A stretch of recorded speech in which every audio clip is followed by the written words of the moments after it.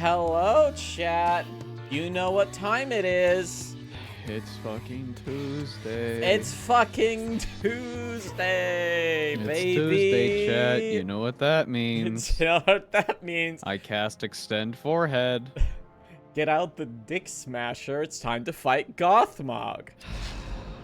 So, to go over some things, since the end of the last stream, I did find there's one nodule of XP left back there. There was one fight we didn't do. I did it, and I got a quest completion reward. So Did it, like, boost your levels insanely? No, I've only gone up, like, 1 or 2 levels since last time. Well, that's fucking ridiculous. Yeah, I also found out... This isn't like D&D where you, like, a level is, like, a big deal. It's like, fuck, man. I also found out there is a multi-heal, and it's the second to last skill you get on Idriel. So I've set it as my primary skill. We need to cast... No. We have to... No. Like, maybe I can get it. But either way, I decided there's no path of honor to fight Gothmog. So I've turned on my powers, my special powers. Chat, we're tilting the cartridge. I'm tilting my disc. Hey, I'm tilting the cartridge. I'm scratching the disc. We were talking about right before stream started, is Gothmog gonna be, if this is an FF10 ripoff, is Gothmog the Seymour of this game? God, I would meaning, is he going, because we're in Osgiliath? Yeah. Which means that there's a chance that we can fight him in Minas Tirith. Yeah, he cannot die because he needs to exist during the Minas Tirith battle. Is Minas Tirith where Grond happens? Hold on. Yes. Grond. Oh, do you think Grond's gonna be in the game? Please. God, I hope so. We go to the Tolkien wiki. Ew, not fandom. Tolkien. There we go. TolkienGetway.net. Grond was created in Mordor. Of course he was. Well, yeah. It was the first used by Sauron's forces during the Battle of Pelennor Fields. Grond was drawn to the Great Gate by great beasts and was wielded by mountain trolls. Okay. Yeah, alright, it's just, yeah, Grond was a big siege weapon, and then it hit the fucking... It hit the gate, and then the gate broke. What? Like, I'm surprised there's even, like, a wiki page on it. It's just, yep. It was a siege engine. It sure was. It sure was. So, it did break down the door. Not working again. What the fuck? Oh, do it legit. Do it legit. Well, I'll give it one chance. You fight in Minas Tirith with Gandalf? No, you don't. You sure do. I bet. I absolutely believe that shit. What level do you think he is as Gandalf the White? Excellent question. Is he like max? Oh wait. You ever think about that Gandalf was walking around in the woods pretending to be Saruman just for shits and giggles? You ever think about that? For fun. For fun. For fun. Why would he do that? I thought it would be funny. Bro's just walking around going like, I am Saruman the White, yes. Ooh, let me cast your sword on fire and do this weird thing with your bow, Legolas. Ooh. I've also just realized something, Ava. The code is working. Look at the turn order. Ah. Hey, I don't know what you're talking about. This is legit. Dude, this cartridge is so weird. Yeah, sorry. I kind of put my cartridge in the washer over the past week. I took my car keys and I started scratching the disc really hard. Oh man. See how fucked up that disc rot is now like a thing? Yeah, in terms of like it's happening. I had to explain to my boss what disc rot was the other day. Yeah. Yeah, not the same. It's like how fuck off Dragonfire to an obviously traumatized Bilbo's 111th birthday. Dude, Gandalf's kind of a fucking like he's kind of a prankster. He's kind of silly with it, because, like, you know, he's old, but he also has the whimsy in his soul. What the fuck does these warg jaws more often pierce the jugular mean? What? Okay, girl, calm down. Oh! Wait, she's also a summoner? Wait. No, that's one of her perfect skills. Oh, okay. I was about to say, you can't be the barbarian and a summoner. That's crazy. That's ridiculous. Boco, here's my character. They're a ranger, summoner, barbarian, multi-class. Which means that I hit hard and I don't wear armor, and I also have an animal companion, and I can also summon another companion, and I can run around and I can hit things, and I'm the main character. Okay. What do you think? Holy shit! Jesus Christ. He's fine. 10,000 damage, he's fine. Maybe it's her stand. The warg bit that orc's crotch. I would hope so. Oh no.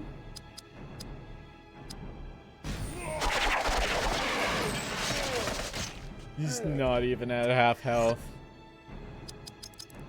Do we even really know if Bilbo is like really traumatized by the events of I think he is full of whimsy because he's a hobbit. Because like, yeah, hobbits are like naturally full of whimsy, which tells us why Gandalf is as well, because he loves hanging out with the hobbits. But like, I don't know, because in the book, Bilbo just kind of like talks to Smaug. Yeah. And then Smaug's like, did you just fucking say you're a lake person?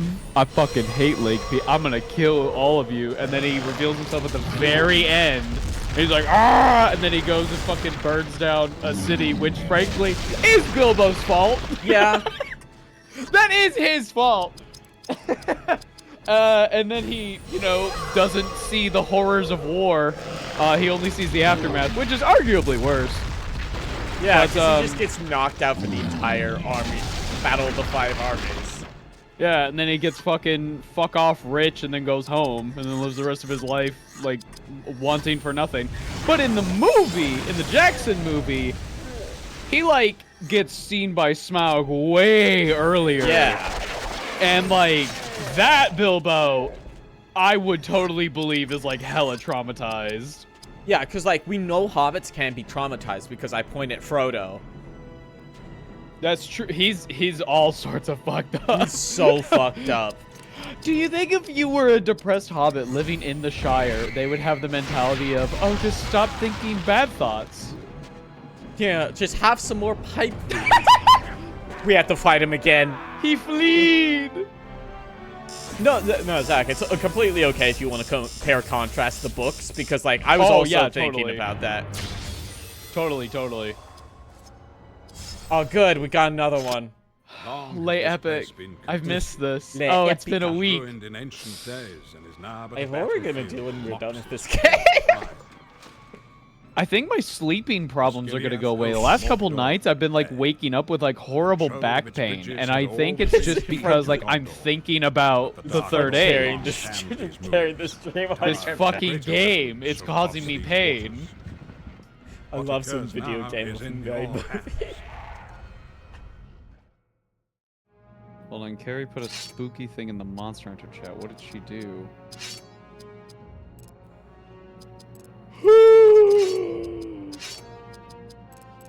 What does that mean, Ava? Okay, there's a monster that can go underwater, and there's a section where you can go, like, under the water. Okay. Like, you can't swim, you're, like, on a track, but you can control your speed and stuff. But the water monster can just kind of swim by you. Ooh, don't like that. Don't like that at all. Nope. No thank you. Nope. Nope. Wait. Fucking Uthduna. The side effects of daring lingering chronic narcolepsy? Yeah. Listen, yeah. I cannot wait to get to stream Monster Hunter. I really hope we can do it this Thursday. I know Soup's power supply arrives this Thursday, which means, oh no, we're gonna have to.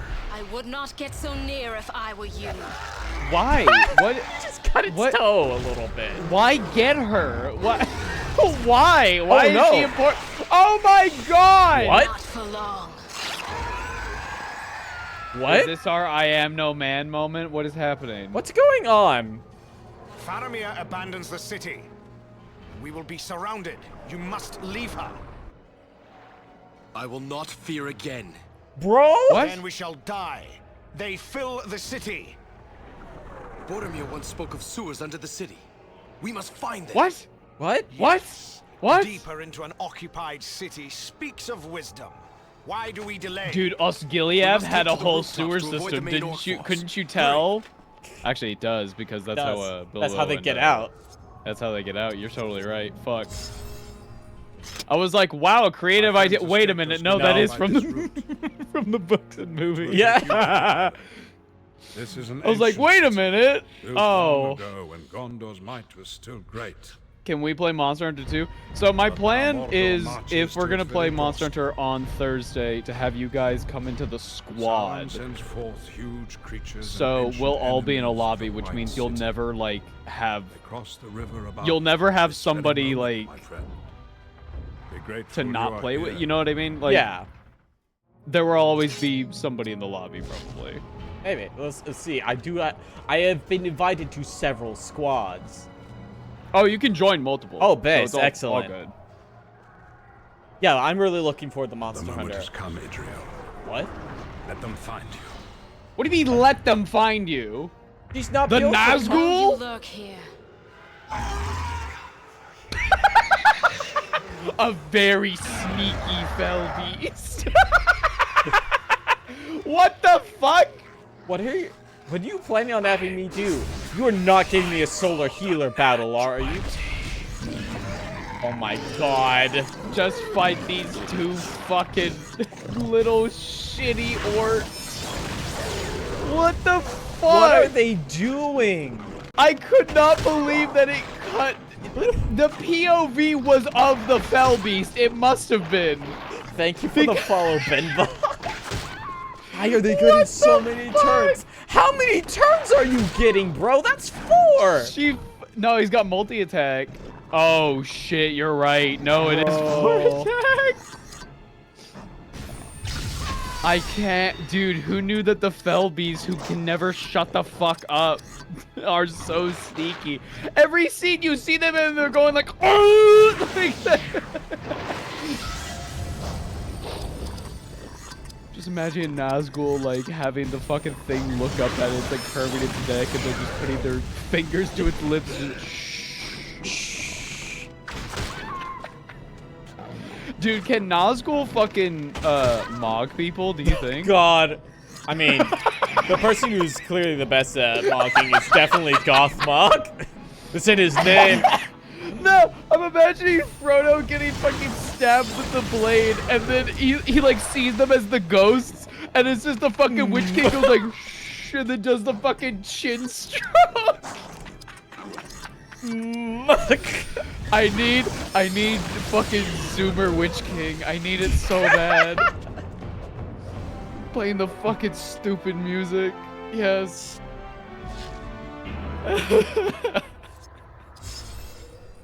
Bro. You recall Oh, your banishment, man. Baden. Please What? show him. Your Do dishonor it. because of cowardice. And so you came to Rohan and fell to the white hand of Saruman. Who are you From talking this to? curse, you are Barathor. now free. What? But beneath your flesh, you still carry a Morgul wound. This is what you do not remember from Osgiliath. This drove you forth in Yeah, this is the madness. fucking mocking This scene. They go. made you their servant. I mean, they're already kind of doing it. Time, therefore, when you must face your hidden fears. When you win freedom from Sauron's curse. You must do this, or they will claim you. Draw you to them. for your Okay, final so What? test. We can't win, though. I'm so confused because this is saying Barathor got stabbed with a Morgul blade. Yes. Which means that I completely missed it. They were talking about how Saruman had control over him. Oh, my fucking god. Hey, dog. It's time. Why are you Fight here? the Felbeast.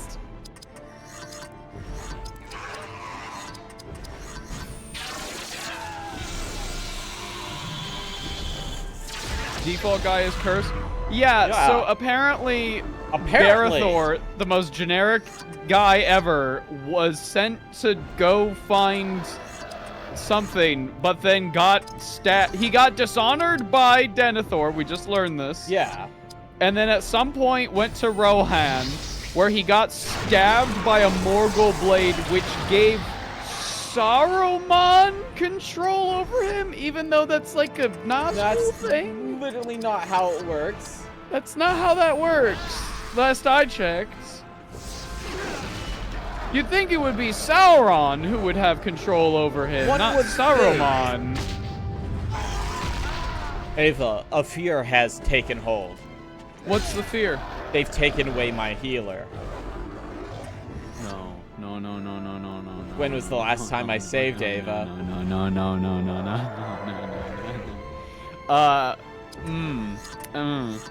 Okay. Well. Oh, I didn't even see it. The icon for the beast. Fucking vile, wretched thing.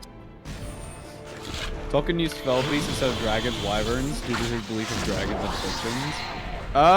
Fair enough. But I guess Silmarillion. They're more just later. Yeah. Well, I don't know. I mean, like, Fell Beast is such like a. It's kind of a nothing burger.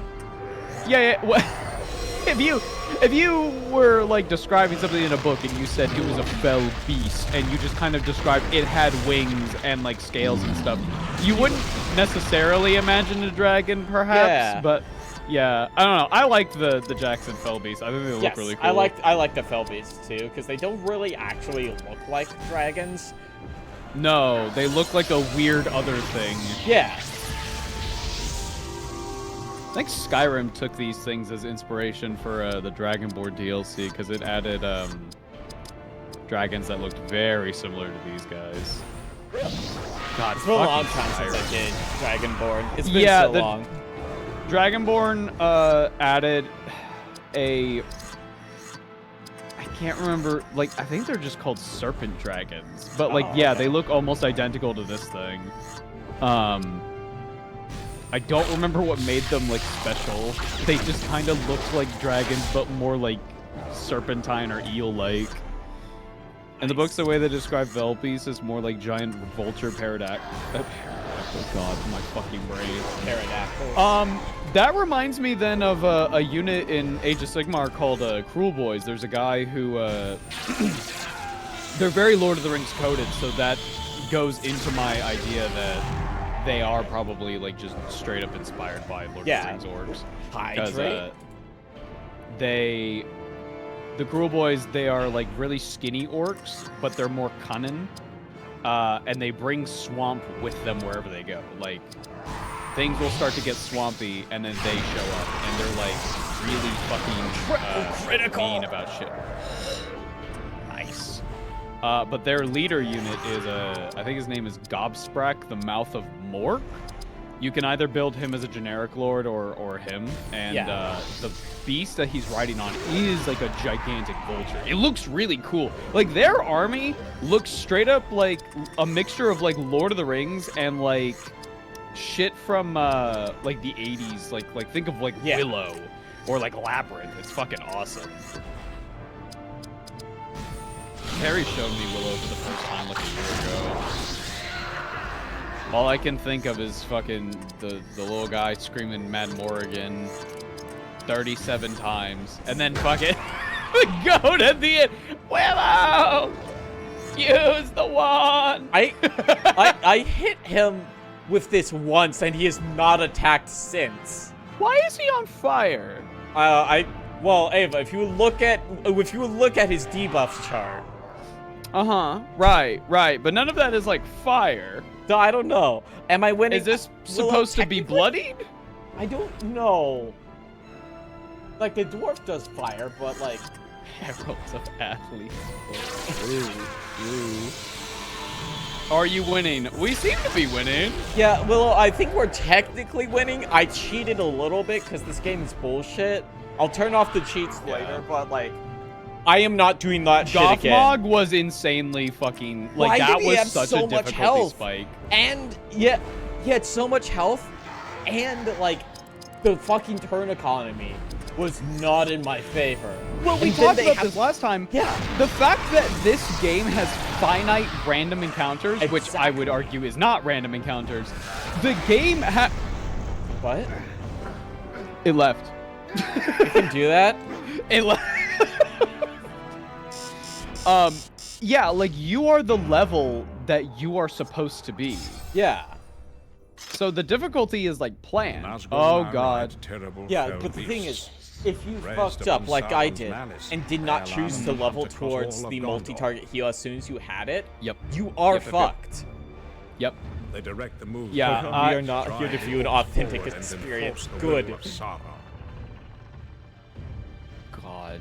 The Witch Listen, if King we gotta leads tilt the the cartridge, army. we gotta tilt the Gotta cartridge. tilt the He will cartridge seek me out sometimes. as I lead the defense Is of there a your book city. reason why the Nazgul, like, they are all hooded and shit, must and then they master your start to fear get, like, and the drive armor them stuff? away Is it from just the because, troops. like, they're... Give them time to escape. Like, I'm in not sure groups. why the Witch King looks like that. Because I know in the book it's described, like, Otherwise, the he has, like, Nazgul will floating slaughter red our eyes enemies and, like, a now, crown as they above his attempt head. to Like, he withdraw almost looks like an from invisible Osgiliath. guy. Yeah. Oh, Will! Will! It was Will! I pogged. I pointed. God. Did you ever see the fucking Rankin Bass Return to the King? No, I do have it though. It's over in my Lord of the Rings shelf. girl. Bro. Ah, another one. Okay, I guess this is the thing now. In that one, you could say it more accurately depicts the Witch King. Yeah. However, there's a problem. Okay. Because the Witch King, like, he gets, like, downed and his fell beast is gone, and it looks more like a dragon, because that's just what they went with. Yeah. And he stands up, and Aowen's looking at him, and they're doing that thing with Rankin Bass Productions where they just kind of stand still and then, like, start pointing dramatically. Yeah. And he looks over at Aowen and he goes, "Foolish man! No man can kill me!" I don't know why they made him sound like fucking Skeletor. It was weird. From my the ring, Very still have corporeal strange. formula due to the 9. They were given, as I recall, that is what it is. Is that it's social camouflage. Oh, cool. Cool. That reminds me almost of a thing in Doctor Who, where during one of the Matt Smith episodes, there's a door, and like I can't remember the exact details, but it's basically just there is a door that is in this house, and strange things are happening in this house, but no one can see the door, and it's not because it's invisible, it's because like their brain is subconsciously choosing to ignore it. Okay. Oh, Because it's kind of, of like, is it like The terror. Is it like, I think the silence is the thing where you forget that it exists if you're not looking at it or something? Oh, I don't know. I know that's a Doctor Who thing. Maybe chat, do you know? I don't think I've gotten that far. Willow, you're here. You're British. Do you know? Sorry to profile you a little bit, but that's the sense. Do I know what? Willow, you're British. You know things about Doctor Who, right? The silence is... Well, chat's already confirmed it, but my question was, is the silence the thing that you forget about if you look away? Yes, the silence are from Doctor Who. Yeah, it's a very cool concept. I've not watched much of Doctor Who, but, like, conceptually, I've seen some things I think are very cool, but I don't know if I would enjoy the show itself. I have been watching it with Carrie. We started from... we're not finished by any means, any stretch of the term. We're like in the middle of Matt Smith. Like I don't remember exactly where we're at. Bottom rally, like to have this. Awful. But like we started from what's his fucking name? Like it's part of the new ones. It's the one right before David Tennant. Yeah, because like the two I know are David Tennant and the Matt Smith, because those were the big ones on Tumblr when I was like in high school. Yeah. But we started with the guy before that, and he's great. And that's like, not very long. It's a very British show thing where it's like the episodes are like like 40 minutes to an hour, but like there's not that many. Eccleston says chat. Eccleston, thank you. Yeah, Eccleston was cool. I liked him a lot. Tenet, I think, is gonna be my fave, but I've been told that a lot of people, by the end of his run, really like Matt Smith as well. Yeah. Which I don't doubt. I know Matt Smith was very popular, but I do think the other guy, fucking David Tennant, is like so fucking popular. There are some things during the Tenet run that have aged quite poorly, and the one that the one that comes to my mind is there's a Shakespeare episode, and it's great. But then at one point, Tenet, you could tell exactly when this was, and it was before the darkness, the mold happened, because Tenet screams, "Good old JK," because it's like the answer to the problem is like using words and shit, and he starts like listing off things from like Harry Potter, and he's like, "Good old JK," and it's like, oh, no. This was a different time. It really was. Oh, man. Dude. I keep saying it, but, like, it's so shocking to me that a story that the moral of it and the theme of it is that love will triumph over all, and you look at who wrote it now, like right now, Written by such a hateful like, person. Well, I don't think she was that hateful back then. Yeah, I that's think what I it's meant. just she had some like problematic opinions, and instead of going and instead of when she got pushed back, going like, "Oh wow, like I was wrong, I should change myself," she just like started. She just quintupled down. Oh no, now we have ads. There was ads in the last one. Oh no. Oh, there's 2 ads. Listen. No.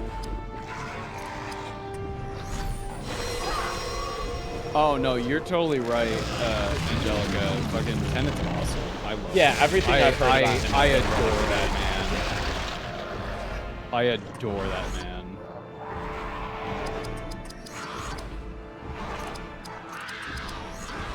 Wait, if I double attack, and then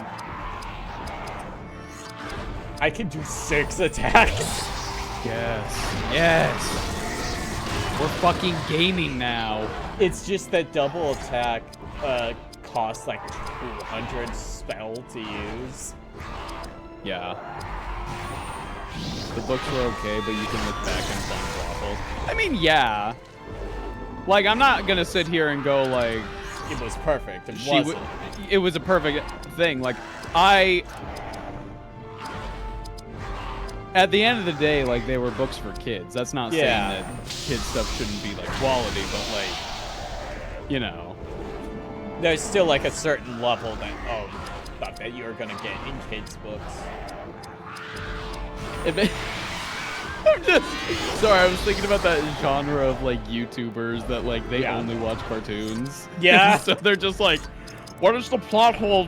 What is this plot hole doing in this SpongeBob episode? And it's like, brother, it's fucking SpongeBob. It's Banglebob. It's not. It ain't that serious. If you're in SpongeBob for a great narrative, my brother, I think you are here for the wrong reasons.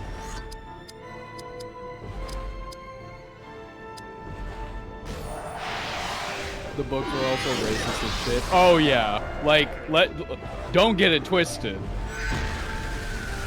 Like, it's just at a point now where if you are a Harry Potter fan, and I consider myself like a fan, I like.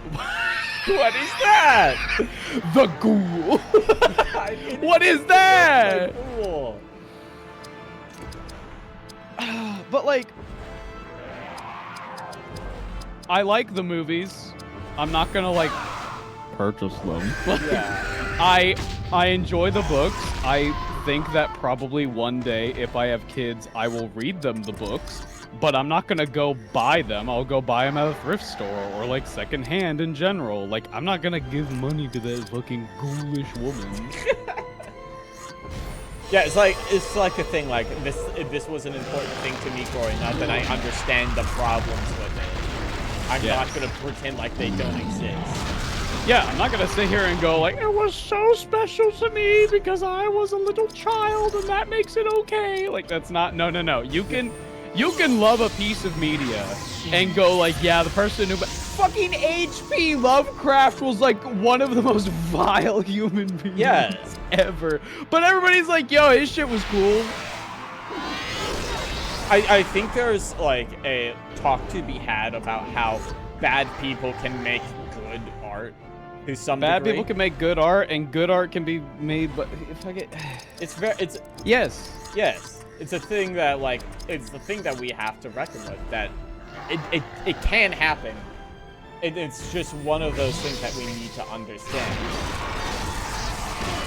David Tennant's father-in-law, Peter Davison, the fifth Doctor, he met his wife on the episode where she played a younger clone of him. They got married, and their first child is girl. Doctor's daughter played the Doctor's daughter, has the Doctor's daughter. Yeah, it's awesome. It's crazy. Dude, Tennant is so cute because he is such a fucking big Doctor Who fan, and you can tell that when he's playing the character. Because it, like, I don't know, there's just something about his performance where you're like, this, like, matters to him. You know what I mean? Like, this is the role of his lifetime. Love him. Love him. Sharks! Jesus Christ! Oh, they're all hitting me. Okay. Yeah, have a good time, Angelica. If it wasn't for the hype, the movies wouldn't have gotten theater releases. I mean, that was also a thing back in like the early 2000s. Books and reading were so encouraged, and because of that, these novels, this stuff got so immensely popular, and that's how you got Harry Potter being this titanic project that like everybody fucking knew what Harry Potter was. Like, I knew what it is, but I was not allowed to read them because it had witchcraft in it. Yeah, Aragon. I point at the chat. I point at my fucking box set of the first Aragon books. Spiderwick Chronicles. Yeah. Fucking so many of these like children's books got movies. Yeah. Because they were so immensely popular. And you look at what is being made now. Is that happening? Yeah. Is it to the extent as it was back then? God, no. Because reading isn't encouraged anymore. No, like I had a reading list when I was a kid, and it's like, if you read these, you'll get paid for how many books you read. And like, I did read a lot. I'm trying to get back to reading. I would really much like to do reading again, but like, God, it's so hard now as an adult. That's why I like audiobooks, because like you're just so fucking busy all the time. Like audiobooks are such like a saving grace. I was really into audiobooks when I was a kid. A lot of fucking people. Listen, the booktuber or book like content creator book talk, realm. I've heard his shit. Book talk is like another beast entirely. But like there are some discourses online of like what counts as reading. Oh, fuck is you. An audiobook. Yeah. So this is the thing. Whoa, he's green. Fear! I'm immune to fear. Because he says he will fear no more. Oh my god. Damn. That's narrative affecting gameplay. Wait, that's kind of cool. Wait, they actually did something? Wait, that's a cool thing that they did in this game that sucks. Wait. Now, if it cast it again, and that was just like happenstance, then this sucks again. But if he is immune because of the narrative, that's awesome. That's sick. Yeah, no, there are people. It's definitely more popular now to say like, yeah, how you experience a book is how you experience a book. Audiobooks are totally valid. Yeah.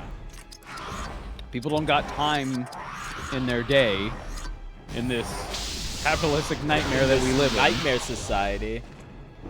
We do not have time to have other things happening and also be able to like read a book. Now there are some people who can do that, such as like, you know, there are some people who are like, I read before I go to bed each night. Yeah, that's and like that's great. To do. Yeah, that's a really good way to do it. But like I can't do laundry and read at the same time, so I'd rather have, you know, the book going as I'm like I'm still having my focus on it, but I'm just doing a task that like, doesn't take any fucking brain cells. Yeah, like we went book shopping the other day. Me, Soups, and Josh drove out to like a town like an hour away. We went and had food, and we went to a few bookstores, and I did end up buying some stuff that I'm really looking forward to reading. I've been reading the most accessible one. I got and by I got I mean I made Soups buy me the first omnibus for Mobile Suit Gundam: The Origin. Nice. I am almost done with it. It's really good so far. I'm enjoying seeing the alternate takes. After I'm done reading it, I guess I'll go over what I bought. I bought that. I bought the Divine Comedy, which is all three of the Dante. All three of the Dante bits. I bought a book on English myths that's specifically about how myths change and not like a list of myths. And I bought a translation of the Egyptian Book of the Dead. Cool. That's fucking sick. This is it's like, I want to, because like, I've talked about this before. I have like a very nested interest in like religious history and mythology, because I just feel it's super interesting. I view those two things as the same thing at this point. If anything, I really want to try to track down more books on Gnosticism, because I think Gnosticism is like so fucking interesting. If you have not looked into it, highly recommend looking into Gnosticism as like a subject to be researched, because it's a fascinating branch of Christianity that was essentially snuffed out by like the dominant thought. I got a question for you. Yeah. How do you feel about the idea that superheroes are like our modern day myths? Absolutely. In terms of like Superman on the equivalency of Heracles. No, I 100% believe that. Yeah. I think it makes perfect sense. Because at the end of the day, what are they both? They're both stories about heroes overcoming overwhelming odds. Yeah. And that can extend to a bunch of different things. Yeah, I absolutely agree that. Oh my god. The only way I'm making it through the heresy is via audiobook. Yeah, no, fuck that. Because there's like 50 books in that, right? It is 63. Jesus fuck. I believe. But here's the thing. I just responded to somebody in the community Reddit today, which I don't think my reply one is because Reddit is a piece of shit. But they were basically asking like, I want to get into 40k lore. I don't know where to start. What do you recommend? And so I started my recommendation by just saying like, the good thing about 40k is because it's so expansive and the company that makes it knows that, a lot of the stories are incredibly self-contained, where by the end of the first chapter, even if you're in the middle of a fucking forest heresy, you just fucking pick them up, right? Yeah. Every single one of those books is going to be like, we have to do this thing. And if we don't, this other bad thing will happen. So hopefully we do it. And then that's, you know, they scale it down for the book that you're reading, which is very appreciated. What the fuck? Oh, okay. I see. Very cool. But yeah, like I'm thinking about like there's a book called Hell's Reach, which is just, yo, here's this planet, a bunch of orcs are coming, defend this city. That's it. That is your goal, right? Yeah. Okay. That's And an then- easy to understand concept. Exactly. So like honestly, when people ask like where do I get into 40k in terms of like reading or like playing a game or something, obviously there are like correct answers. There are like better things to start than others, but like if you just pick up just any of them, I think you should be fine. It's kind of the start where you want to type thing. Yeah, like my first question to this person on the Reddit was, because they were just like getting into 40K in general, and I was like, okay, well, firstly, what looks cool to you? And they were like, oh, well, I like Space Marines, and I think like the Imperium itself is really cool. And I was like, okay, cool. And they were like, oh, also orcs. And I was like, okay, cool. That gives me like a list of like, these books are really good to get into if you really want to fuck with like this or that or this or that or this. So yeah. I think there are excellent... It should never be discouraged for people to ask, like, is this a good place to start? But should you just be, like, in a bookstore and you look over and you see a book and you go, wow, this, like, cover looks really cool. Or, like, I've heard good things about this author or something. You should be fine. Yeah. Though I feel like the you can start wherever you want argument doesn't help people. Jesus fucking Christ. No, it doesn't. Because that is Welcome still going to give them decision paralysis. Oh, like, of course. That's why saying, fuck you, figure it out, which is why you want to give them like a couple of examples, right? You gotta give them the number one question I think that's important is just trying to narrow down, like, what are you looking for? Do you want something serious? Do you want something like this or that? Okay, what looks cool to you? Oh, okay, you like this faction? Okay, well, okay, that's narrowed it down. You want like a really dramatic story, like thriller. Okay, and you like this faction. Okay, how about this book? Check this one out. There is also a bit of a problem with a couple of the 40K books. God, he's just going. 4 turns. 5 turns. 6 turns. Ain't no fucking way, dude. 7. 7. Ain't no fucking way. That's awesome. Hey, Boco, what's your favorite monster in yeah. Monster Hunter that's no chance of coming back? No chance is the difficult No part. chance. Because no chance is very difficult. Okay, this is my spread of Monster Hunter I've played. I've played Monster Hunter 3 Try. It's my first game. I played Monster Hunter 3 Ultimate. Second game. Monster Hunter World. And Monster Hunter Rise. Those are the ones I put a substantial amount of time into. I have been waiting and waiting. I want to see my boy Great Jaggy again. That I think that is perfectly reasonable thought to have. I think he will come back at some point. I think Great Jaggy would be really funny if he came back. Yeah? Oh, I don't... Because it seems like with the title updates...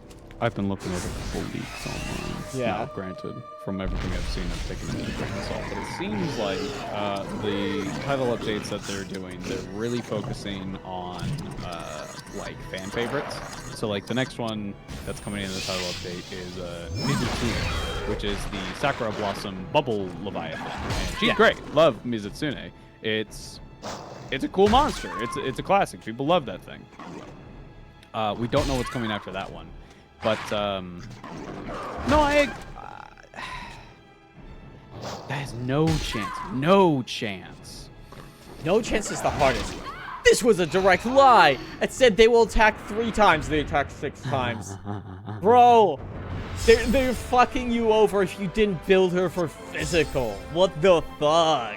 Wait, you found a manga of Der Ringe des Nibelungen? No, you fucking didn't. Shut up. No, you didn't.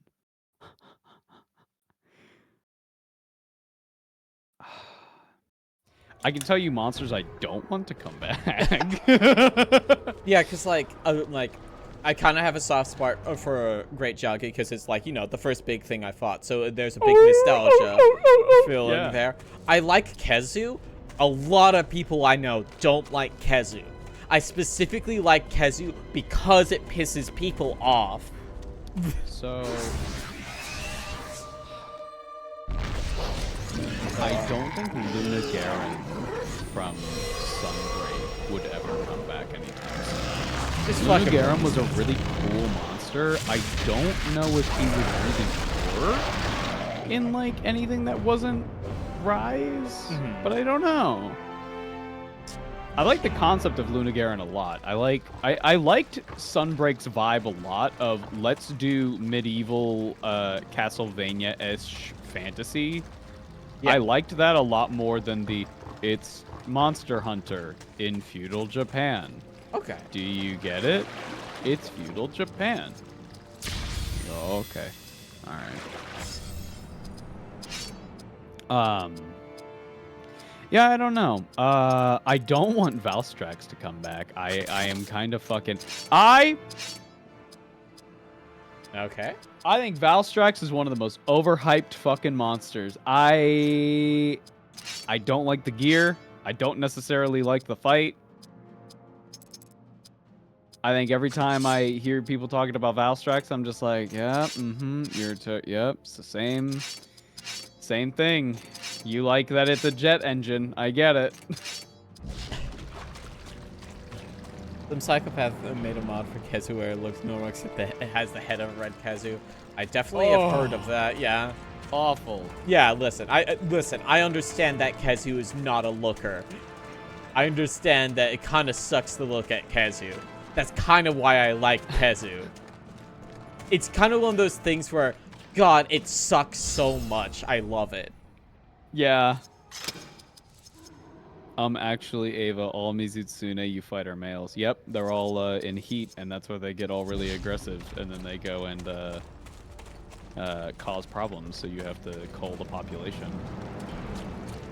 It's very odd that they added that little tidbit. They gotta make it fit more. Did you know that the monsters in Monster Hunter Wilds can pee? Saw a video today of somebody following around a Dashiguma and they just started pissing. I was like, oh! Huh.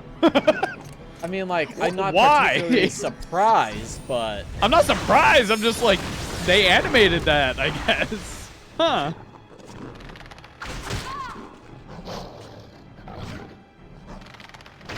Oh, man. God. Don't you love video games? Frenzy, please. Just thinking of monsters I don't want to come back. What monsters do I want to come back? I like Espinas. I think Espinas is cool, although I don't really like their gear. I just kind of like the monster. Yeah. I'm kind of done with Nargacuga. Really? Narga has been in like every single game. Okay. And he's great. Don't get me wrong. But I'm just like, if he had a whole title update dedicated to him, I'd be like, eh. Yeah, I can understand that. What's the one I'm thinking of? A lot of people want Gamut back. But I don't know if she can fit. They did straight up say Gamut is too big. But, I don't know. Maybe you could have her in like Jindahad's ice location. I have no idea.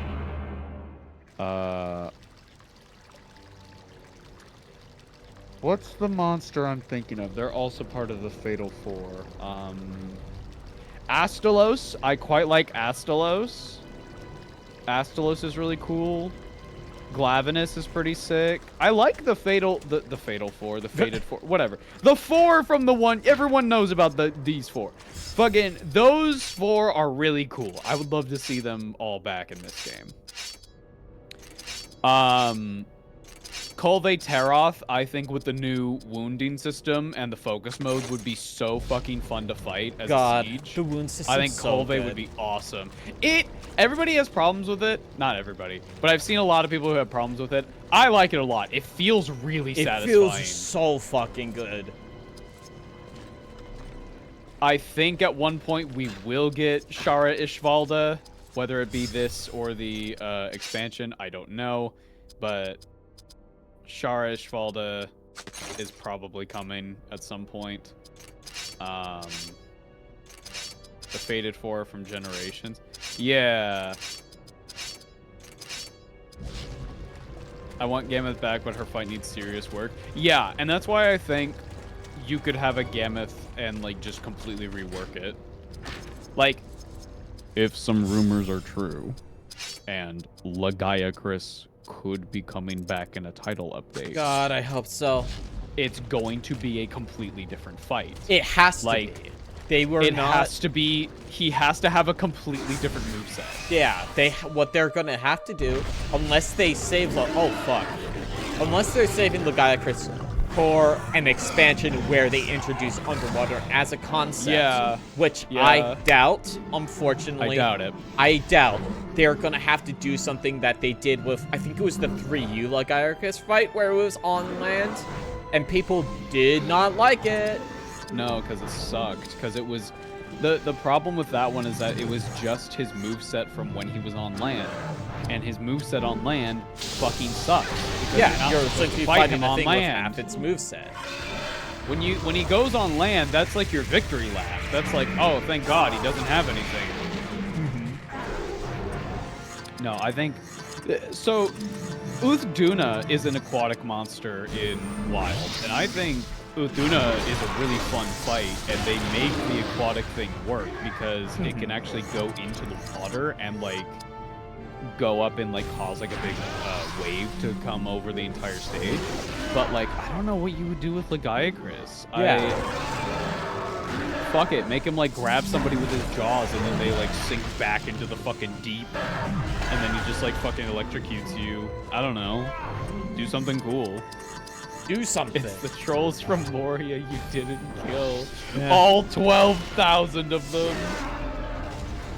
At least they don't seem to have that much health.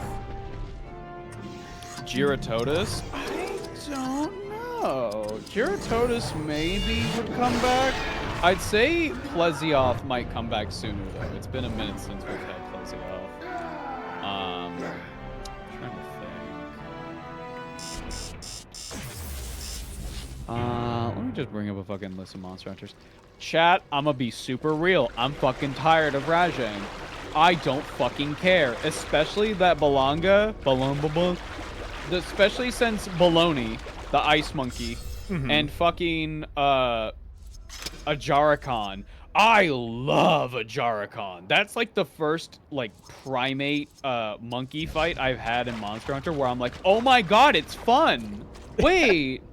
Wait, you can be fun? Wait, the stupid shitty monsters can be really fun? Oh, yay. I don't want Kieran in the game. I'm so tired of Kieran. Wait! Yeah. Wait! Yes? Wait! Scratch that. I do want Kieran in the game. Do you know why? Wounds? The fashion. Ah. I only want you for your gear. I only want the gear so that I can be all pretty and shit. I want the gear. Let's see. Lao Shenlong would be cool. Lao Shenlong? He was an Elder Dragon from Monster Hunter 1. I liked him. He was cool. Fatalis. I don't want Fatalis. I feel like World did Fatalis really well. Same with Elatrion. I don't want Elatrion back in this game. I'd rather have new monsters that we have not fought in a... New monsters or monsters that we, like, literally have not fought in, like... 10 years. Yeah, in, like, a decade. That, they like, could bring some want stuff from the MMOs that have been trapped there forever.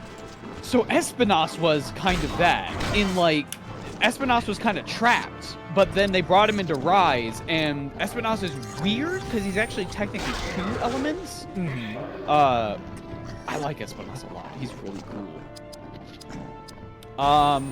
There are some rumors that Gogmazios is coming back because of the oil well basin.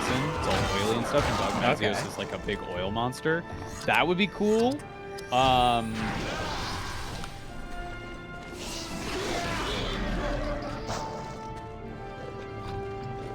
It all comes back to Nikki. It always comes back to Nikki.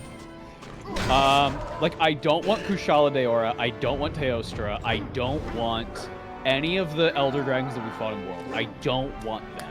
because we fought them enough. I really don't want I them. really do not want to have to farm Kushala Daora again. Maybe Velkhana would be cool. I don't know. Velkhana was neat. I liked Velkhana. Let me look. Let's go to Monster Hunter Frontier. Real fucked up game.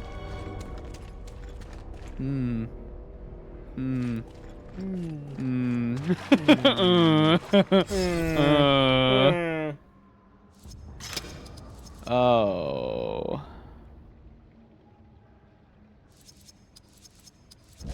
Huh.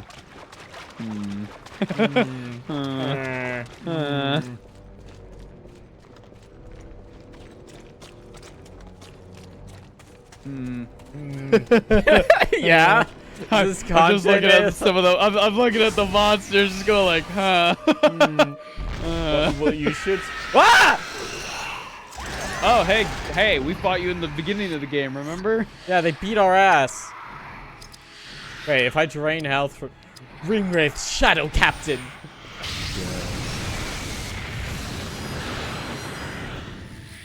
Nazgul Scream.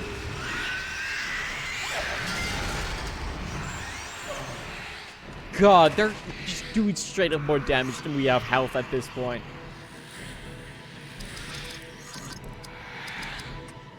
I have a friend, and she would really like.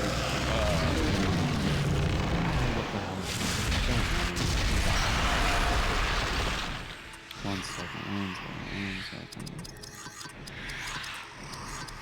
Chaotic Igor would be cool, but we fought him in Sunbreak, so I'd rather not. I'd rather new thing would be much better. Zamtrios, the big shark, get real fat. Love him. Love him a lot. Was I calling? Dude, I was calling a monster the completely wrong thing. I don't know why I kept calling it Shara Ishvalda. I meant Shigaru Magala.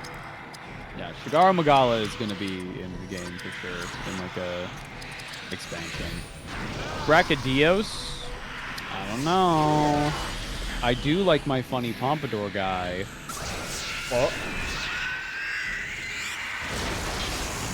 Huh? One second, I'm going to go see. What? They don't do that.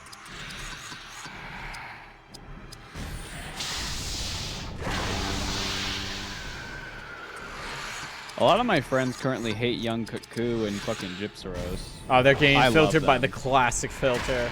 Yeah, right? Right? Get filtered, idiot! Get fucking filtered, get filtered, get filtered! I didn't play Hey, did Monster you Hunter know- 1. If you kill a monster a certain number of times, you get like different title. If Yeah. you kill 50 Young Cuckoos, do you know what the title you unlock is? No. Hell yeah, dog. Teacher. Hell yeah. You're gonna fucking learn. One sec.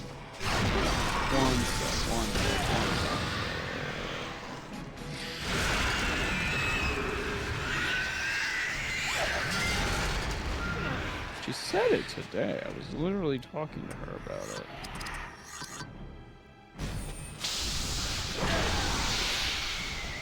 Talking about layered armor.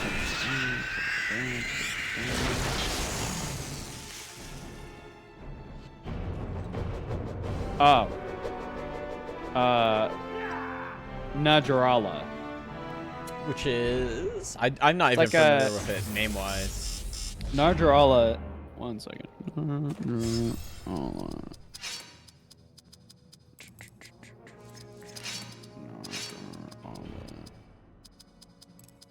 Najarala.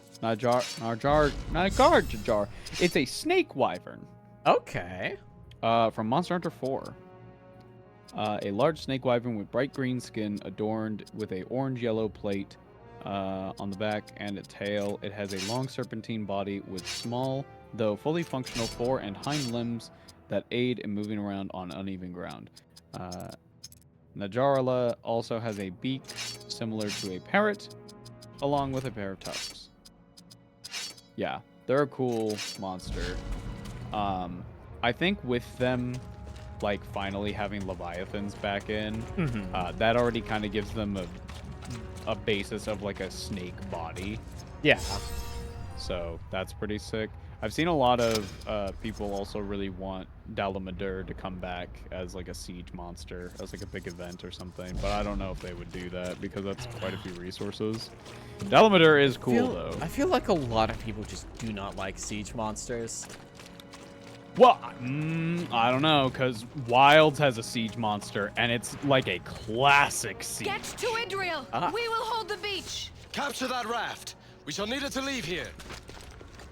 Okay. Okay. Idriel!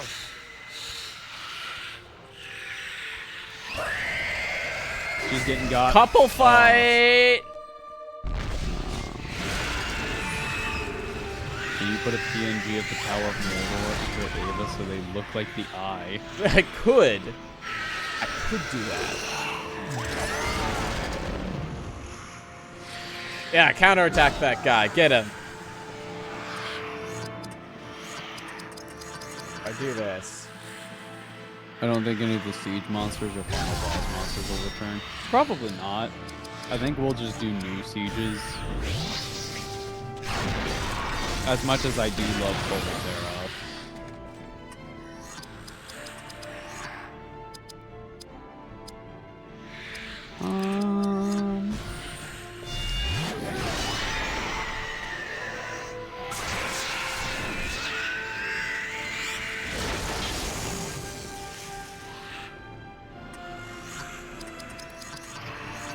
I think Saragios is rumored to come back. So Porcupine Boy will be back. Probably. That's pretty cool. I would like Tetsukabra to come back. It's been a fucking fat minute since I fought Tetsukabra. I love that stupid little shit. Hey, Mom, do you think Barathor was hit by Truck-kun in a previous life, given his role as Protag? Maybe. Fucking bullshit. Everything that happens is bullshit. Also, I love the idea of ring wraiths patiently waiting for their turn to attack. No, you go first. I'm sorry, I did not roll enough high. I feel I've been here before. My master Sauron, I'm sorry. What vile sorcery has been done to me? You shall learn. The Witch Oh! King of Angmar comes. What? Why did she say it wrong? What did she say? She said Agmar. Why? Why? What? Morgul blade. Wait. I've seen this before. Why are we getting lore that, like, apparently fucking Boromir 1v1, sorry, 2v1 the fucking island. Witch King? What? What is going on, dude? I don't understand. Look at his stupid Look at his fucking eye! monster.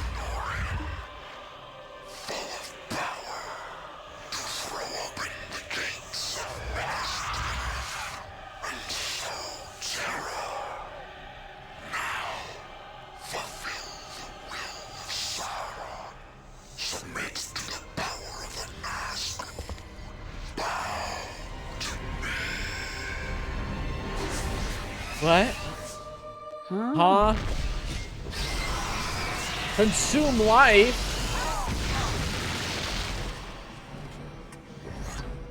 He didn't heal for anything because he was at max HP. I feel like I would have perfect mode by now. I'm trying not to use it too much. I am trying to engage with the gameplay to some degree. However, Fuck it. fuck it. But listen, look at this. Look at my turn order. I'll be good for a little bit.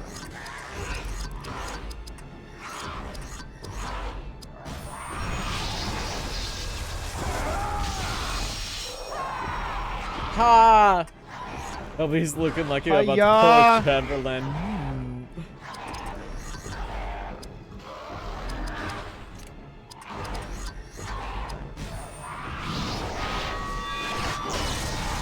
you mean you're immune? Oh god. There's a non-zero chance that Catch-a-Watcha will come back. It's always a non-zero chance. I'd like Renoblos to come back. That's I like one Renoblos skill. quite a bit. Oh, that's why. Oh. I was getting ready to lock in. Cannot harm him. What are you gonna do? He's immune to your power. He created you. What?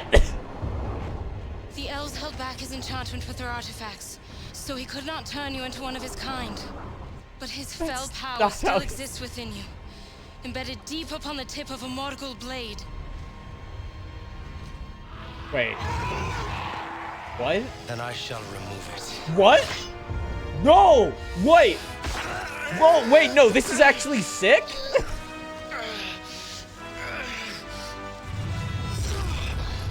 What? I am free of you, creature. Now face me! You are strong enough now to survive that. I did not think you would dare. Now, let us dare together. Oh! I welcome it. My friend. Get friend zone. God.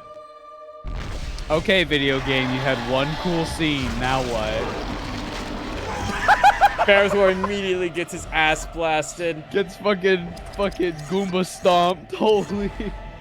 God. Listen, even a fucking gobshite piece of game like this can have a good one every once in a while. A broken clock. Is You know right the rest. twice a day. Everyone. Wait.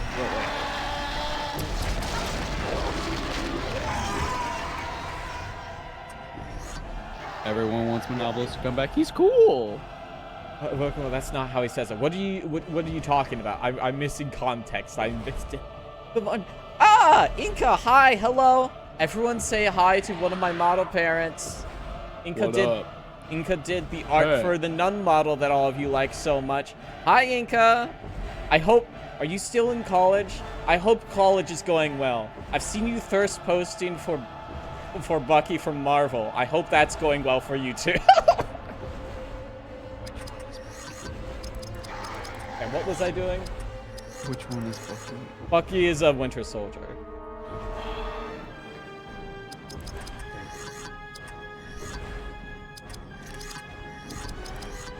Yeah, I'm still in. Listen. I hope your grades are coming back good.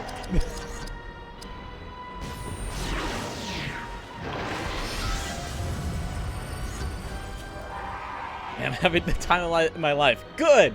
Excellent. That's great to hear. Hell yeah. This would be going better if you had Vodka Buddy in the game. Maybe. Yes. Oh man. The GPA is down, but my Bucky art is up. Honestly, that's what really matters. GPA is just a number. but Bucky is eternal. Dude, I couldn't believe it. We made a Valkyrie the Bloody video that came out 2 days ago, and like the author of her book has been like talking to us, and like I she's saw that super on cool. Blue Sky. Yeah. That's awesome. She's been like interacting with some comments of people going like, "Oh, Valky's daughters are like named after like a goddess of war and this other thing," and then she would go like, "Yup, it was total. Yep, I did that for a reason." Nah, she's super cool. It's been awesome. I'm very happy that video's out. It's always really whack when like a creator of a thing interacts with you. Like I remember a few years ago for Pride Month, I did a thing where I streamed a bunch of games that were specifically about queer stuff, and I did a thread on Twitter after I was done of all of the games and tagged the creators if they are on there, and multiple of them followed me. I was like, oh yeah. I wasn't prepared for this part.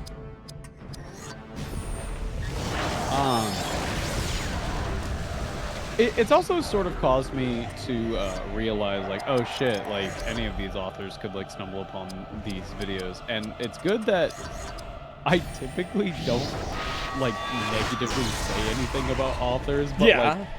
like, it has caused me to go, like, if I mention something that I don't like, I am going to be very clear in that this author is not a bad person. It's just, I don't really like that this story thing happened. I have to hold back a little bit from thirst posting now because the VA followed me. Oh no! Listen, it's Go okay. harder, more. You'll forget after a little bit, and then you'll do it again, and then you'll just get a like from them, and you'll be like, oh, fuck, I forgot about this. Oh no.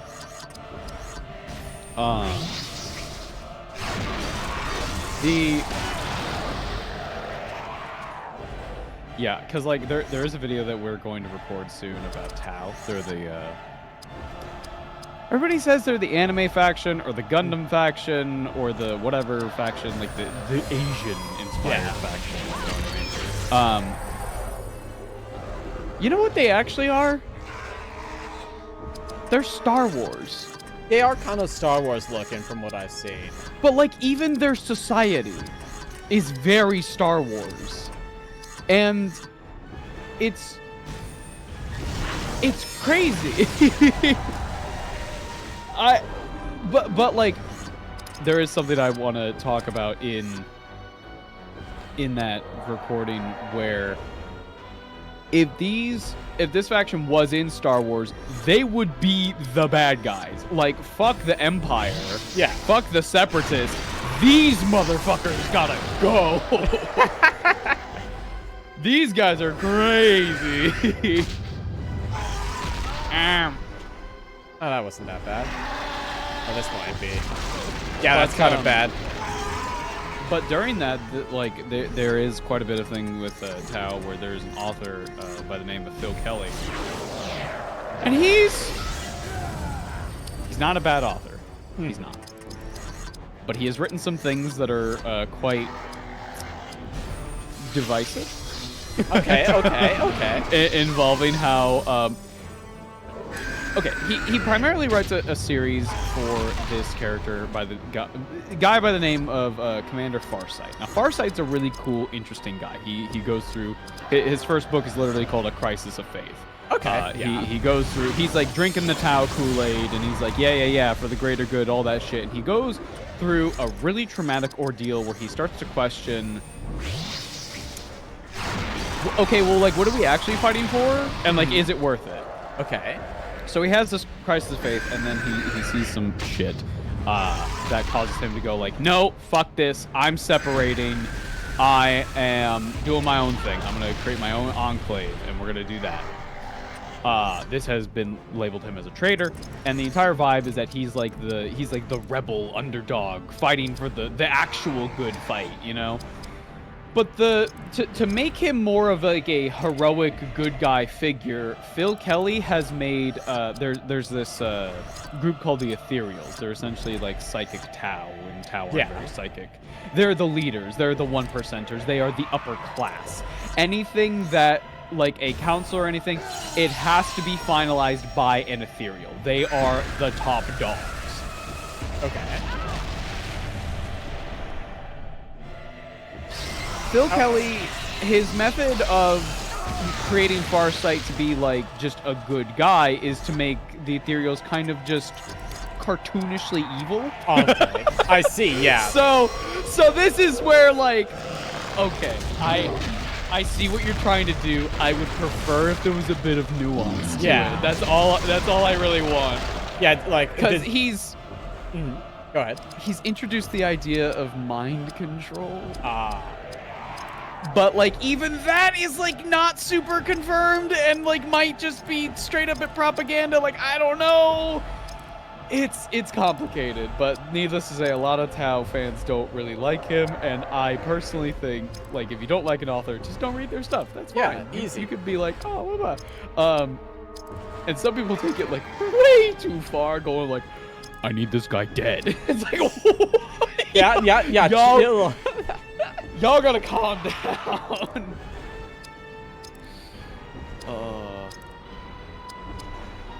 We talking about Phil Kelly? Yep. The person not the it's because everyone the Clone Wars is a bad guy. Yeah, there is nuance there. Yeah, there's a lot of nuance in Clone Wars, and I think that's what makes it so interesting in retrospect. Yeah. With the TV show in mind and not the fucking movie. I have not like I said before, I haven't seen Clone Wars. What did the movie do that fucked with that perspective? Well, I would say, like, the movies don't really delve into the nuance as much as, like, the fucking, Oh, you mean, like, the does. actual mainline movies, not the Clone Wars movie? Oh, no. Yeah. I mean, like, the George Lucas live-action shit. Like, the show has so much nuance in terms of, like, just with everything about it. Yeah. I think it's great. That's why, like, the clone episodes are, like, some of my favorites, because it's just... Every so often, they're, like, in the middle of a mission, and they're, like, you know, they're kind of, like, older clones, and they're, like... Or maybe even younger, and they're, like, why the fuck do we have to do this mission that has, like, a 90% mortality rate? We're gonna fucking die. And another guy, who's probably older, another clone looks at him, and he goes, because we're clones, dude. Yeah. We're expendable. Someone else getting yes, I am dropping frames suddenly. That's really fucking interesting. There's a whole arc that involves, like,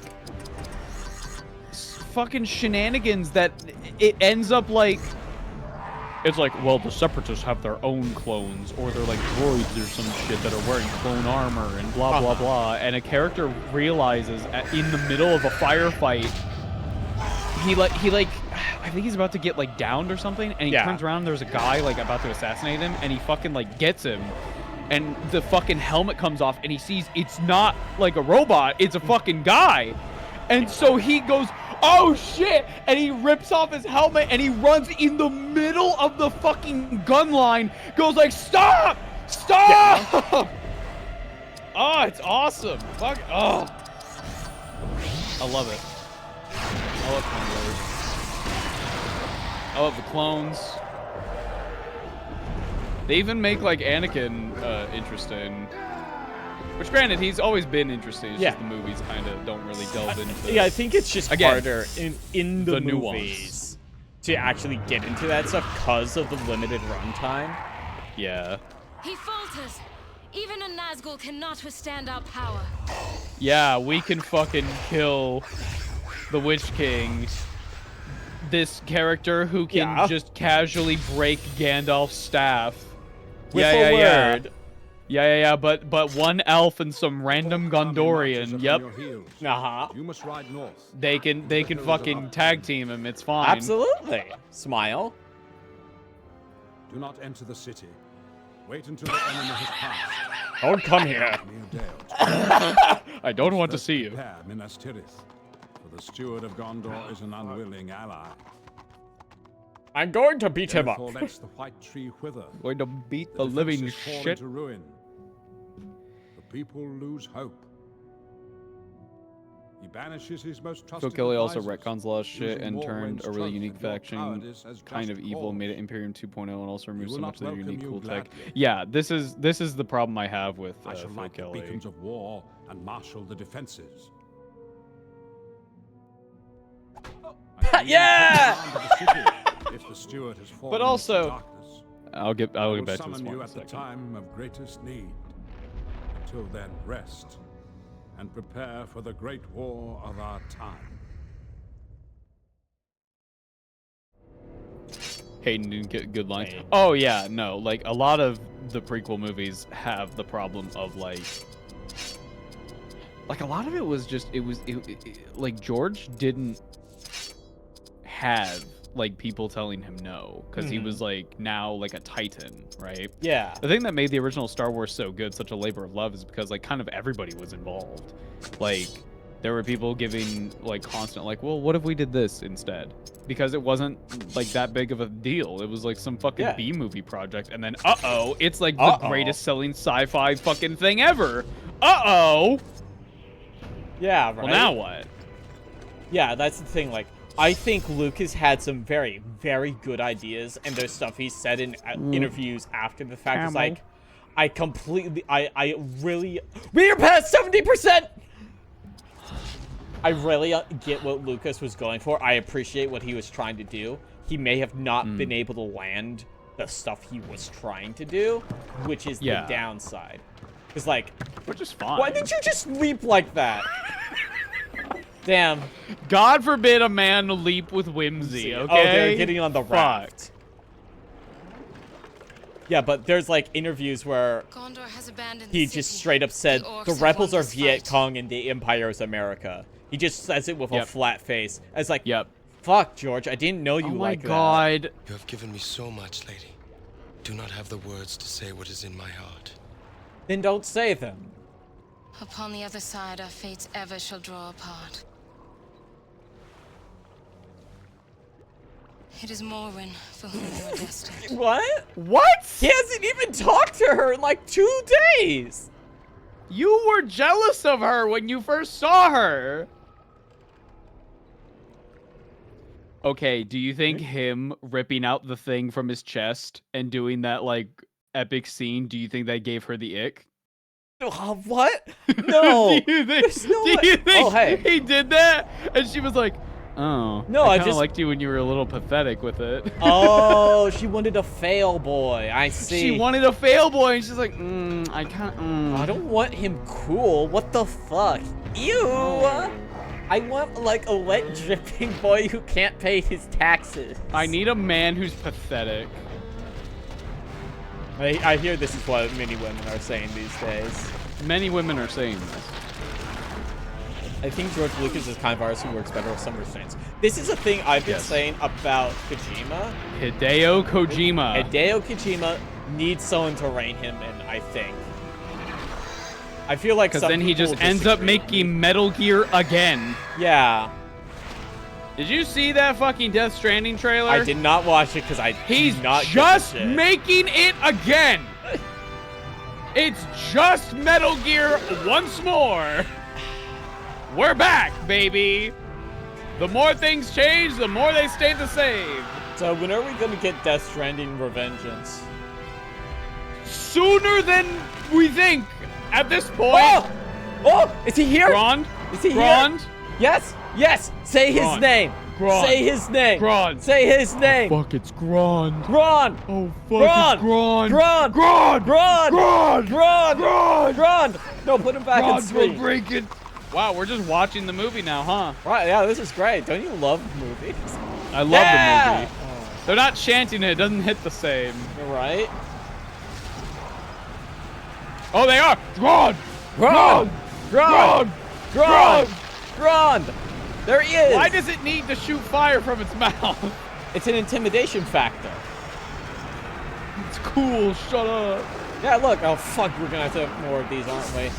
Wait a second. It begins. We're here. We were here. We arrived. We were in. We came to Minas Tirith off screen. We teleported. I can't wait for the 4th We Were Here game that just takes place inexplicably in Middle-earth. What's with all this fast travel? What is this? Game of Thrones Season 8? Looks at camera, audience laugh track. So the thing with Phil Kelly that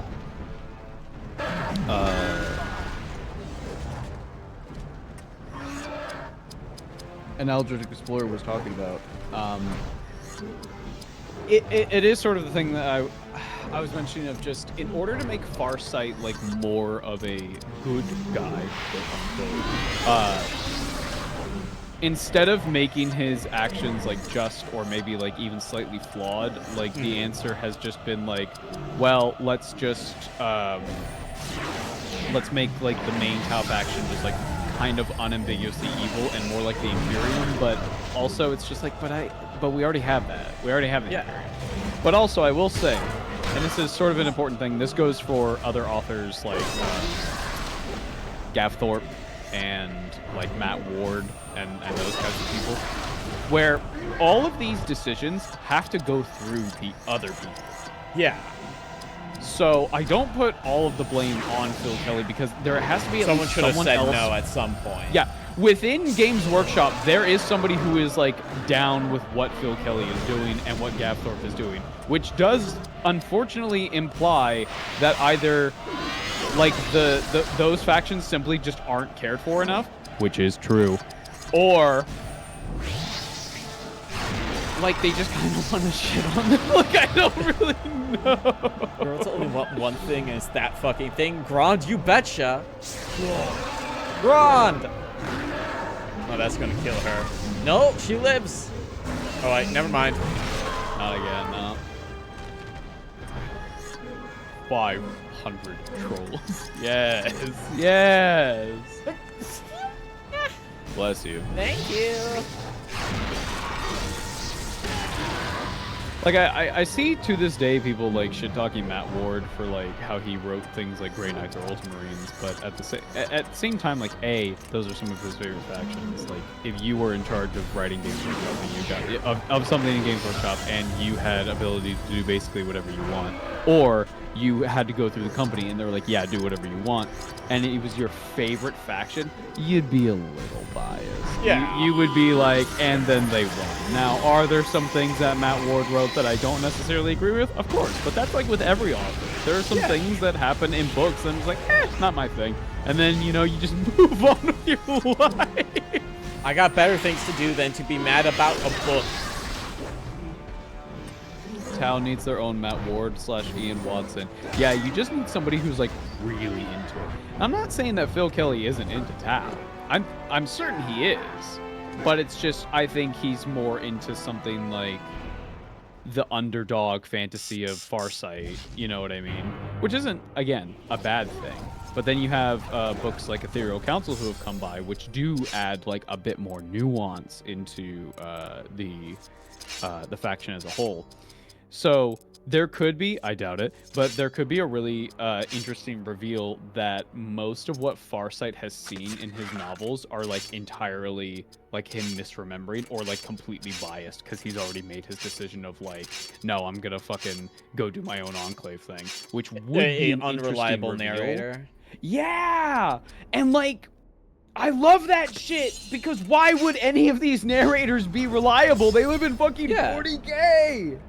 Yeah, I mean, like, they've been propagandized their entire life. Nothing they're not going to have a level-headed view of anything for like. We love some nuance in our setting. We love nuance. I just wanted to check something. Also, I unrelated. I just got reminded because I saw a pop-up for Evil Mode. I did play a little bit of Evil Mode. Tell me about Evil Mode. What was that like? Evil Mode is a series of battles where you play as mainly unnamed goons. And at the end, you get a few items as a reward. That's it. That is it. I thought it would be fun. No, you can't move around. It is just combat. Wait. Second important question. Yes. When you finished a level in Evil Mode, did the percentage move? It did not.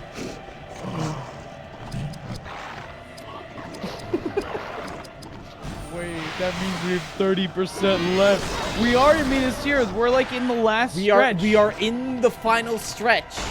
It's like this and then Mordor, right?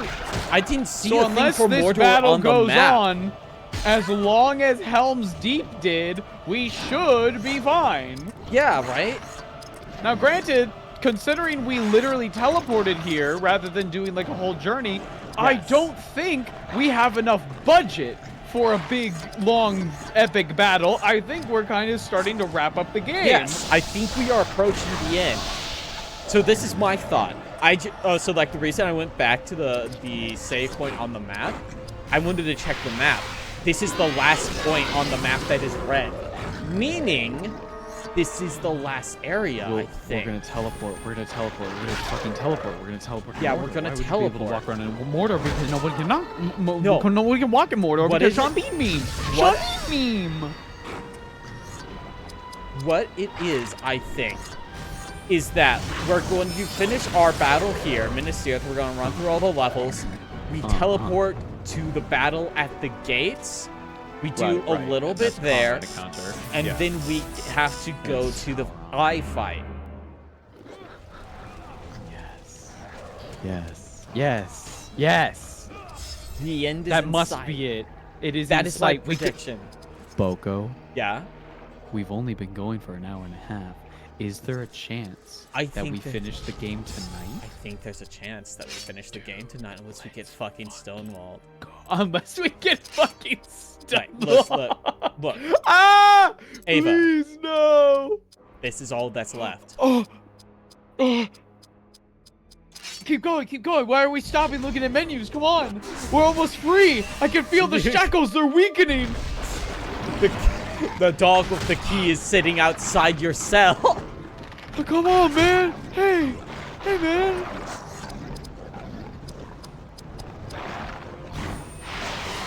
What will my life be without Jaringa-Linger? Listen, it's more or less planned. The next thing is going to be a horror game with Alice. I have to talk to it about it. We have Yeah, you like horror? Yeah, whatever. I was like, hey, sweetie, you wanna show me like a horror game that you like or something, or do you wanna sit through a horror game with me? We'll have to talk about it because like the time is fast approaching. But that, and then we'll be back. We'll do some Drakengard 2 of Ava, and we'll probably cycle that until we're done with Drakengard 3, and then we're. You know we'll what's be into great though? You know what's What? great though? You know what's great though? It's the fact that Drakengard 2, who gives a fuck about the other endings? We can just. We're gonna watch play them that on YouTube. game once. I will say there might be a chance you get fucking filtered. Really? There is a difficulty-wise? fight in Drakengard 2 with a bunch of gnomes. The gnomes. It is notoriously like difficult. Interesting. And it's not because like there's a random difficulty spike, it's because the fight is annoying. Uh-oh. Is Ian Watson that guy who wrote a bunch of weird fetchy stuff for Warhammer in like the 90s? Yes. Everything Ian Watson has written for 40k. What is this fucking number change? Wait, hold up. 6. 13 to 44! We forgot to give this guy gear for the game, so oops. Yeah, this is the thing I've been noticing this entire game is that sometimes your equipment numbers just spike. Ian Watson wrote a bunch of really crazy shit for 40k because it was like, these are the gene stealers.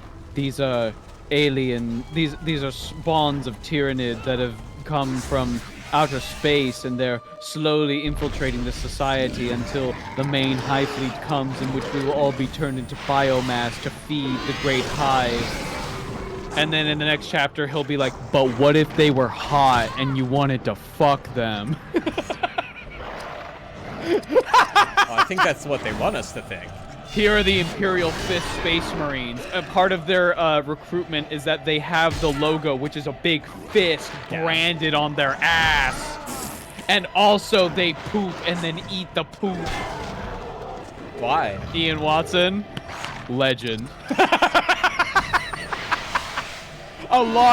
Most of his shit is not canon anymore, but I like to think that the Imperial Fist branding their new recruits with the fucking logo on their ass cheek is totally fucking canon.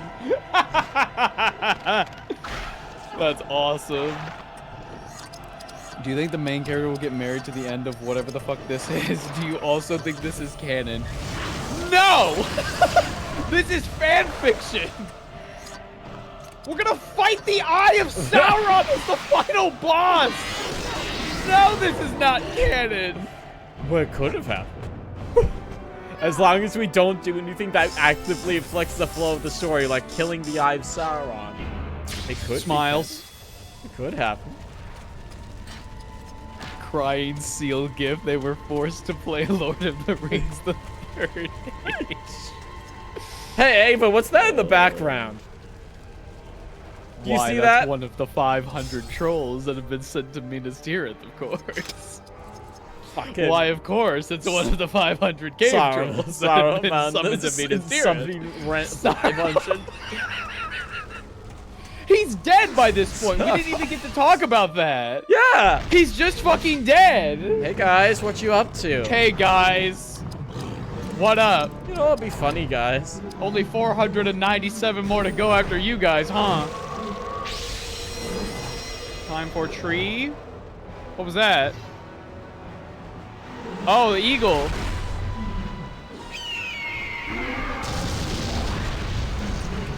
Didn't do too much. Well, almost 10k to each is pretty decent. You forgot the poop feast. Yeah. You know what's a wrote in the Rogue Trader days? Also, I think Gene Stealers for Chaos back then. I don't know if that's the case.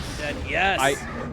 I'm speaking completely from a I don't remember anything about Rogue Trader other than the really funny things.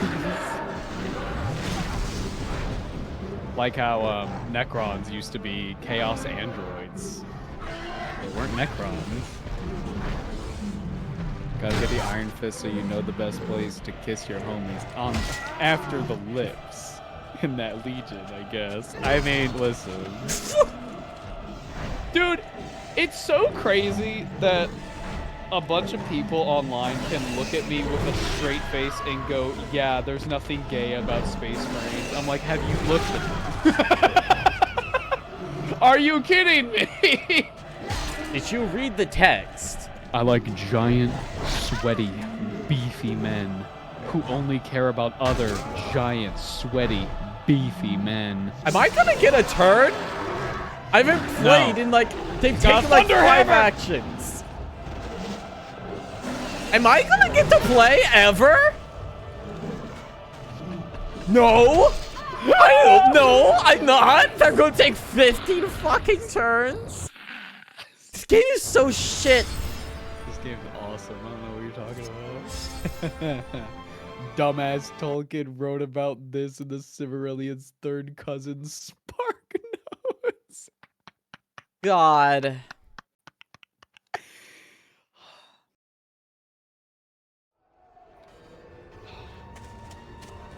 Chad, are you ready for me to be like the Ultramarines #1 fan when we eventually talk about them? And I'm gonna call everybody the fuck out.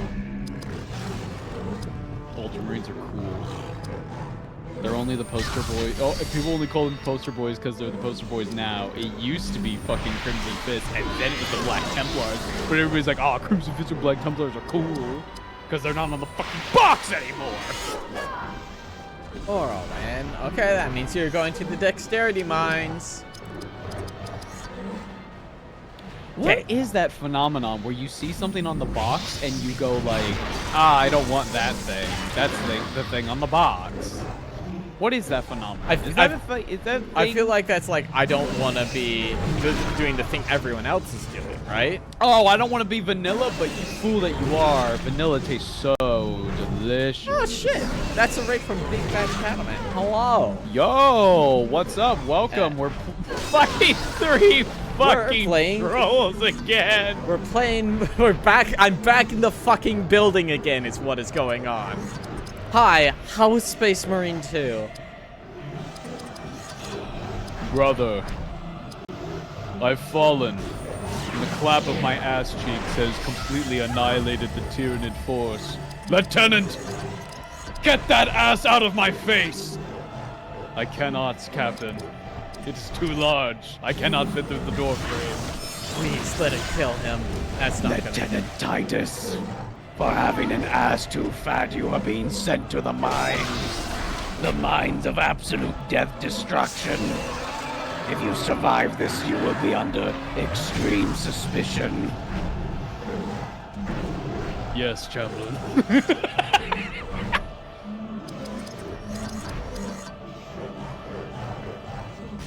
Just hope they don't have Marwyn. Is it still Sweets of Bella, but different brands? True. They are kind of the Mario, right? Yeah, listen,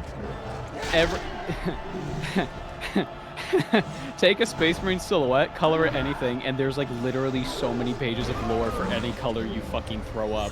Literally, it's crazy. Yeah, no, it's every flavor in ice cream.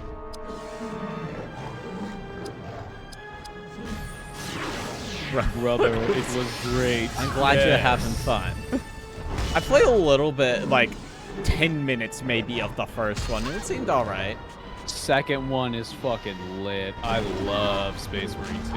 And this is coming from somebody who, I played Space Marine 1, and I had the exact same vibe as you. It was just like, it was alright. I liked it. 2 fucks. I love Space Marine 2. One critique I always have with Space Marine 2 is just, I want more colors. I want more colors. I want to be able to be pink. I want pastel colors. Give me the colors.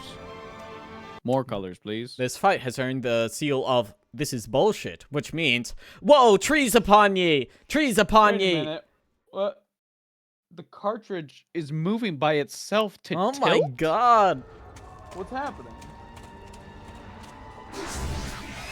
Peter, I got this awesome original character who actually fights Sauron. Let's make a game about him. I got a bucket of carrots, fresh out of the dirt. It's my OBS crashing on me when I started. Ah, fuck, yeah. OBS is kind of unstable at the best of times. Yeah. So, the weirdest thing for OBS with me is that sometimes it will crash, but continue streaming. So as long as I don't hit the OK message on like the crash menu, I can keep going. It's fine.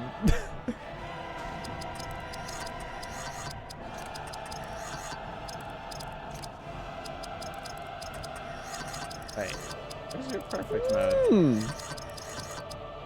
Interesting. Brother, I have fought 30 billion Dark Angels. Wait, we're at Minas Tirith. Did they skip straight to Grond? Kind of. Yes. No, we finished up Osgiliath and we literally fucking teleported to Minas Tirith. Not like, I will have summoned magic. Like, no, Game of Thrones, like, suddenly we're here now. We're here. We're in Minas Tirith. To be fair, it is just like across the way, right? But I guess, but like still. We had to walk our ass all the way to fucking Helm's Deep, right? Yeah, we did. A Wily Coyote crash, yeah, right? I've seen the Warhammer War from the town specifically because they are very sci-fi impaired and goddamn everything else is insane. That's kind of what I've heard. Yeah, Tower. This is why I describe them as like Star Wars, because like it's very, very sci-fi. Their vibes are completely different. Yeah, right? Their vibe is completely different. You got fucking like, I saw a fucking meme the other day of like, it's like a guy raising his eyebrow. It's like Dwayne Johnson, and it's like how the Imperial citizen. How the xenophobic Imperial citizen looks at the Tau who gives them the first drop of clean water they've ever had in their fucking life. And like, that's totally the vibe. I'm just like, yo, we have food and like clean water, just like you're gonna have to follow some rules. And like most Imperial citizens, if they're not like insanely religiously, like insane religious zealots, they're just like, yo, yeah, I can live with that. That's alright. That seems fucking sick. You clean water? Wait, what do you mean the air is clear? There's not smog? Where is my smog? The fucking thing I love. This is totally my headcanon. The thing I love about the Imperium, like, theorizing that Tau use mind control, and that's, like, how they have, like, this fucking giant empire full of other Xenos races and even some humans. They have to rationalize that it's mind control because they literally cannot comprehend how, like, our own forces are leaving for these clean water and fucking unsmogged sky and affordable house. What? It must be some sort of mind control. Damn, I can't believe the Tau have the woke mind virus.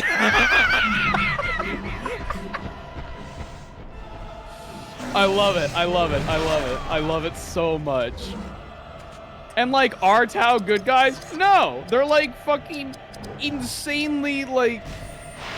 They have a fucking caste system that like completely determines what your fucking what your main purpose is, like from your birth. That is bad. That is bad, but also like it is interesting because it's an alien race. They're all led by this group of mysterious ethereals that seem to be magic? Question mark? That just suddenly appeared one day. We don't know what the fuck their deal is. They're like hella fucking weird. I think that's really cool. But then you fucking go like, well, what if it was mind control? And I'm like, you've lost me, man. Fuck. This is the only reason they're...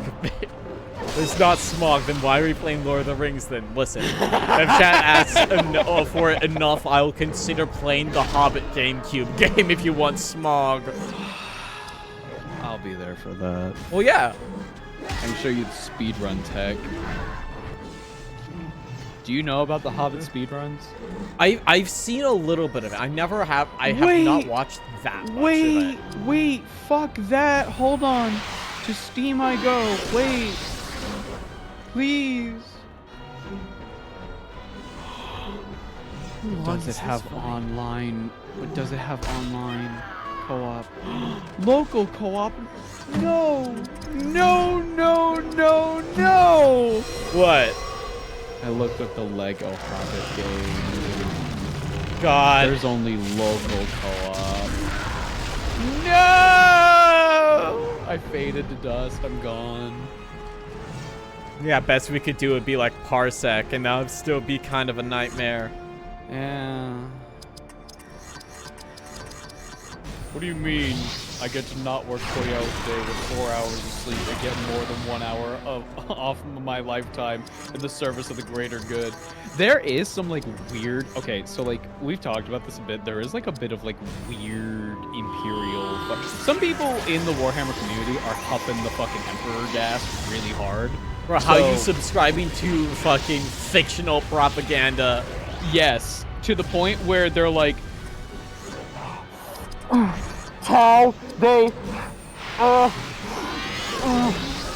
did you know that humans who go to Tau Society, they neuter them, they cut off their balls? Did you know that? And it's like, okay, do you have a source for that?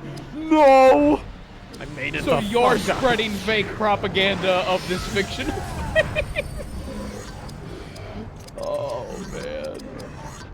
Bro's huffing the Emperor gas. It's crazy. Remember how they were gonna make 5 armies DLC for Lego Hobbit? Yeah, there's something happened to the Lego games around that time. Because remember, a Lego game specifically for The Force Awakens came out, and that was supposed to get DLC in it, did it? Wait. Yeah. It was on the Wii U. What? No. Okay, no, I'm looking at the Hobbit Lego DLC. Little Big Character Pack? What? You can play as Baby Smaug. Hell yeah! Oh, that's kind of basic. Side quest character pack. River Troll or Girion, a brave lord of Dale, the noble elk will offer you transport wherever you desire. What? Oh fuck. The battle pack. What is the battle pack? Jesus Christ. Oh, it's just like new armor. He's over there. Hey, Gandalf, you gonna stop being a fucking creep just standing in the middle of a street? And he's now standing where the troll was standing. That, dude, if my DM described this scene perfectly, I need you to just, like, not move forward and just pan your camera over to him. If my DM described this scene, this exact scene, I'd be like, that's a fucking trap. That's a fucking ambush. That guy is evil. We gotta kill that guy. I ready in action to stab him if he does anything suspicious. Why isn't Gandalf helping? I don't know. Oh, the Lego game covering The Hobbit only has the first 2 games. They were gonna make a DLC separate for the last one, but they never did. That's crazy. Yeah. I didn't know that. I love AdMech. I would play them if I didn't suck to buy and such right now. Dude, AdMech, if you're interested in AdMech straight up, like, just buy a 3D printer. I am very much the person where I'm like, ooh, buy a 3D printer only if you have like the space or whatever. But like, if you really fuck with AdMech and like, to see you here. Your force must divide and stop the invaders. How have we still not gotten a better helmet for Hadhog this entire time? fucking Hadhog. My hammer longs for That's not a hammer! Your hammer? Your hammer? Question mark? My Like, hammer, I say. straight up? My axe. Straight up, unless you want to buy like products on like Etsy or like Board Game Exclusive or Only Games or other sites like that. Proxies for AdMech. Straight up, 3D printing is going to be like a crazy margin cheaper for AdMech specifically. That's It's insane. crazy considering like the cost of a 3D printer that's, you know, like Boco. decent. Boco, okay, so there's a great podcast called Poor Hammer. They're Yeah, love I've them. listened. Brad and Eric love them a lot. I've They listened to, have like, one literally, episode they or have done the something. math that I can't do because I'm just a dumb baby. AdMech is like the only army that is straight up, the points in the game equate to the money you spend. That's fucked up. It's fucked up. It is nonsensical. And the worst part is, so if okay, let's get some gamer fucking like, okay, if this is like some weird strategy for Games Workshop to be like, it is a pay to win faction. Okay, AdMech, they're the most expensive army, but they're the strongest army. Okay, let's look at their stats. Oh, they're like one of the worst armies and one of the least played because of this exact problem, because they're fucking super weak and they are so super expensive. So why? Why do they cost so much to be shit? Know. I don't know. They are like by far the most expensive 40k armies. Is 3D printing hard? No.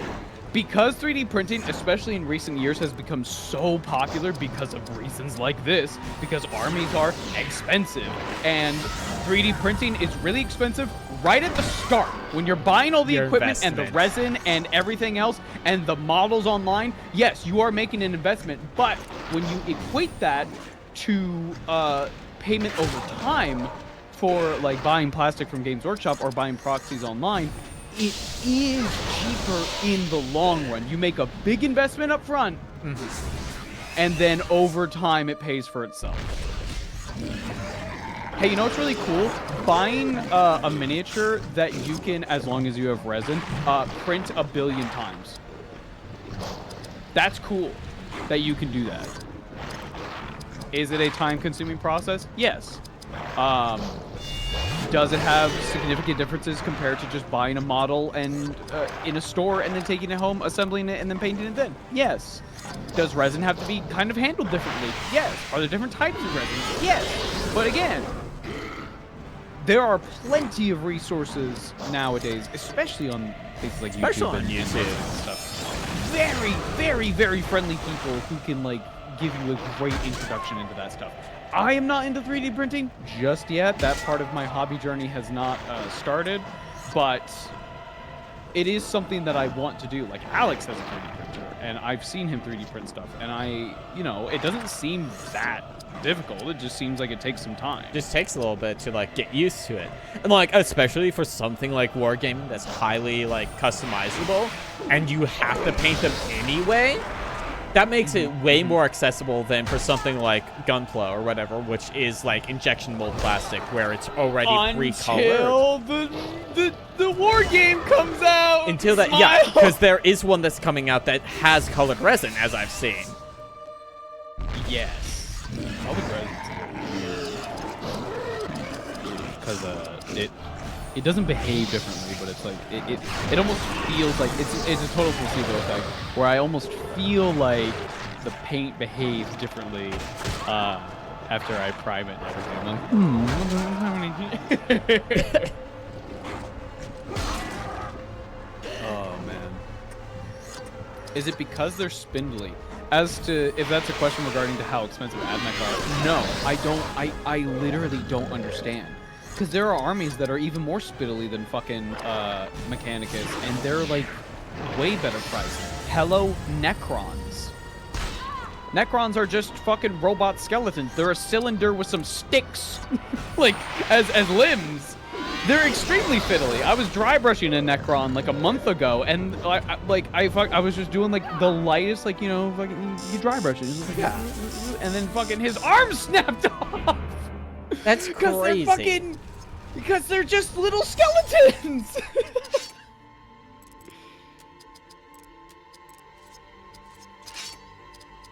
Is painting AdMech hard? Yes.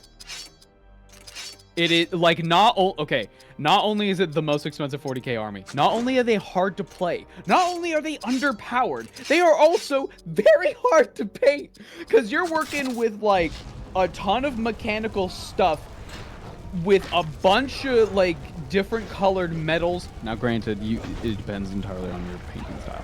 You can paint them and find a really easy way to paint them, but you're working with fucking a lot of metallics with a lot of really tiny details and large cloaks that obscure them. But I am sure there is like a tutorial out there of like how to paint AdMech in like a really super fast way. I have not personally painted any AdMech, but looking at some of those models, I'm like, ooh, that seems like it would be kind of like you'd have to plan it out in steps. You know what I mean?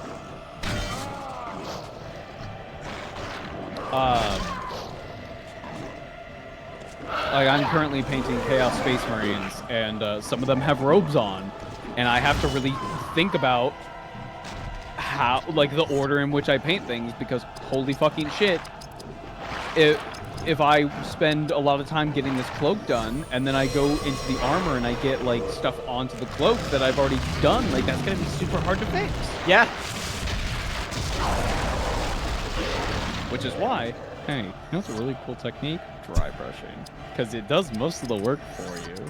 And if you can get over like the slightly chalkiness, which you can avoid by slightly dampening your brush, if you like that kind of like scratchy, like grungy style, yeah, man, go for it. Do that fucking slap chop underpainting technique. Don't let fucking some guy. Hi. Me, Grog. Grog just killed, man. Grog. Bro, I'm tired. Grog's sad. Grog tired. But why Grog fight? I see. I cannot go back. I've been considering doing Night Haunt as I'm very early in my miniature painting journey, and I really love them, and I've heard that they're pretty good. Yes, the one negative I will say about Night Haunt is that they are a horde faction, meaning you will be painting a lot of them. Now, the good thing is, Night Haunt don't have a lot of detail.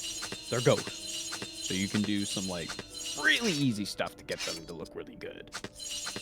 I really like Night Haunt.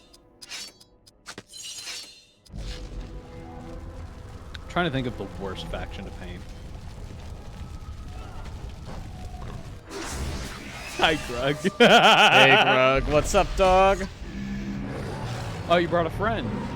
Oh, wonderful.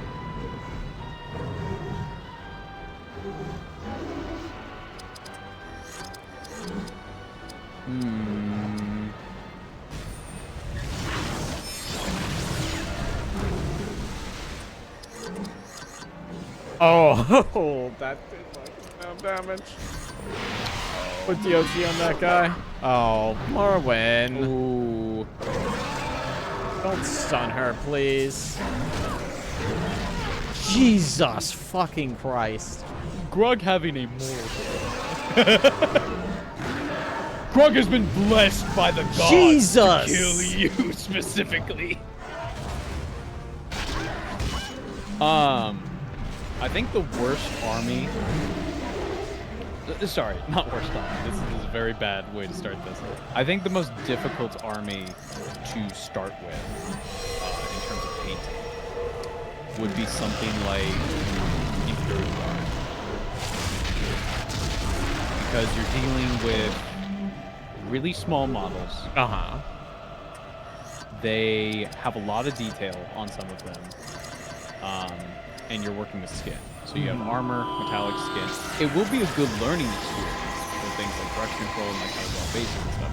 But if you've like never picked up a brush before, it just might be a little, it might be a lot to get into for your first one. Another bad one are Thousand Suns, which they're like the Egyptian looking space marines.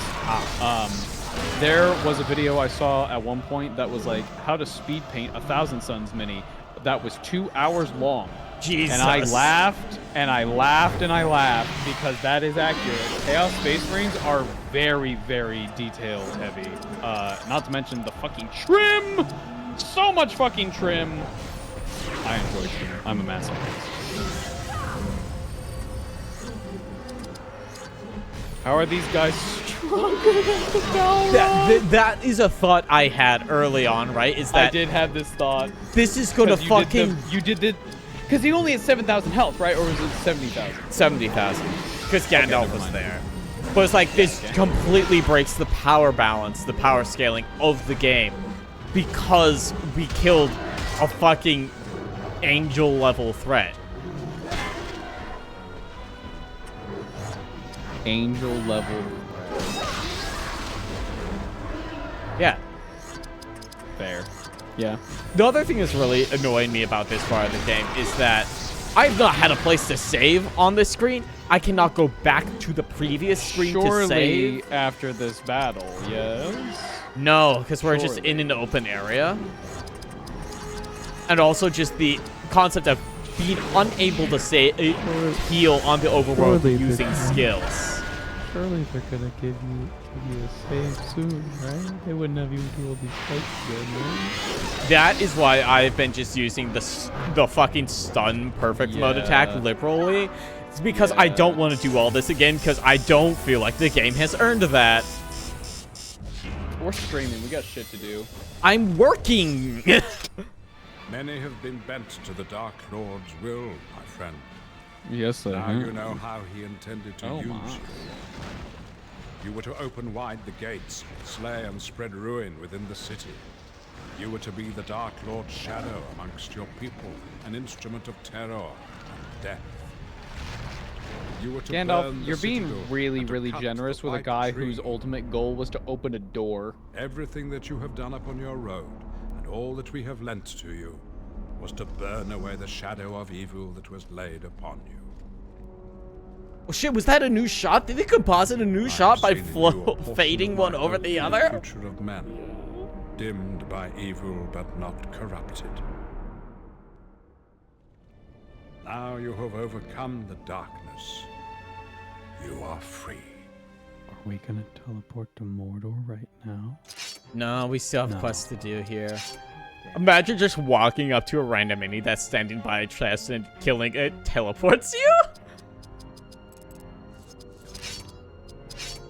Hear me out. For a full Legion painted, make some grunge wear and tear paint job and some units / groups all pristine to show off that units are constantly deployed versus the ones that have time to keep up to date, even overly so on maintenance. Yeah, I've seen that done a few times. Like typically when people have veterans, they'll make them a little more wear and tear just to show that like they have experience. You know, that's pretty cool.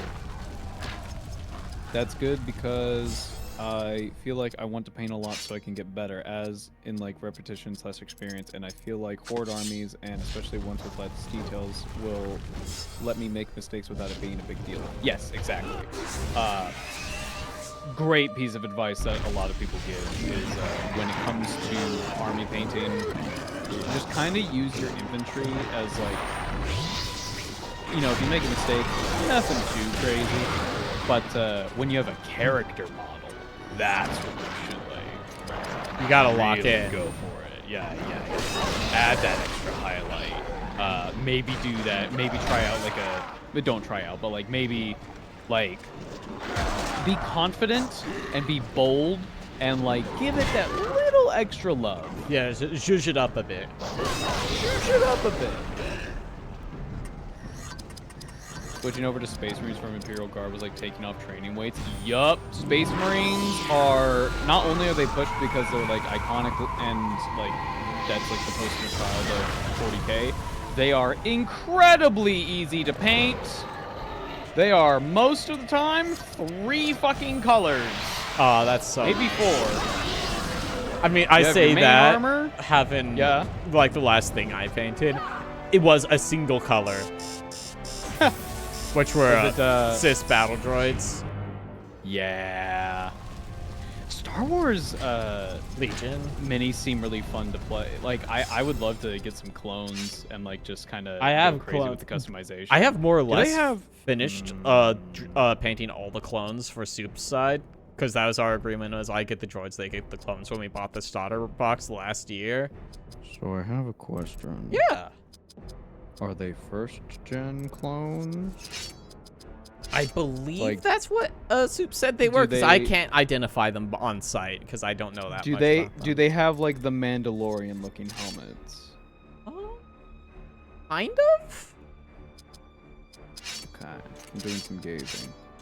They do have a box for Phase 1 clone troopers. Yes! Yes! I love the Phase 1 helmets. I love Phase 1 helmets. This is a very similar thing to what Soups has told me. I have like no idea what like a helmet preference is like, because they said the same thing for like certain Halo helmets, and I'm like, huh. It's just a preference. Like, yeah. I personally like the Stormtrooper helmets. Like, I don't have like any nostalgia or anything with those. So yeah, like, I just kind of look at them and I'm like, not my thing. But like, I don't know. There's something about the angular look of the Phase 1 helmets that look really cool to me. Yes, the cis battle droids were really easy to do, because what I tried doing, it was my first time trying like a Xenophol on them. Well, I would say actually prime them black and then paint them tan manually, specifically so you get the recesses black and you don't have to try to get in there.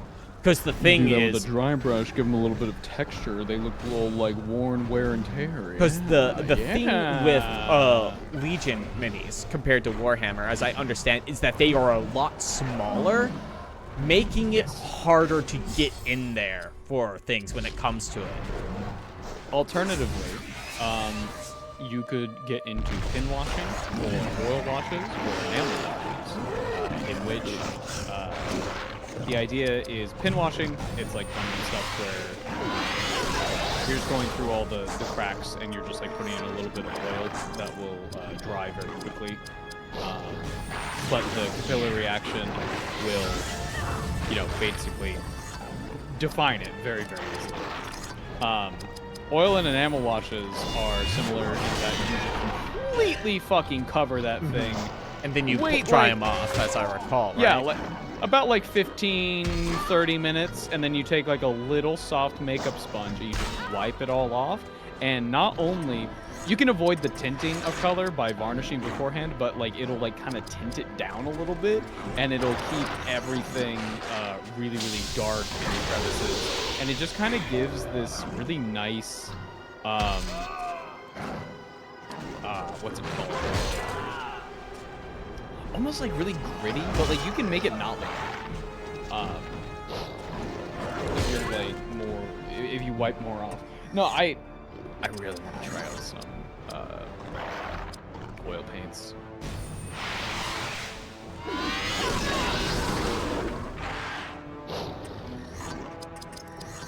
Paint the army first as training, then paint 2 more armies for more training, then paint the characters. Yes.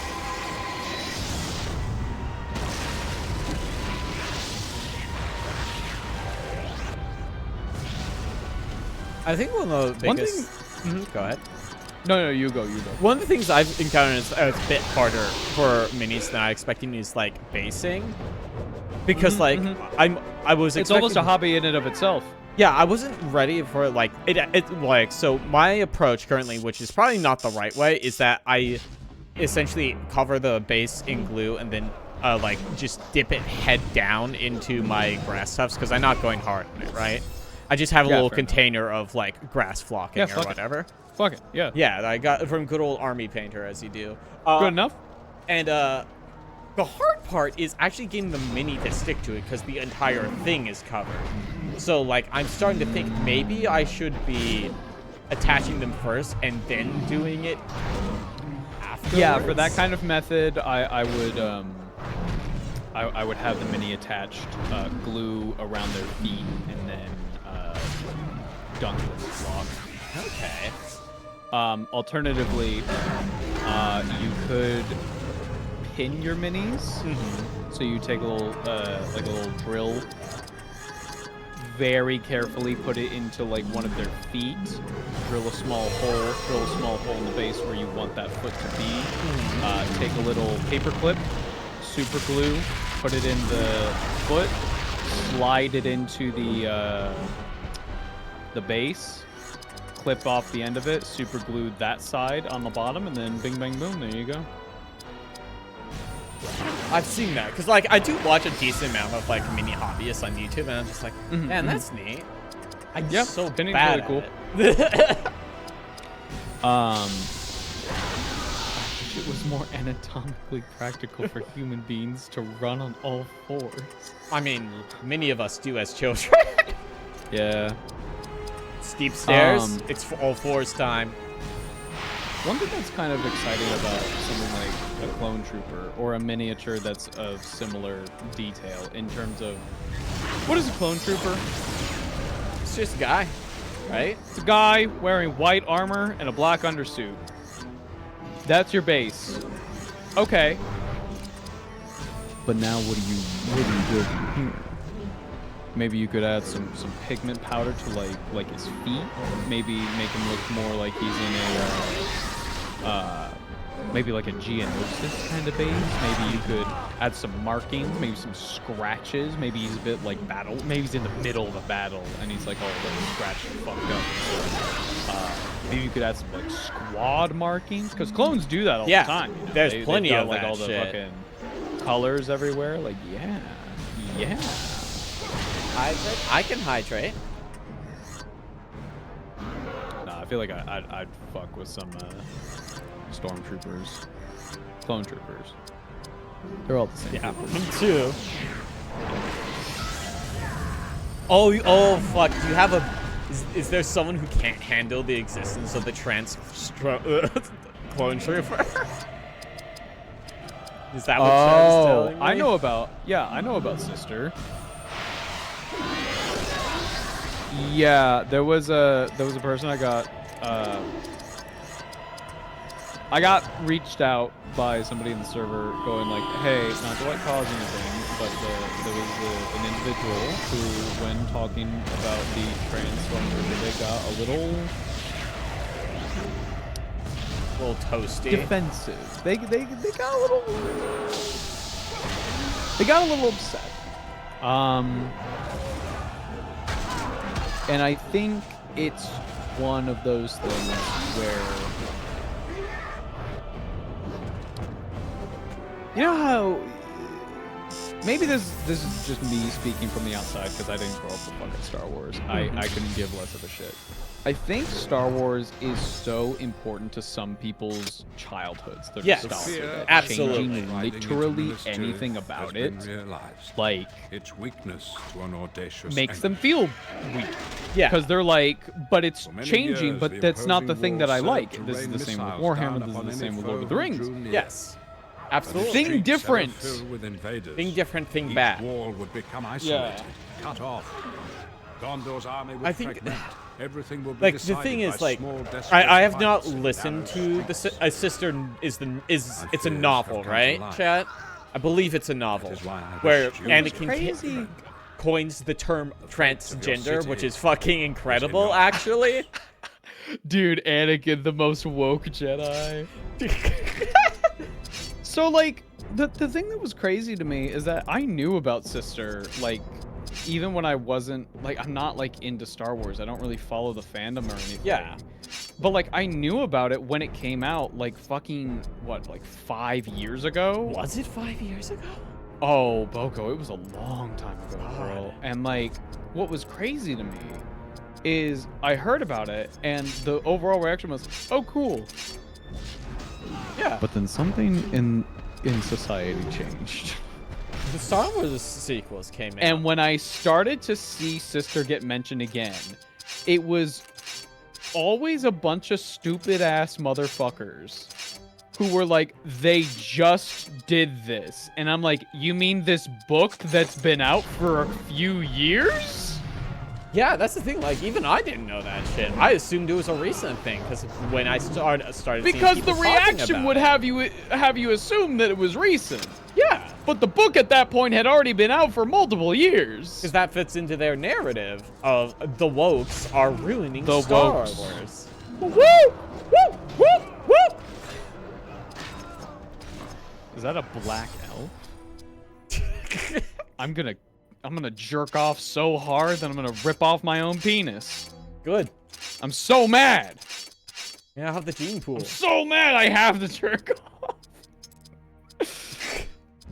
Somehow Palpatine Return is objectively bad. I'm not too upset by the other stuff. Yeah, here's the thing. It's very difficult when it comes to talking about the Star Wars sequels as a thing. We've talked about this on stream before. Yes. Is like, Yes. I don't like the Star Wars sequels because we're not planned out. because there's a poorly woman written- in it, poorly yeah! written. You hate it because there are non-white people in it. We are not the same. It's straight up just like, you're not affiliated with me. You are not affiliated with me! Yeah, that's the No. thing. It's very difficult to talk about, like, when I dislike something that the anti-wokes also dislike. It's not because I'm anti-woke. I'm the most woke, I'll have you know! Listen, do I have to go get my communist shirt out of my fucking closet? Woo! Yeah, my communist Mario shirt. But yeah, listen, it's a very difficult thing to talk about while like, I think Rings of Power is not like the best. I still enjoy watching it. But it's not, I don't think its issues are that there are black people in it. It's a very You're tight right. line, It's difficult. because there are female orcs. Man, can't You're believe right. they put forks in this. There's fucking forks in my Lord of the Rings. What next? Trains? Tolkien would have hated trains. I hate them because we're the fucking China so long in Star Wars. God, how do you mess up Disney? She was Yeah. right there. Yeah, like, there's definitely Everything Carrie has told me lots. about, like, what the canon was before Disney was like, it's not canon anymore. I'm like, oh, that sounds cool. Yeah. I guess it was like a thing of them like delegitimizing all legend stuff. Like, I have two thoughts about it, right? What it seems like they've wanted to decanonize it so that they can recanonize it under like a different lens. It's because, as I understand, chat, you may correct me if I am wrong here, but there was just a lot of shit that got made canon because anyone could do anything, more or less. It's kind of like what you were talking about, Ava, with like the Warhammer like verification stuff. So like, a lot of things were canon, such as the book about Star Wars zombies. If you're interested in that, if you want to just Google image search Death Troopers Star Wars. Oh, I've heard, Yeah. but I will. Tolkien hates public transit. Confirmed. No!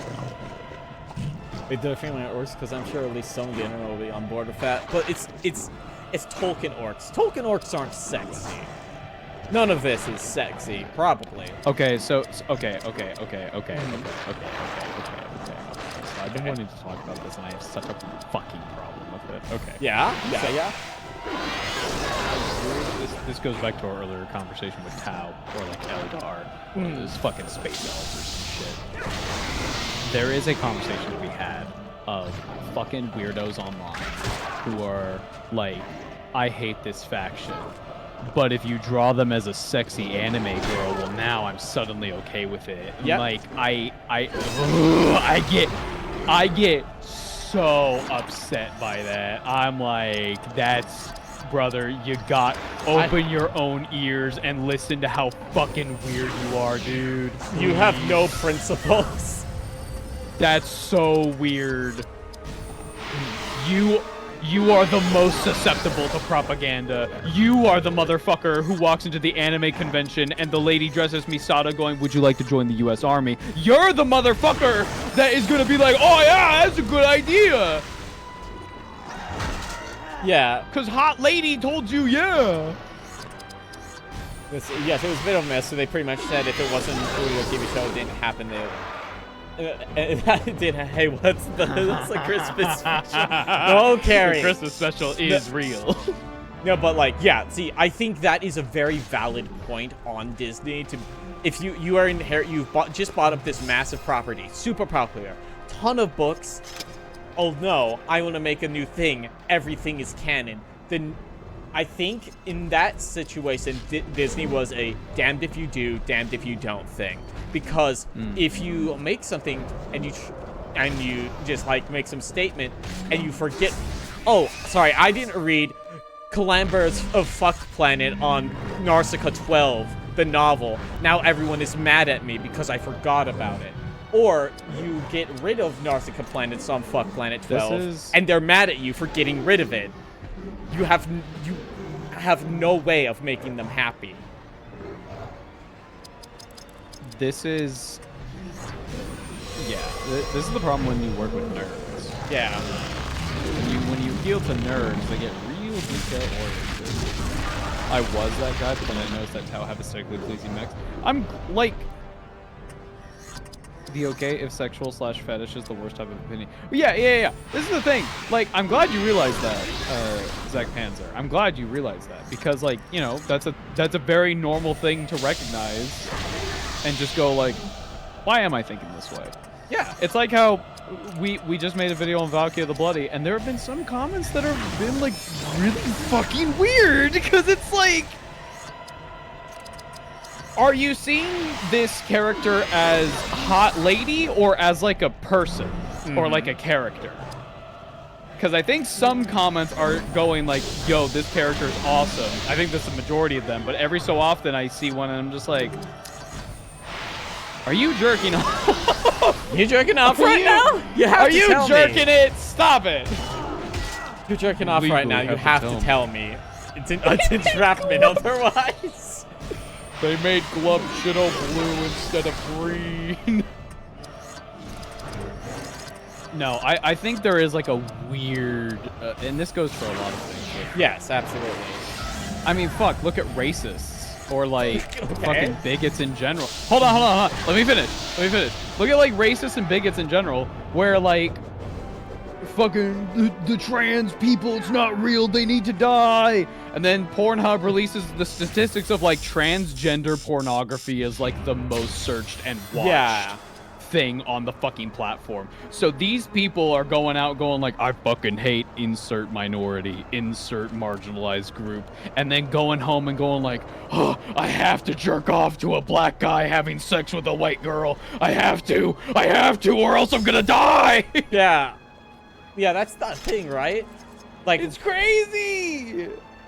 I know, like, conservatives just as a thing are just built on fucking contradictions, but still. Yeah. Also 78%. Yeah. Almost to 80. We can finish it tonight, Boco. We can do it. We can. We're only 2.5 hours into the stream. We can. Jerking off right now. Are you, bro? Turn on your webcam. Are your pants down? I mean, I'm not wearing pants. I'm wearing leggings. It's my day off. Are the weird comments still there, or have they been removed by now? Most of them have been removed automatically, but like some of them, I think, are still there. Like there was a weird one. Hold on, I'm gonna fucking call people the fuck out. Oh yeah. Like some of them, I need to also very much specify, this is not a thing that always comes from a place of like bigotry or hatred towards like women or whatever. It often just comes from like a lack of perspective. Ignorance, or just like societal pressure, because sometimes this is a way that society like primes you to think about women. Or I literally talked about a version of this when we talked about the character called Ferris Manus, where I identified and projected a lot of myself on Ferris Manus. He's a character who has a lot of problems with his idea of what strength is. And it's mostly because like his limbs are literally not his. Okay. So it's really interesting. It's a shame that he's only in like 3 books and then dies.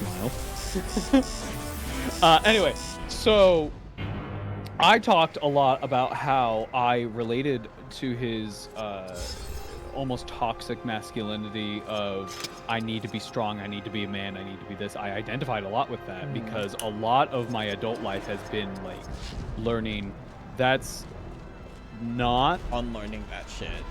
Yeah, it's not how things work really. And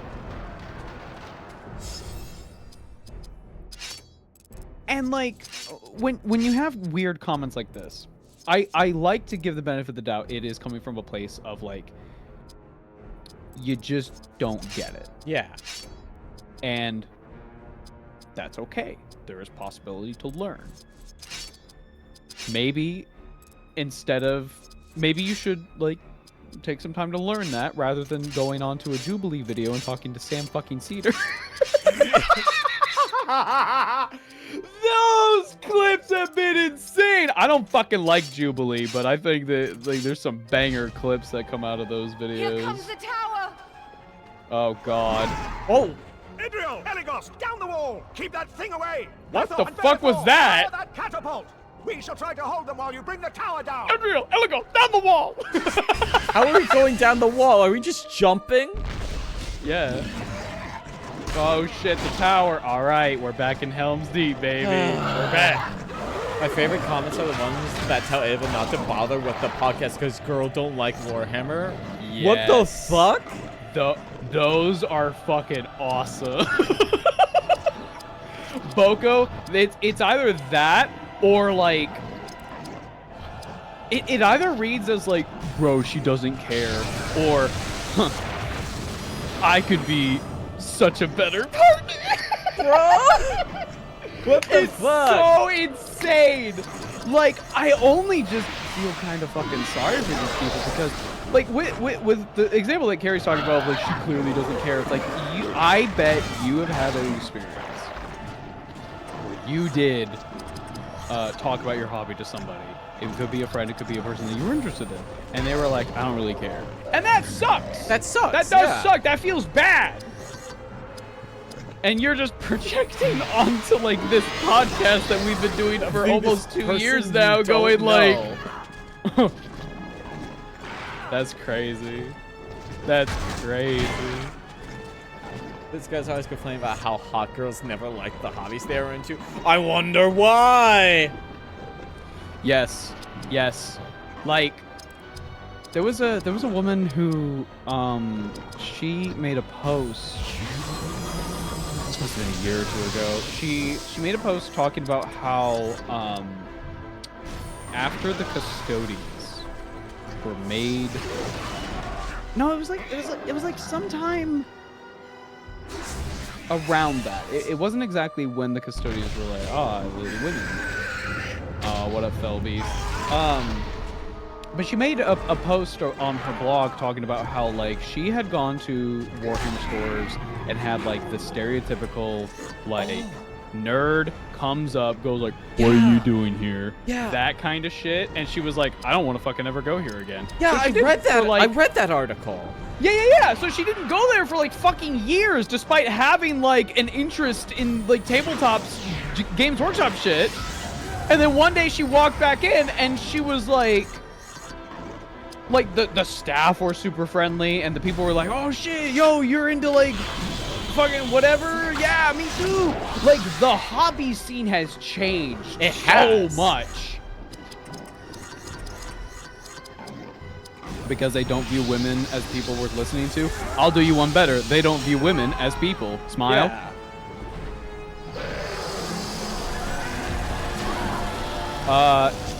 My favorite comment, the top comment on the Valkyria video is great. It's she girl boss too close to the sun, and the sun was like, dude, that's fucking sick. Do you want to do that forever?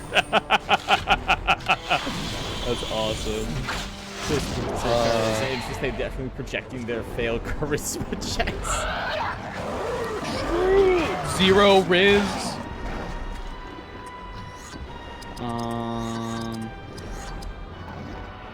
Okay, so this is the comment I was talking about. Of like, I don't think this person is like. I think it's just kind of a strange comment to make, but I don't think there's like anything. Like, they're not being malicious. Yeah. It's go ahead, make a red rage joke at her. I dare you. Just remember the last guy who made comments about her ended up as her still living literal shield. Like, it's weird that you made like a period comparison there, but I don't know. Odd. Odd. There's also been a strange phenomenon of it's funny I use that word. Carrie brings up the phenomenon in that episode of the phenomenon of like when women get terminally ill. Yeah. Oftentimes their husbands will leave them, as opposed to whenever husbands get terminally ill, women don't typically leave their husbands. Yeah. And this is a phenomenon, as she says. For some reason, the word phenomenon in our comments got turned into the word study, which one person says that they revised that study, to which Carrie was like, okay, let me look into this, to which she looked and found the study that was like, yeah, the study was kind of like illegitimate, and then found like 8 other studies that also confirmed the same phenomenon. This is exactly the same thing. So, of course, as we all are, we're all familiar with Harris Bombard guy, yeah? Harris Bomber guy. Oh, yeah. H-Bomb. Yes. Yeah. We love him. If we flash back to the vaccines and autism video, this is the exact same argument. They found one thing that supports their claim, and there are 20 things saying contrary of it, and they are only putting forward the thing that supports their claim. But it must be true, because this one thing says it. Yeah. It must be true, Boco. It has to It be must true. be. I mean, blood gone corn, so yeah. Like it makes sense, but it's just like, I guess it's not the type of joke that I would make. The period joke. I would not make that joke. Maybe it's just like a different. Maybe I'm just not as funny as they are. If you were really too sensitive, you've really been fucking. That's true. That's true. I need to get more racist. Maybe then I'll start a stand-up career. Just like Ray William Johnson. Just like Joe Rogan. Finally. Do you think he'll invite me on his podcast? Dude, do you think you can convince Joseph to play some Warhammer with you? I think I can convince him that ghosts are real. Oh, sick. I think I can. I think if I went on Joe Rogan, I could convince him of fucking anything. I could tell him that 40K was a real thing that happened. And he'd believe it. Not because I'm, like, very good at manipulating people or anything, but because Joe Rogan's a fucking moron. Oh. Either you couldn't do stand-up, you have to be unfunny to do that. Fuck. Dude. I need to get less funny. What's the deal with air fryer? They keep appearing in people's houses. They keep saying I clearly don't own one. I don't understand. They're right, but I don't understand why they keep calling. Abel like shows a picture of Showrook. I think TTS's SSVA made a video where he reads a line, realizes it's a period joke, and comments how awful it was. Yeah. Maybe I'm just not a fan of like bodily humor. You know what I mean? I think the thing for me why I just kind of felt like it's kind of gross is that like it is like it feels misogyny tinged to some degree, right? Yeah, but my thing of our previous conversation is just, I don't know if this person realizes that. You know what I mean? Yeah. You don't know the person, so it could be like, because we are talking about projecting. We could just be making an assumption and projecting onto them as well. Oh, totally. Because I don't know this person. Yeah. Generally speaking, I like to give the benefit of just people. You know, everybody comes from a different walk of life. I don't know your deal. So, and let me be clear. Now, bigots are not quiet about being bigots. Yeah. They are very loud. Not that guy talking about this character named Erda and going off on a rant about her barren womb or whatever the fuck. Crazy shit. Crazy.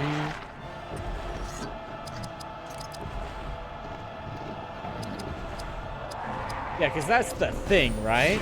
Just like how a person says it, and I also do believe that like who's telling the joke is definitely a big if a queer person's making fun of gay people, I'm gonna be sitting there laughing right with them, going like, ha ha ha, that's right. Like for example, I will often make like I don't have a womb joke, right? It's not transphobic. Sure. I am trans. I'm making fun of it because I also don't want one. I don't want kids. But like, if you flash over to Life of Brian, there's specifically a joke about the trans character and that not having a womb. And that one is absolutely transphobia tinged because John Cleese is a piece of shit. Anyone who said that that character's good trans representation has not watched the movie in their recent memory. They only remember the concept of there is a person who identifies as a gender other than what they are presenting as in the movie. To me, it reads as them saying, don't make a period joke, she'll kill you. No, that's entirely what it reads as. It's just, I'm questioning, like,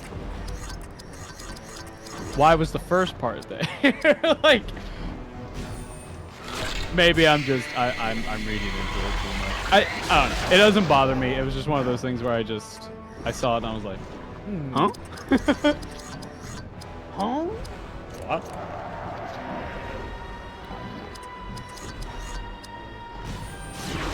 My view of Erda is so heavily influenced by something I saw.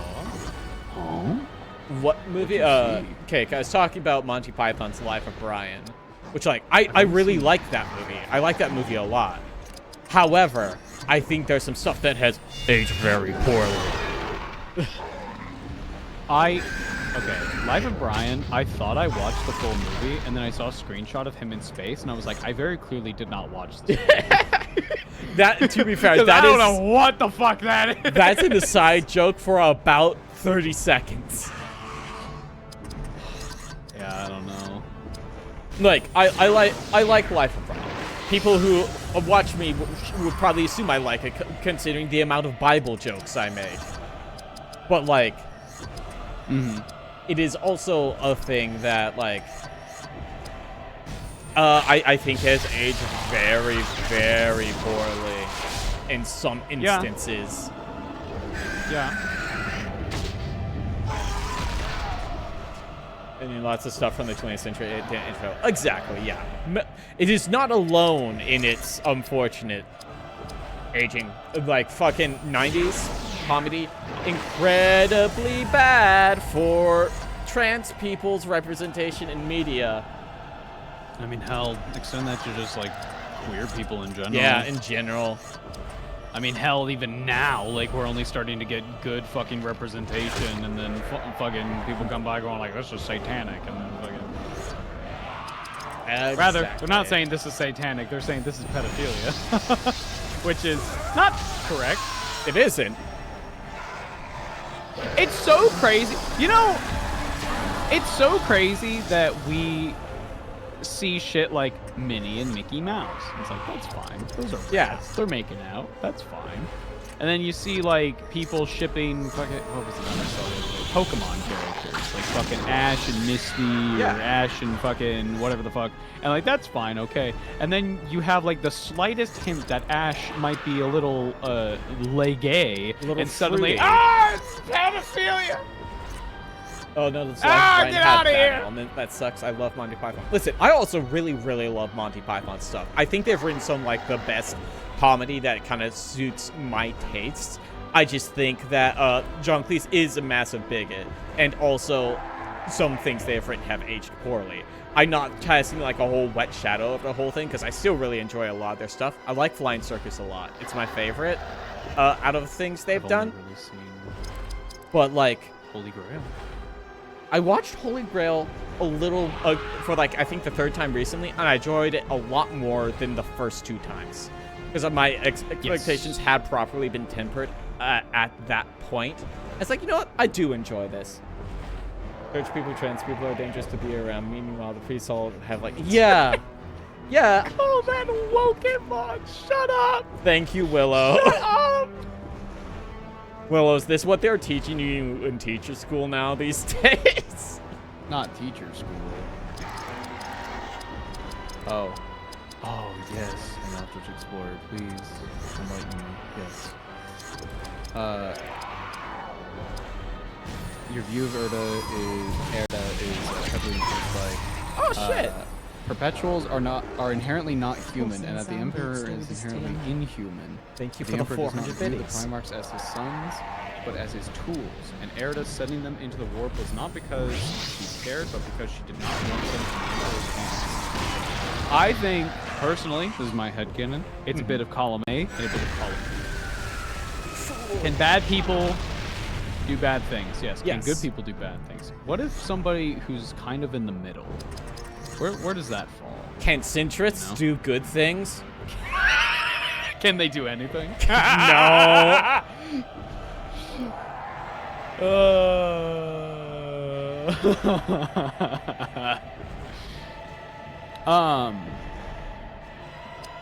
No, I think Erda's a really interesting character. I just wish that there was more shit with her in it.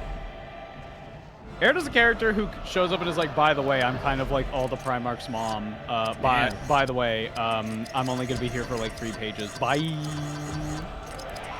It's like, oh, Oh, hey. Huh. What'd you do? what a cool idea for a character. I wish she was around more. She's like, yeah, I knew the Emperor longer than like any other human being in existence. We may or may not have like been a thing. Anyway, bye. See ya. What? Huh? I have so many perverts that aren't just transphobic, but are proud of being transphobic, and their behavior is horrifying to me. Yep.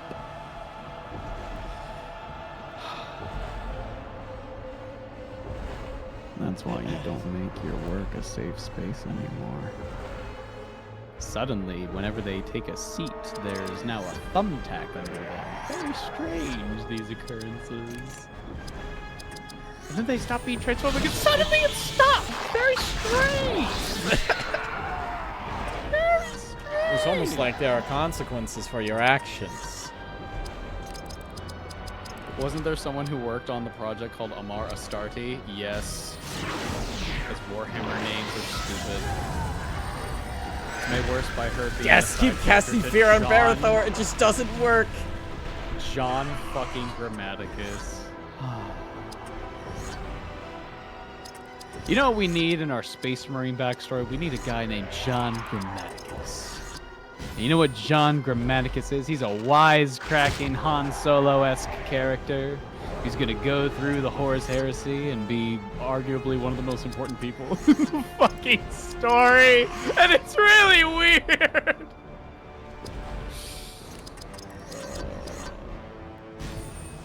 God, I think we should give transphobes the Grums treatment. I think any transphobe that speaks, we should just reply to all their posts of Kung Pao penis. Ava, do you know about Kung Pao penis? Compound penis. Essentially, it was. I'm looking it up. Okay, it was a thing on Bigotry, Tumblr. harassment. Whoa. This post was deleted. Yeah, because people kept replying to the guy that runs Tumblr with Kung Pao penis every time he was a bigot. And he got so mad. But Bernie, you said you were going to change America and save the world. Kung Pao penis. What? It's a non sequitur phrase that the internet vomits up from time to time. That is not how that catapult would work. No. More orcs! Behind us! We must go deeper into the city with haste. Why is it always Bernie Sanders? Nazgul! Kung Wait, Pao what? penis. Whoa! What the fuck? Nice combat, Rel Bellathor. No, I don't want to fight that right now. 500 more. Yes, Gondor is weak. Stone walls and steel blades are not the true measure of the strength of a realm. Their will and their character are what define them in times of peril. Men look to their leaders to reflect their better natures, their hopes and dreams. But ambition and greed can cause the mighty to fall, and in their descent all their people share their peril. In his greed, I fear that Denethor has reached too far and has fallen into darkness. Do you think the eyes of the White Tatar are blind? I have seen more than you know. I will not bow to this ranger from the north. Authority is not given to you to deny the return of the king, steward. The rule of Gondor is mine! The steward has failed. The fate of Gondor is up to us.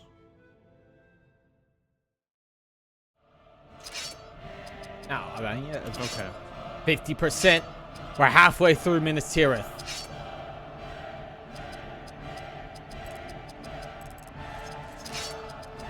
I have a question because I don't know. Didn't they retcon the Emperor getting really upset about that one random guy being killed and making it a perpetual? They made it all of them. So at one point during the battle on the Vengeful Spirit, a perpetual guy, a normal human, not normal human, a perpetual human, stands up to Horus and gets fucking pasted. And then a custodian stands up to Horus and gets fucking pasted. And then his there's a space marine there and he stands up to Horus and then yeah. It basically allows the Emperor a moment of respite so that he can immediately follow it up with the final blow.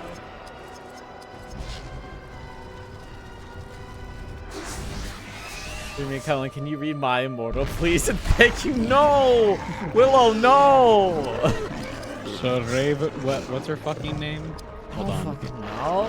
My Immortal main character.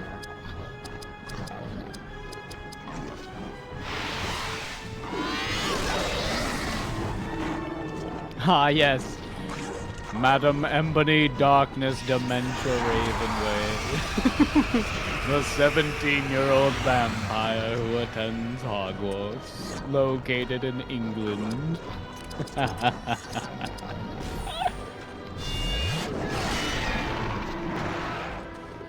It seems that Denver, when we go to Doom with the Borderlands passing, he learns his amassing through his Palantir and declares himself. Yeah, no, it's totally because Boromir. He's so enveloped in grief that he like becomes just this bitter doomer guy. Yeah, like, now, let's not be, like, coy here. He was shitty beforehand. Oh, yeah. As we've seen the But he flashbacks got of how infinitely more shitty he got afterwards. significantly mega shitty after. Are they going to Burning Man? Well, given where we're at right now, The Burning mans are Man burning. should be happening right now. He is running up the stairs.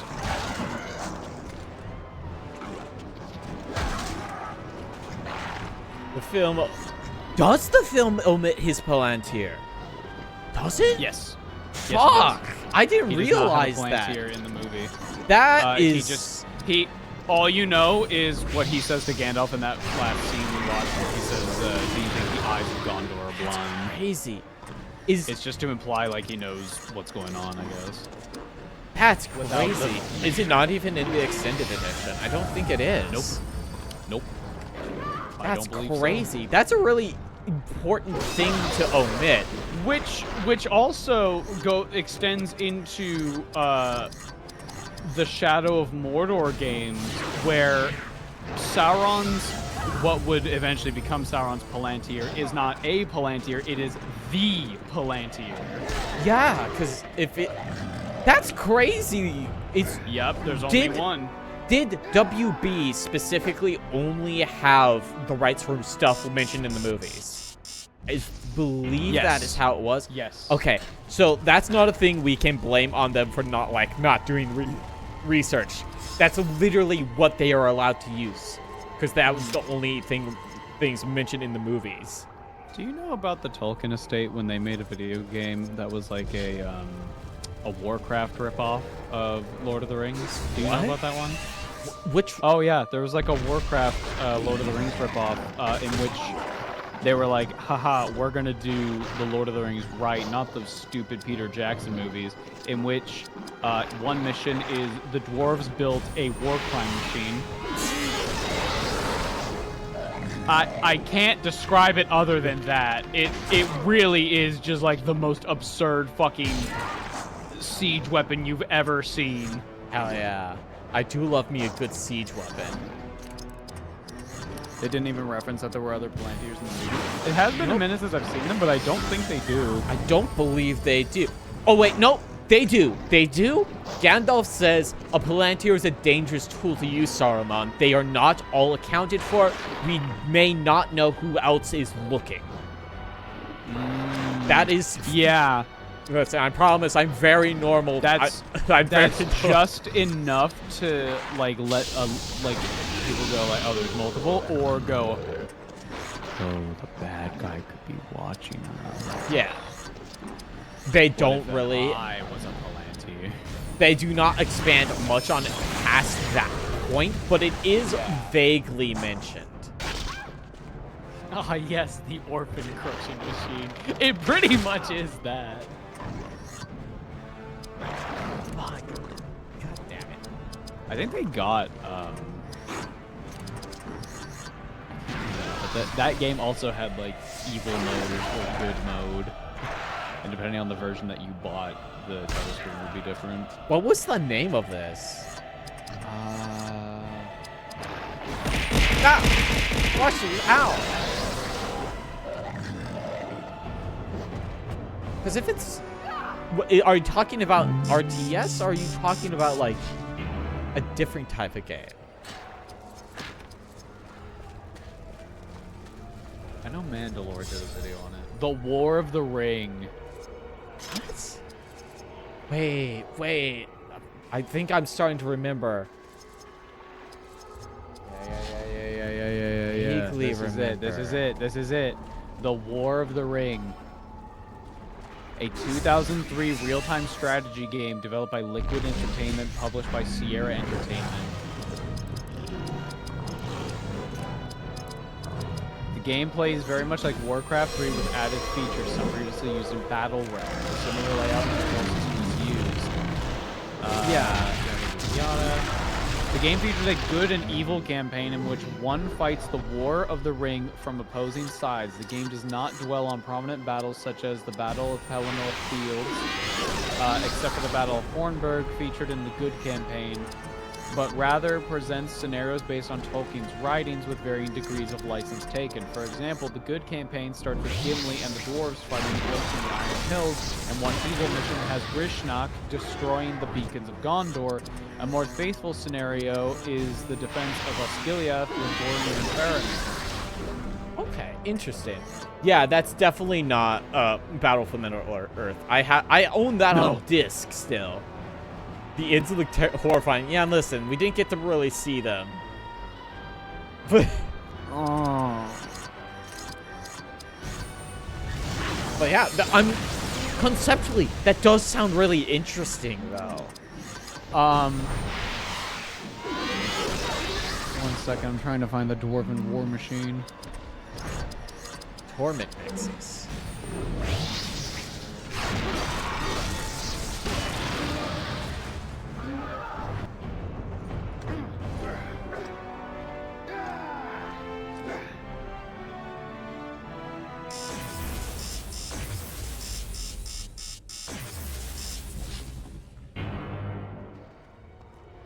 The gates are secure. Identify yourselves. I am Berethor, formerly of the Citadel Guard. I have heard of you.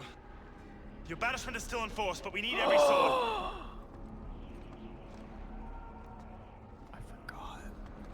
He's not even holding his Are bow. the streets ahead secure? No, orcs with torches scaled the walls. They burn homes and shops behind us. This is my city, and even Denethor cannot prevent my defending it. What? Very well, then. Defend our catapults as you travel through. We must drive the orcs away from the walls. Mithrandir is above, rallying the soldiers. He spoke of you earlier. He is wise beyond all my knowing. We have fought together. Now I must quench the fires that separate us. Firefighters. He punched him. Fucking incredible level of dapping him up right there. Above, the battle rages as we withdraw up the levels. Hey, I Boco. provide what Hi. help that I can. How does one make an The Urukai? infantry breaks.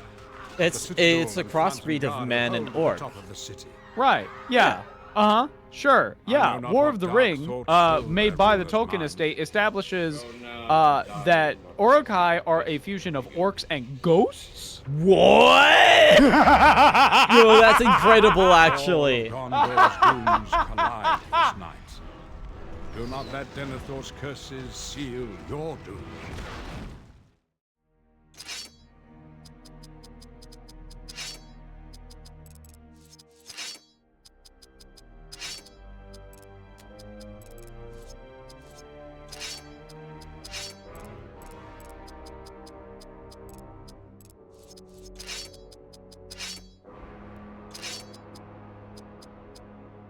Yes, I was. How close are we? Okay. I forgot how Mandalore described it. Holy shit. Yeah. The second dwarf mission in War of the Ring is Gimli is searching for Thorin Oakenshield's ancient dwarven weapon of mass destruction. What? What do you mean ancient? This is what it looks like. Alright, let me take a look It's at a this. giant catapult with fucking gunpowder just on it, and the seat. So they launch it. They go, "Let's launch it," and then it cuts to just a random fucking orc camp where they're just like chilling, going like, "Oh, I'm hungry," and then it's a slow-mo shot of them exploding. Incredible. It's insane. We have to find fucking Thorin Oakenshield's WNB. Why didn't they just use that to kill Smaug? What the fuck? They just had this the entire time, but they thought it would be too inhumane. I have a theory as to why there are no girl Urukai. They come out of those gross pus sacks, Yeah. right? That would make them sisters, and no one wants that. Shut up! Shut up! Damn. I can't believe the dwarves built nukes. I can.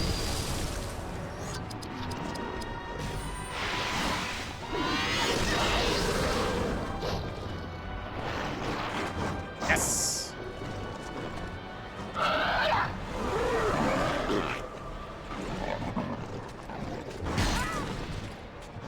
Yeah, because like in the movies, they are not like, well, they kind of are, but like they didn't. I imagine they didn't think that crossbreeding would be exactly comfortable for an audience in 2002. I feel like you got the vibe that they were big and bad and evil. Yeah. From just looking at them.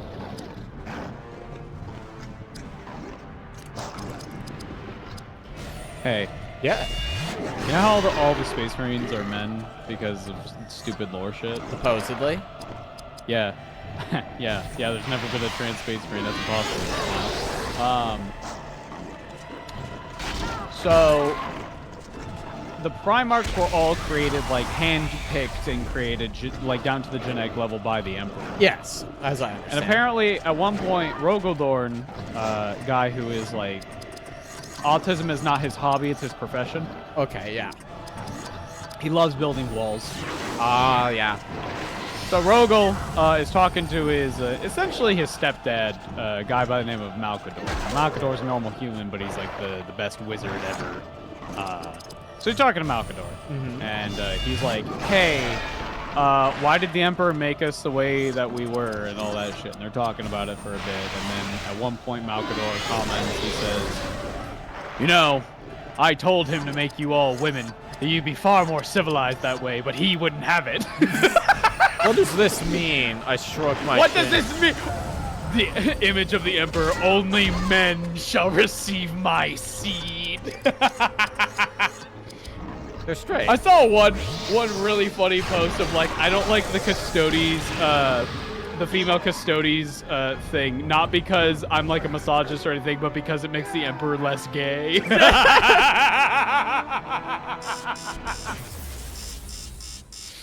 Oh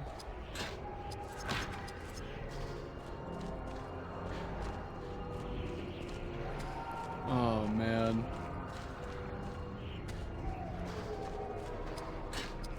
We were robbed of the Femarks. I mean, there's nothing stopping you from like You can just making. I mean, you draw them or like make a Space Marine Legion or your own custom chapter or something. Be like, actually, these are from the ones that were missing, and that Primarch actually was a lady. Fuck you. You know, fuck it. Listen, as long as you're not being like hateful or bigoted, like you do whatever you want with your hobby. Don't be weird. You want to have like a lot of weird fucking like crazy gore, like your fucking Space Marines or your fucking models are like covered, they're like ripping a fucking guy in half and there's a bunch of fucking blood effects everywhere and it's all like crazy and that's cool. It is if you cool. want to have like bubblegum fucking magical girl Space Marines, like that's also really fucking cool. Like, but if you know, make a model. What happened there? Did you see that? He did just kind of clip through. If you make a model that has some hateful shit on it, such as, you know, certain symbols, don't be confused when Games Workshop straight up says, yo, you're banned from all of our stores. Smile. Smile. It was crazy that there was like this hella racist dude called Arch. His name used to be Arch Warhammer, but he was like so bigoted and so racist that Games Workshop sent him a cease and desist that basically was keep our fucking company's name out of your mouth. Yeah, You yeah. must legally change your fucking username. Go fuck yourself. You are also like banned from all of our shops. I had heard about that. Yeah. Based. Tell Ava that was a great Alex Jones impression. Shut up!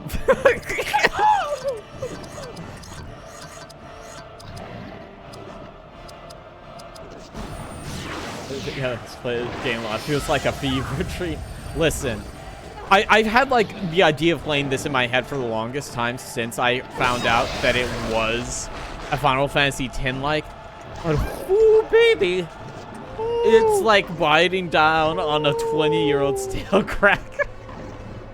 I wonder if this hit back in the day or not. It didn't. I looked up reviews. It did not. Damn. Right, because Tech Marines. Oh yeah.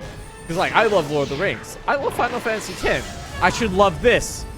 Should they go together? I don't think so. I think it could go together, but I feel like adapting the movies is not the play. No. You gotta do something weird with it. Yeah. Because it's Warner Brothers, you only have to you can only do shit that's like from the movies. Yeah. So like what the fuck do you do? yeah, because the thing is, I think a thing like Lord of the Rings that is very big, large-scale battles, right? large scale like that, I don't think works well in a turn-based fashion. I love turn-based combat. Turn-based, like, I have a fucking hyper-fixation on turn-based combat. I love it a lot. I fucking cried when they took it out of Final Fantasy multiple times. Not a joke. But, like, I don't think conceptually it works as well. I think Lord of the Rings is just destined to be like in more of an action thing, like the licensed games for the movies when those came out, because those were fucking fantastic. But what about a Battlefront 2 like? Honestly, that's a fantastic idea. I haven't played that game. I have not played Conquest. We're almost at 80%. Boco, I grab your shoulders. We're almost fucking done. We're almost fucking done. The last 10% it must be evil mode, yes? It must. I don't think. There's no way. Dude, we're almost at the top of Minas Tirith. That means we're almost fucking done with the zone, right? It has to be, right? It has to be. We have to... Hey, Boco. Yeah? There is a non-zero chance that the final boss of this area is Grima... Not Grima. Denethor! Denethor. God, if we had to Grima, if we had to why would we fight Grima? Why would we fight Denethor? What? If we had to fight two slimy guys. Little Tomato! Have you ever seen that man eat a tomato? What a freak! If we had to fucking in two major areas fighting a slimy guy who has no combat prowess. Yes! I will be so fucking tilted. Our party are the coolest people. We have canonically defeated one slimy man. That's about it. God. We made an orc lieutenant run away. What would a randomizer of this game be like? It would be shit. Terrible. Every fucking fight is a Balrog. That, like, even, like, so, like, say, like, you'll be like, yeah, but you'd get better items. I don't think the items are giving me any bonus, I'll be real. I don't feel a difference. They say the number's going up, but the numbers does not feel like it's going up. So, and it's not also like you can, like, okay, I've hit this point in the game. I can go out into the open world and find stuff. This game has no open world. It's fucking Final Fantasy 13. There's no shops. The second that we realized there was no, like, fucking currency, like, it dawned upon us. That, like, oh no. This is no Kusoge. Shops. There's no towns. There is only fucking combat. God. Pain, huh? Pain. Yeah. Scroll back up and shit. What are you talking about? I mean, I like Coke and I like Mentos, but I'm not gonna have them together. Pussy? You kind of... Huh? Could you have an entire chapter of techno? You could. Like, whatever you want. You could, meaning to say, you could all make them look like Techmarines, but mechanically, like tabletop rules wise, I don't think you can bring more than 3?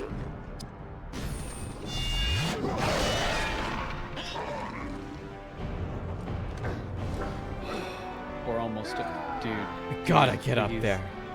Boco, my friend, my dear. Please. It must be the sweatiest man. Please. Listen, now that you've put this idea in my brain, I really hope we get to punch the shit out of Denethor. This game sucks. And if it is? It has to be Denethor. If it is, it's the best game ever fucking made. God. When I get around to writing the fucking review for this on fucking rank 1 or whatever, rank up. So actually, this is another thing I've talked about a lot. I try to write reviews for all the games I stream. If not, I at least give them number ratings. On rank 1, there's a widget for it below the stream. God, Ava, I legitimately think this may be the worst game I've played through on stream. I've been streaming basically at least a weekly basis since 2018. My first live stream was in like 2013. This might be the worst game I have played on stream, and I played both the CDI Zelda games. Those are... that's bold. That's very bold. So here's my reasoning, Ava. The CDI Zelda games are mercifully short. You can play through them each one in about an hour. This is our 5th stream, which have averaged around 4 to 5 hours.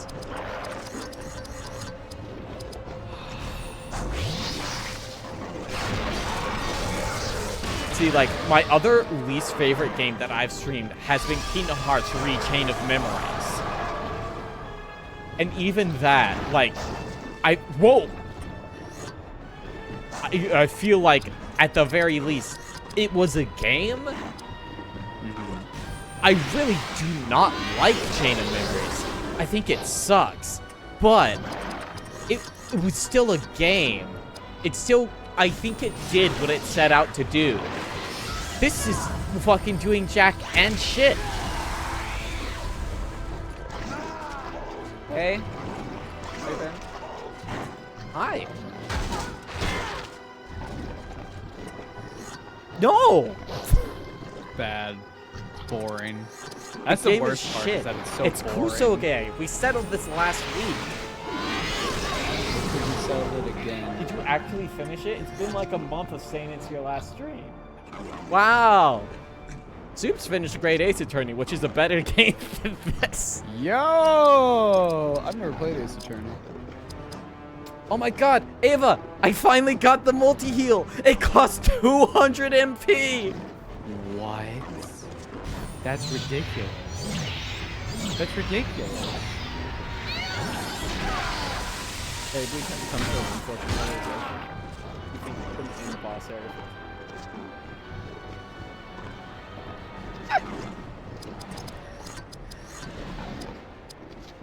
Dude. You might finish it. We might. You might. Please, let the curse be over.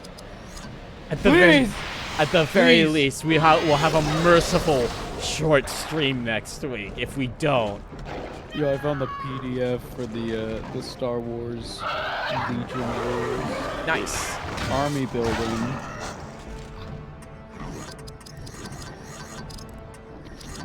Total point value of a skirmish army cannot exceed 500. Each army must consist one of the following units: a commander, an operative, a corps, special forces, support, heavy.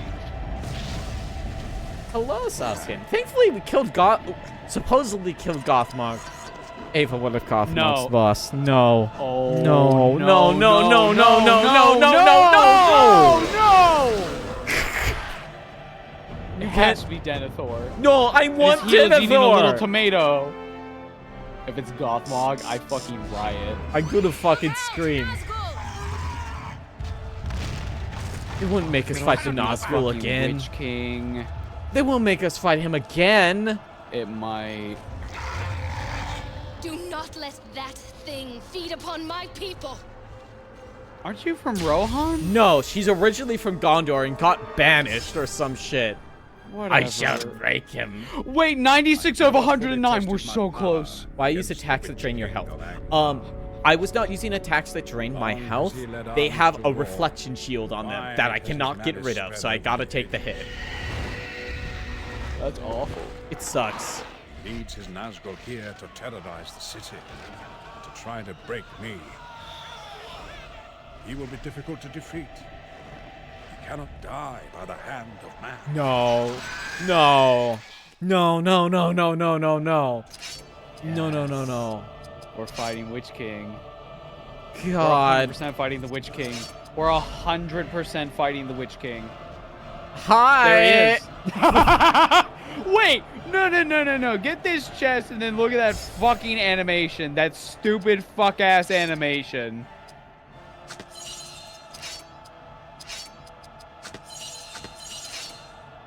God.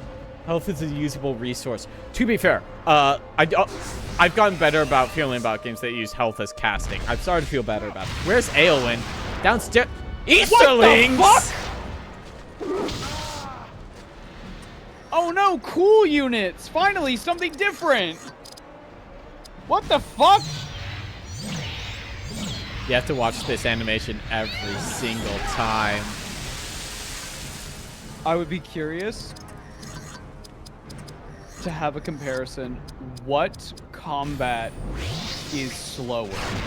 This or Blue Dragon? Oh. Interesting, because I've heard Blue Dragon is real rough.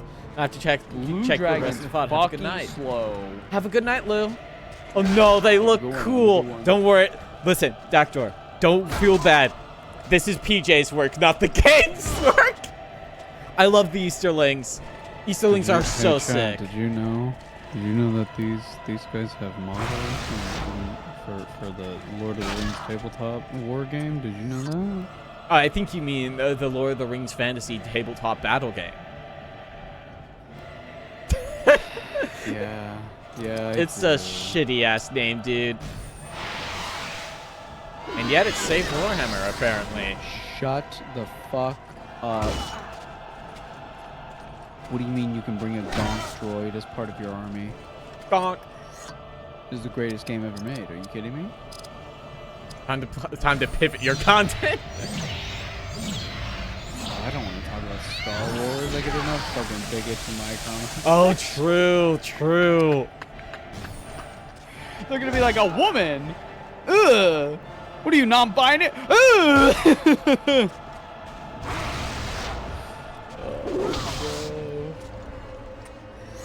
Maybe I just pivot into right-wing grifter. Maybe my life will...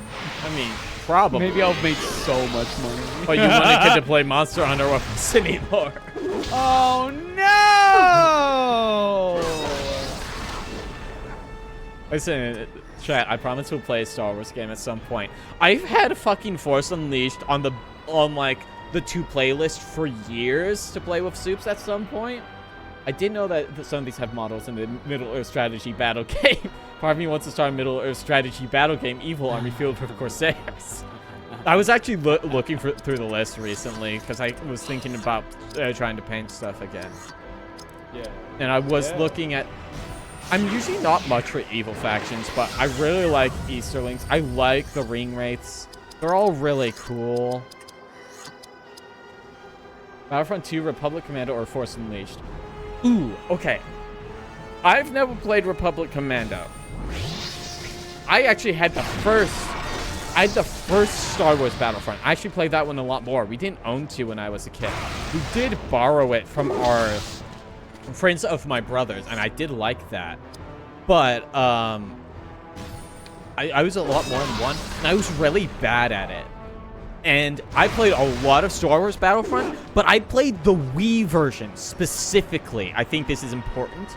So when we get around to playing Star Wars Force Unleashed, it is going to be a semi-blind experience for me because I played the previous gen version of the game that was missing a lot of stuff.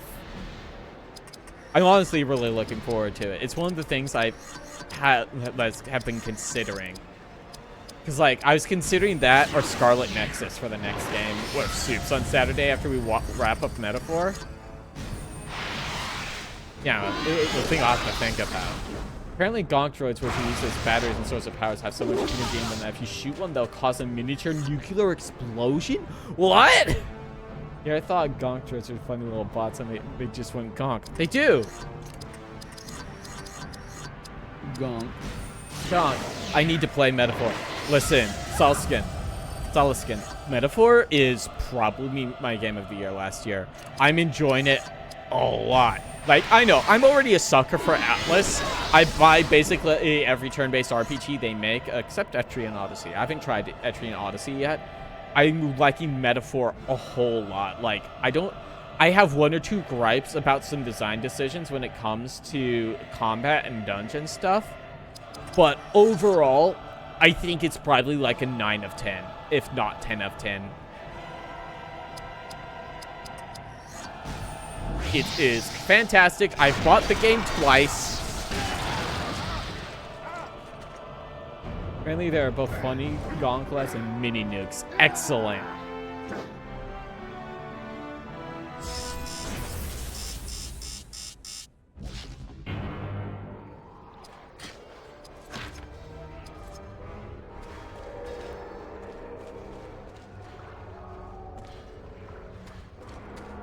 so yeah, we cannot go back. Wait, has he fucked off? He's gone. Like the demo that one guy ripped out his hard to yell at like a microphone while giving a revolutionary speech on his stage, and it's like, yes, you will get that several times. The episode of Clone Wars had Rex and some recruits use them as improvised bombs. That's so fucking cool. Whatever works. It works, it works. If it jerks, it jerks. Whoa, Gonk fought upon ye. Oh, fuck. Oh, there he is. He's very sneaky again. The stealth.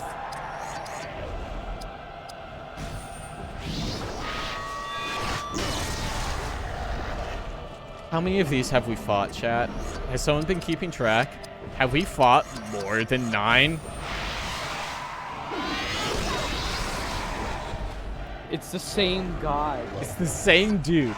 Over. The same dude. He's really upset that you keep beating him. You fucking hurt my fellow beast, bro. Give me your insurance.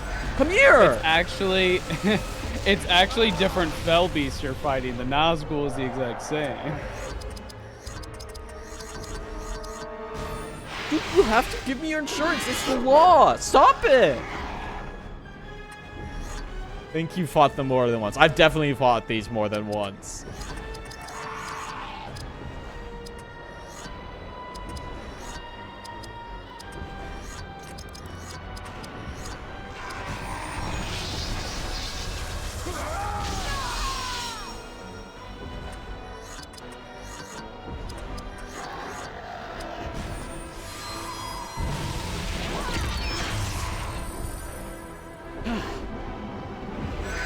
Oh no!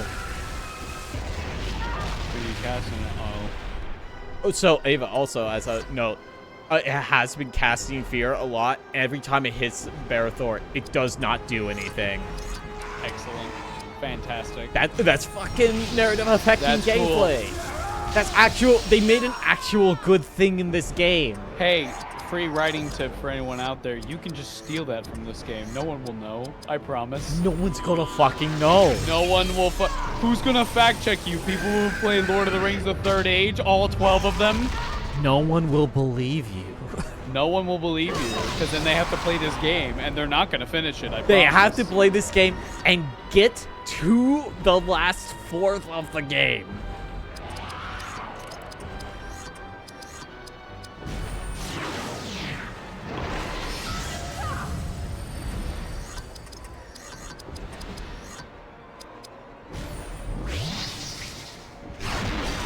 Whoa, crisis seems to be upon you. Welcome to Tau Flamer range.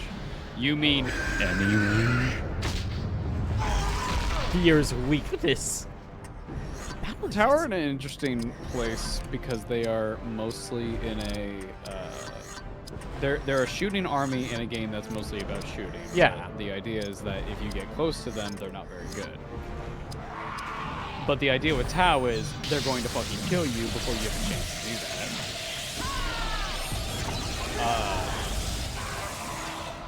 Whereas opposed, one of the armies I collect, which is World Eaters, is a pretty much pure melee army. Meaning, I fucking hope I get close enough in time, otherwise I'm dead. They have guns, don't get me wrong. It's just why the fuck are you using them? I feel bad for the person who 100%s this game. That's the thing, Dr. Is this game is so linear, I don't think you can not 100% it. Because, like, even if you rush by side objectives, you are gonna get gated by the boss fight, and you are gonna have to go back to fight the side objectives for the XP, because this game doesn't have traditional random encounters. It's essentially got level gating. You are the level the game wants you to be at this exact moment. Yeah. You may not have the skills based if you engage with the skill learning system, like, at all.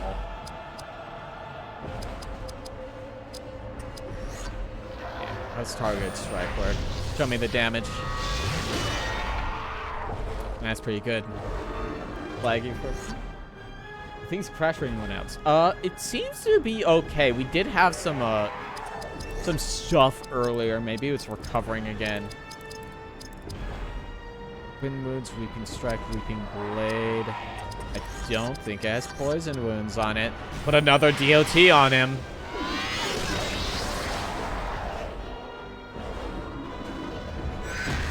Yes, keep casting fear on Barathor. Looking at all those DLTs. Jesus. Now, if we just do... I pasted the entire party.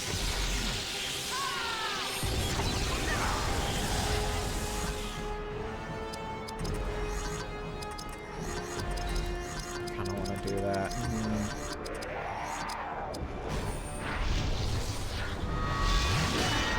Sorry, I was just responding to somebody who was like, Ava, you've probably seen Madoka by now. And I was like, nope. Damn, you should. I like Nope. Madoka a lot. It is one of my favorite animes ever. I feel like I need to watch a different Magical Girl show to truly appreciate Yeah, its subversive that's nature. actually a very valid way to come into it because it is kind of a deconstruction, as people say. Yeah. It'd be like if I just watched Evangelion as my first mecha. It's like, you're not really getting why this is, like, so crazy. Yeah, I think that's valid. Cleansing waters. Wait a second. Wait, what the fuck is the difference between Star Wars Legion and Star Wars Shadowpoint? What's the... That is a what's the different difference? game, actually. I don't know that much about Shatterpoint. I've seen the minis, and I think they're neat. It looks like... Wait.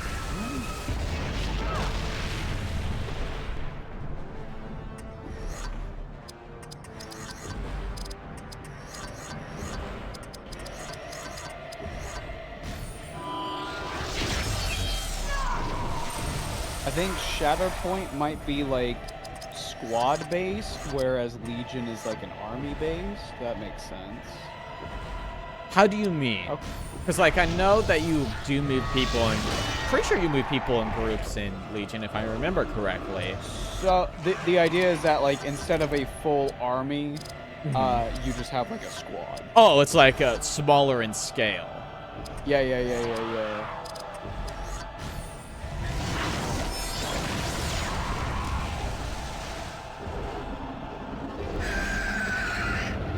It's like Warhammer has something called Kill Team, which is like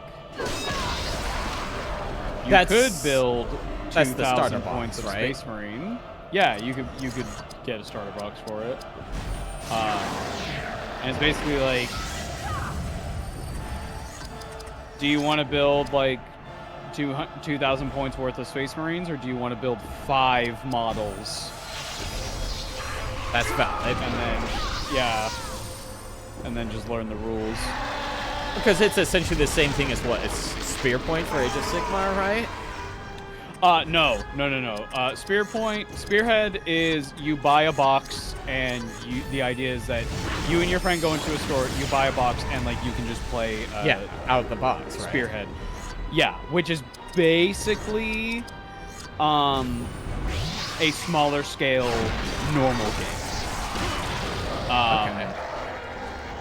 But Kill Team and Warcry, that's still like playing with an army. But Kill Team and Warcry are like, instead of multiple units in multiple squads, you've got like one squad. Okay, I see. Yeah. So it's way smaller scale, way faster, different rules. But yeah, it's pretty cool. There Y'all he goes. Thursday. I hope so. See you. We'll be doing our 4-player co-op thing. So like we won't have open lobby, but I am really excited to get to Monster Hunter when we get the chance. You have no idea how much I've been suffering because like I want to play Monster Hunter so bad. All my friends are playing it. I want to play it. I need something to hyperfixate on, and I'm not allowed to play it. It's in my library. Someone bought it for me. It's been sitting there taunting me since release, and I have not been allowed to play it because I need to. How bad would it be? Yeah. If you were Bidmouth? like, guys, it's Thursday. It's time to play Monster Hunter, and I messaged the stream chat, and I was like, kind of done with Monster Hunter. I would. I burnt out.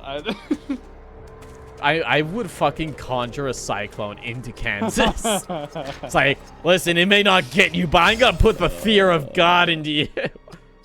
Yeah. No, I think you guys are gonna love it. I think I am. I know Alexi's really enjoying it. It's been playing. I've noticed it's been playing with its other partner. I know she's been playing it as well. I'm just sitting here. I see all the shit on Twitter. I retweet every single fucking bit of Alma fan art I see. I fucking want to play.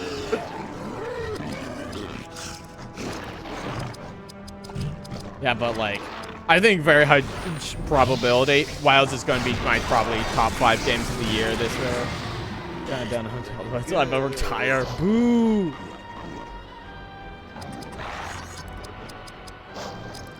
Yeah, but I'm sure I'm gonna enjoy it.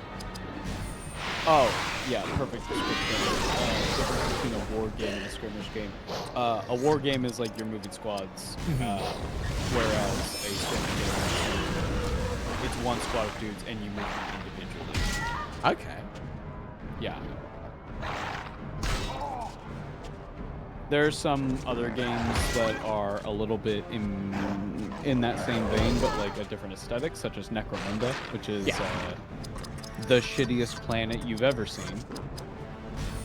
Sorry you said that, and all I immediately heard was the angriest gamer you ever heard. Sorry. Necromunda is basically you pick your gang, and then you can like make your own roster of like gang members.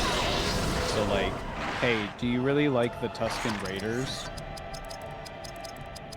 Well, what if the Tuscan Raiders were in 40k and they had like a bunch of bones and like worms that they love? And all of the information on them is not told from their perspective, it's told from somebody observing them.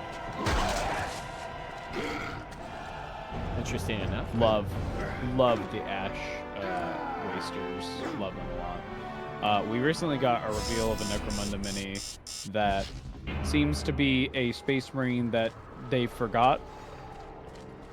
I forgot about this one. You can have it. Yeah, no. Like, I'm just imagining like a fucking Space Marine going up to his captain going like, Captain, I have bad news. What is it? Well, you know, like, Brother Vandus? Yeah, what about him? Well, we left him. What do you mean you left him? We forgot about him on Necromunda. What do you mean you forgot about him on Necromunda? Can we go back to get him? No. Oh, shit. Fuck. Lock in. Fuck. Creature of shadow. Eva, I haven't had a safe win for like 2 screens. This is the fight. This is the boss fight. This is it. This is it. This is it. No! I want to fight Denethor! This sucks! No! Let me fight a greasy, stupid man! Dear Gandalf, please be immune. Nope!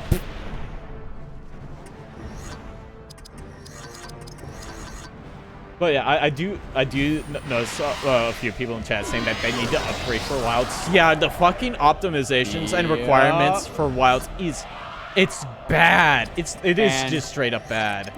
It is just a very poorly optimized game, and the fact that Capcom has just come out and gone like, sounds like a you problem is fucking insane. Ridiculous.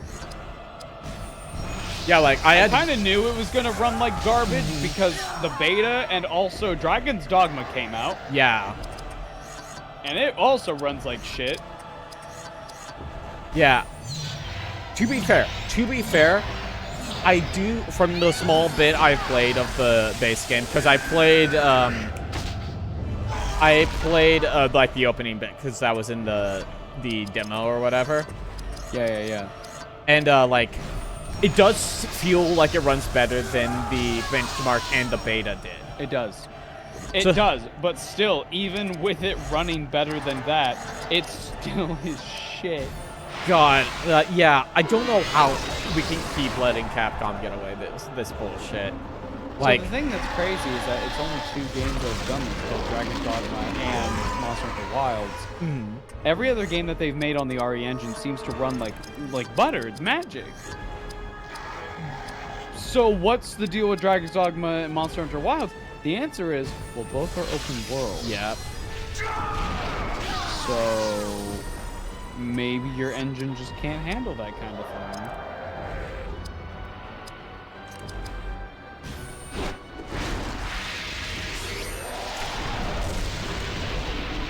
Yeah, Dragon's Dogma still runs pretty fucking bad, all things It considered, does. even after they update it.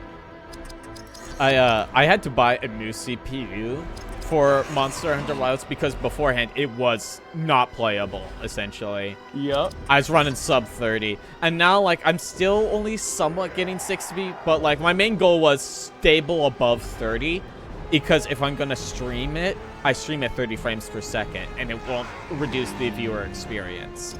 For Soups, we bought a new CPU, which their computer is not strong enough to run, so we had to buy a new power supply, which will be here on Thursday, which means I'm gonna get home from work, disassemble their computer, put in the new shit, and hope it works. You should do like that thing in the video I saw, the guy building a PC where they just took a hammer to the motherboard and started smashing it as hard as they could. I don't know why videos like that just fucking kill me. I think it's because my brain knows that it's so expensive. You just can't handle it. It's so insane.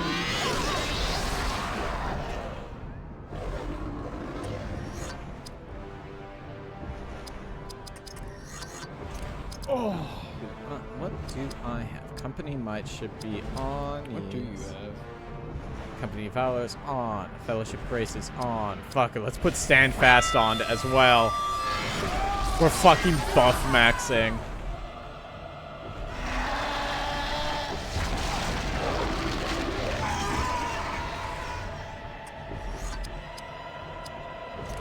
Bolt of the Valar. Holy shit, Gandalf. He's weak. Kill him. I mean, like, probably. Let's see. Yeah, he's almost a half already. Why the fuck?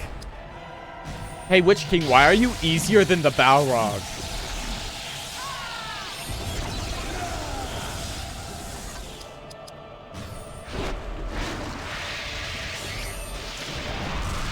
I've just done 50,000 to him in the last 2 turns.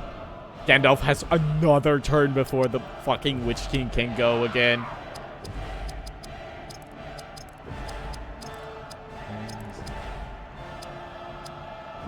I hate that this game might make me hate the fucking soundtrack for movies.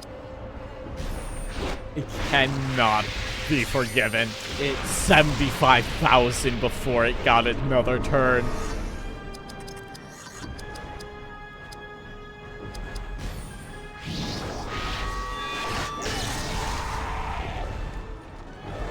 Gandalf is carrying. Consume life.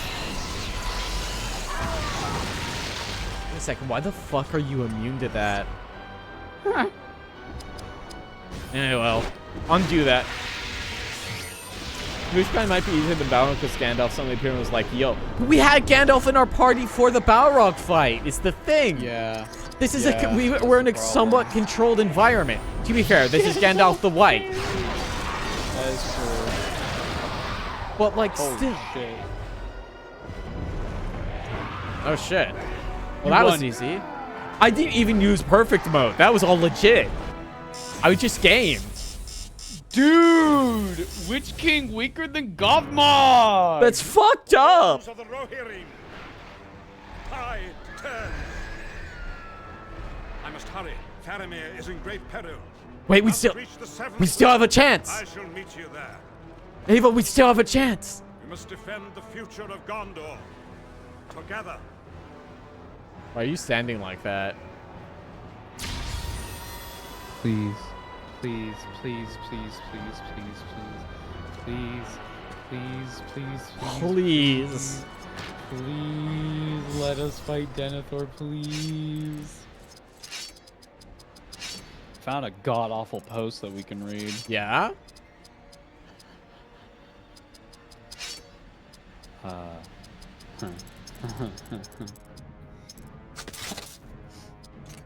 Public service announcement for the people illiterate in basic drama theory who think that Warhammer 40k is a satire. Here we fucking go, dude. No. No. Here we no, fucking dude. go, girl. You ready? No. It is missing vital elements that would constitute it as satire. Primarily, the absurdity in its world building that would point out a huge flaw in human thinking that would sprawl ridiculous effects. Why? 1, because the aliens and demons are real and necessitate militancy on the side of the Imperium. 2, because the Emperor is literally necessary for space travel to operate.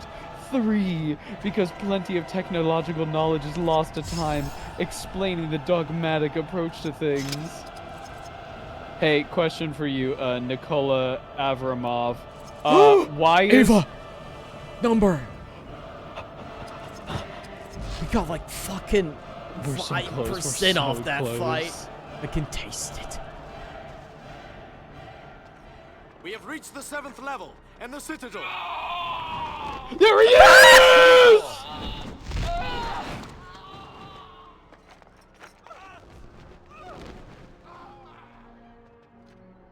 Damn. You are free of banishment. I don't think you can do that. The Steward of Gondor is no more, but his hall is under attack. By what? The banner of Elendil is kept here. You must claim it. What? The what? Is it What? RPG horror? No. Well, the fucking... Worse. The We're in widescreen again. The widescreen changed! Fuck, I'm not putting on the other one. We're just gonna have to leave it like this. It's shot to protect anyway, I think.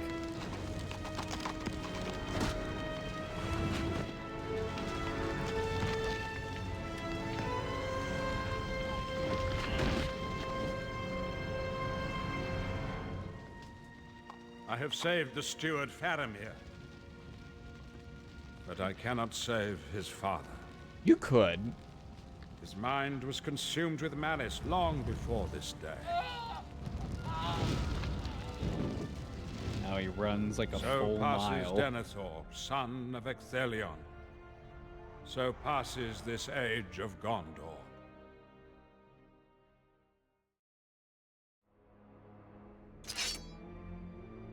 What the fuck did the game suddenly change? So right away, I'd like to ask this person who's making this large thread, hey, why is the Emperor on the chair? Why is it necessary for the Emperor for space travel? Oh, right! The consequences of his own actions! Oh, okay. 40k would be satire if humans in their xenophobic zeal caused consequences that would be inexcusable and stupid. Oh no. Oh no, you're kind of dumb, Nikola. Oh no. The Tyranids, the Necrons, and Chaos would still be horrific and an existential threat. Humans had different means of space travel, but are failing to use them out of some dogmatic misconception. Yes, they are! It's not the case. The Emperor dies / stops managing space travel. Humanity is literally doomed. This is the way the universe was made up. I mean, Terra is doomed, but not the universe. Alien Nemesis were willing and eager to cease fighting, yet the Imperium was pushing war all the same. Yeah, that's most of the... Did you read? Can you read? I don't know. Does he know? He doesn't know. Oh no. The Necrons would have killed all humans. The Tyranids would have eaten all humans. The Orcs would have killed all humans. The Dark Eldar would have tortured all humans to death. And the Chaos would have mutated, possessed, and killed all humans. If the Imperium was reformed to be some Star Trek Federation utopia filled with tolerant pacifists. No. Wrong? Very wrong. Oh, yes. Start making fun of me, please. You, Warhammer 40k as satire people, are failing in distinguishing anti-conservative, anti-Roman Catholic, pacifist, and anti-authoritarian propaganda from satire. Yes, some authors were clearly intent in making satire, but the logic of this universe is such that within said universe, it is all coherent. So this is somebody that I describe as huffing the Emperor gas. You're drinking the Kool-Aid, brother. There is no tragic or absurd human folly that makes the outcome absurd. Yes, the humans have lost a lot of their ancient knowledge and resorted to dogmatic conservation of mystified notions. Sure. But within the universe's lore and logic, this is regrettable and understandable. It is not absurd in itself. It would be if the keys to ancient tech were laying around... Wait, what? It would be if the keys to ancient technology were laying all around the Imperium and they were refusing to use them for some dogmatic reasons. That's literally what's happened. Oh my god, you're stupid. I can't wait for the email where it says, I haven't read it, but I've seen the memes. Yes, that's what this is reading like. It would be if the Necrons, Chaos, or Tyranids were only aggravated by the Imperium's religiosity. What? I don't think it's a word, brother. Religiosity is a real word. I have heard that. Okay. Never seen that word before. Okay. I mean, you probably won't see it unless Religiosity. you're watching things on, like, the concept of religion. Like I do a lot. If Necrons, Chaos, or Tyranids were only aggravated by the Imperium's religion. This isn't the case. Most of those factions only exist because of the Imperium.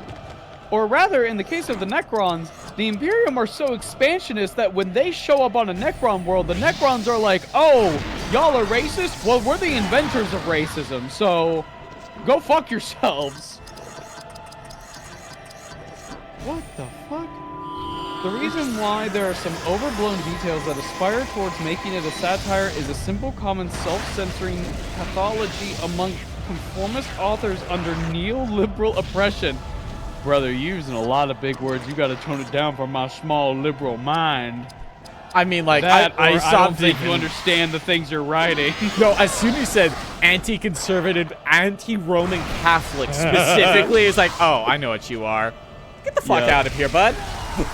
Neoliberalism doesn't allow alternate human societies unless the story is about criticizing them as horrible and unless the story was all about them suffering for not being neoliberal enough. What? Bro, he doesn't even... Consequently, many authors indulge in contributing to sagas with a different flavor than the current year neoliberalism, but when they don't have a spine, usually a prerequisite for being allowed to earn a cent, they go overboard and try to make it satire for deniability of their own personal... Dude. You're delusional. Okay, last little bit here. Oh, this is on Facebook. That's why this is so crazy. That'll do That's why this is so crazy. Like all other exotic sci-fi or epic fantasy sagas, Warhammer 40k addresses the theoretical possibilities and the unexplained and uncovered aspects of the current society. Some of them are serious rumination on neo-medieval possibilities of the future. Warhammer in general is a rumination on what the universe that would warrant religious militancy would look like, both fantasy and sci-fi variants. That is how this universe was founded. Its foundations are thus. Their serious hypotheses, in spite of plenty of authors succumbing to cowardly impulse to twist it all towards of absurdity because they're afraid of their neoliberal capitalist rulers and being seen as falling out of the neoliberal capitalist current year norms. Not every writer has a spine. Not every writer is an intellectually courageous person. Case closed. What the fuck? Are the neoliberals That's a in lot the of room with words. us? You wrote a lot of words, but you didn't really say much. I think you've gotten confused and just hate progressives? No, listen. Is this person here? No, this is a Facebook post I found. Is a screenshot of a Facebook post that I found. You keep using neoliberal. I don't think that means what you think it means. I don't think they realize that, like, actual progressives, people that you are actually talking about, do not like neoliberals. No.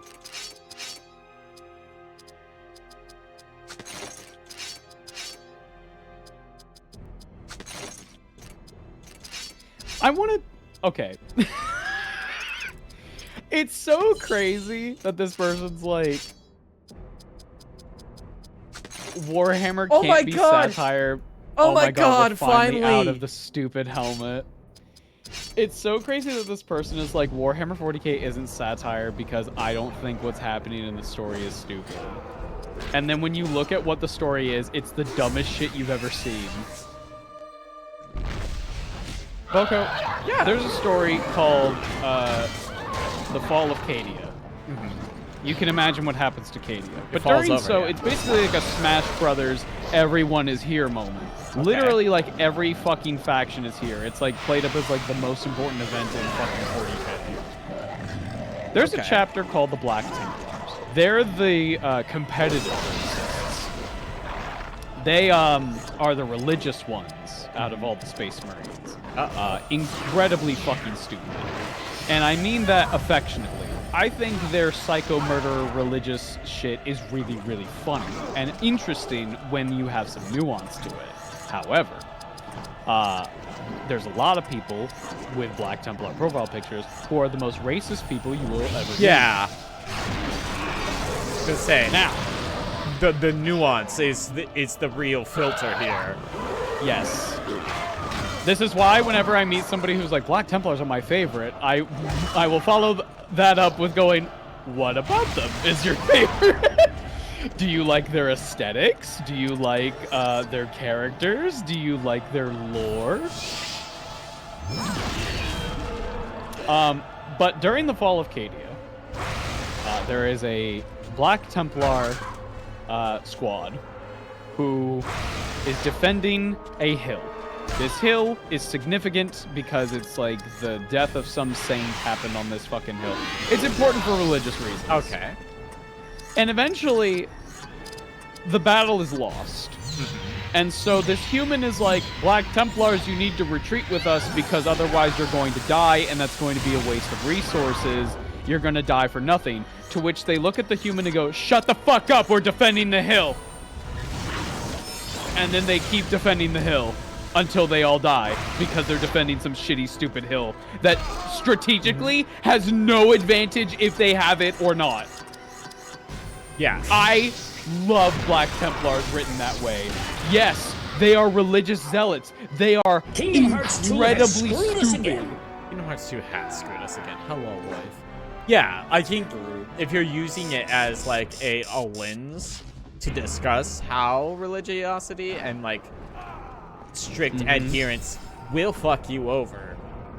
Yes. There is there's an excellent book called Hell's Reach that stars a Black Templar, a guy by the name of Grimaldus. And a lot of things in that story could easily have been solved if they just weren't so fucking stubborn. And that goes for like a lot of things in 40K. If the Imperium wasn't psycho-religious, incredibly xenophobic, human number one mentality, they could probably get a lot of shit done. Perhaps. But they're not. Everyone in 40K sucks. That's the point. That's the point. We don't do that here. 40K is not, ooh, who's the best person out of this group? It's who's your favorite war criminal? I like Pedro Cantor. I like Rabute Gilliman. I think Traz and the Infinite's really funny. Personally, I love the monk vibe of Admech. Admech are fucking cool. They're also fucking horrifying. You know what the majority of the Admech squads are if you collect them as an army? It's these little guys called Skitari. Now, Skitari are humans that are taken by the Admech to be made into Skitari, in which case their organs and stuff will be replaced with a bunch of, mechanical parts. And nice. like you got mechanical legs and stuff. And your eyelids are removed so that you can always be watched. You're basically a bodyguard from now on. But don't worry, though, because we have technology that will just do a fine mist on your eyes so that you'll never have the impulse to blink. Grimaldus and the longest 9 days ever. Yup, I love that scene. Bro is like charged to defend a city and it's just sitting there and he's like, so we went through rations and combat simulations and and it just kept going on and on and on for 9 fucking days. Ugh.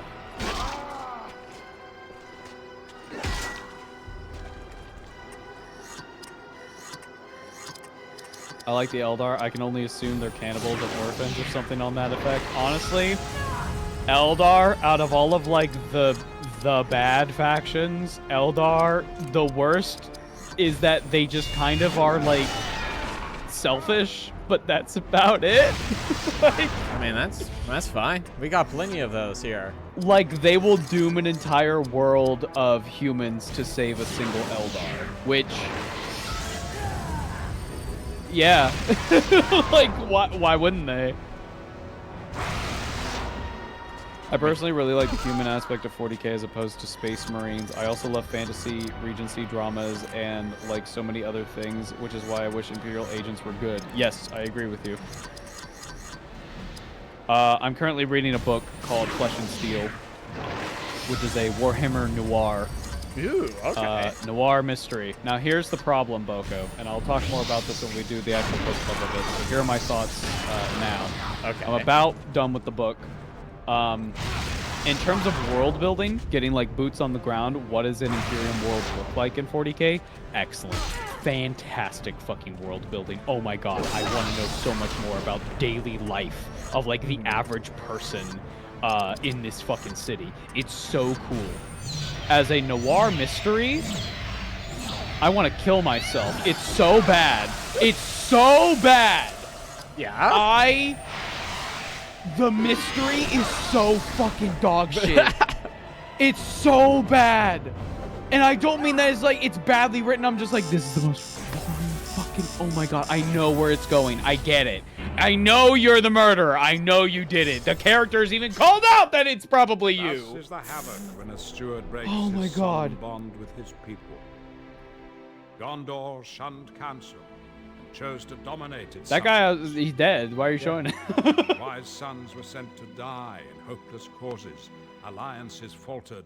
Hope withered. Armies were squandered. Leaders lost. Gondor became his. But such is not the role of the land's steward. One does not rule, one leads. Through love for the people, through foresight of the future. In all of this, Denethor failed. True. True. True. Thus is the havoc when a steward... Why are you playing it again? I hit B, but I also hit A. Out of all the factions I've had with orcs the most, no thoughts, violence funny, or make violence funny. Yep. But then you start reading something like Gazkul Thraka, Prophet of the Law, which is told from the perspective of Makari, which is a little grot who keeps getting resurrected. It's very funny. But he goes into a bit of like what orc society is like when they're not fighting. And it's great. We live in an orc society. Is this guy technically the steward of Gondor? Because he's on This little this shitty orc up here? I don't think so.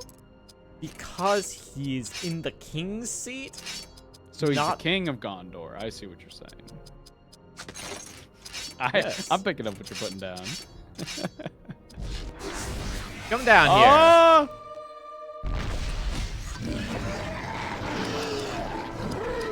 Kill this guy, please. Wrath of Penmark. Okay, 1 second. This crop is actually starting to annoy me. 1 second. White dolphin. Let me turn Ava's existence back on. Hello. Oh. Said it before, I'll say it again. Space Marines are the single least interesting part of the 40k universe, and that's probably intentional. They're at least the most simplistic. It's just, all right, take a fascist space cop,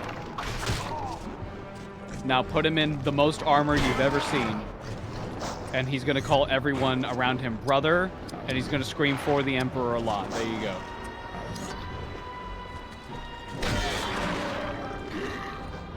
I'm a big fan of the religious zealotry aspect in Warhammer in terms of humans, but not a fan of Sisters of Battle. So, I think aesthetically, the Imperium fucks. It's so cool. Fucking Gothic cathedrals in space? That's awesome. Everything has to have a skull on it. Why does it have a skull on it? Because shut the fuck up, it has a skull on it. It's awesome.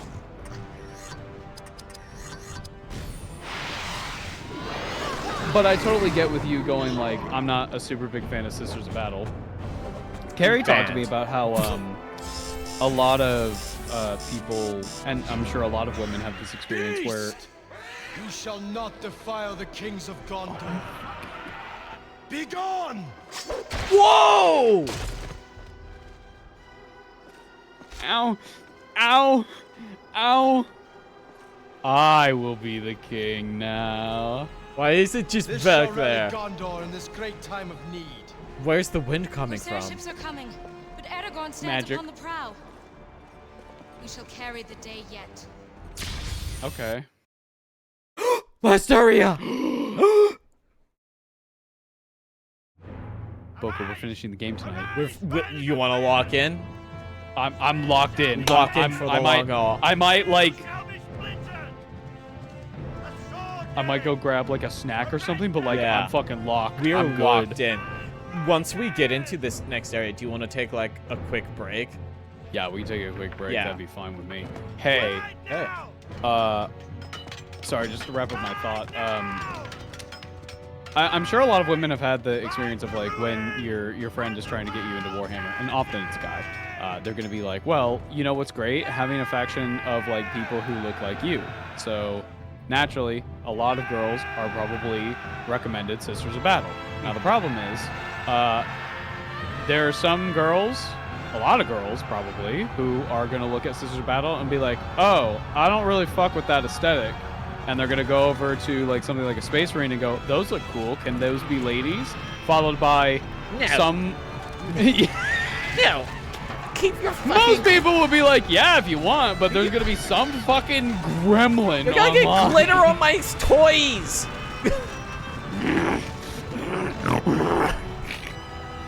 It's a great conversation to have in like one of the best scenes in the movie.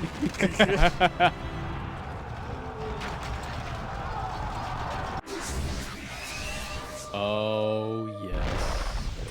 Welcome. Wow. Oh my god. Hey, who's that back there? That's the Witch King. Again.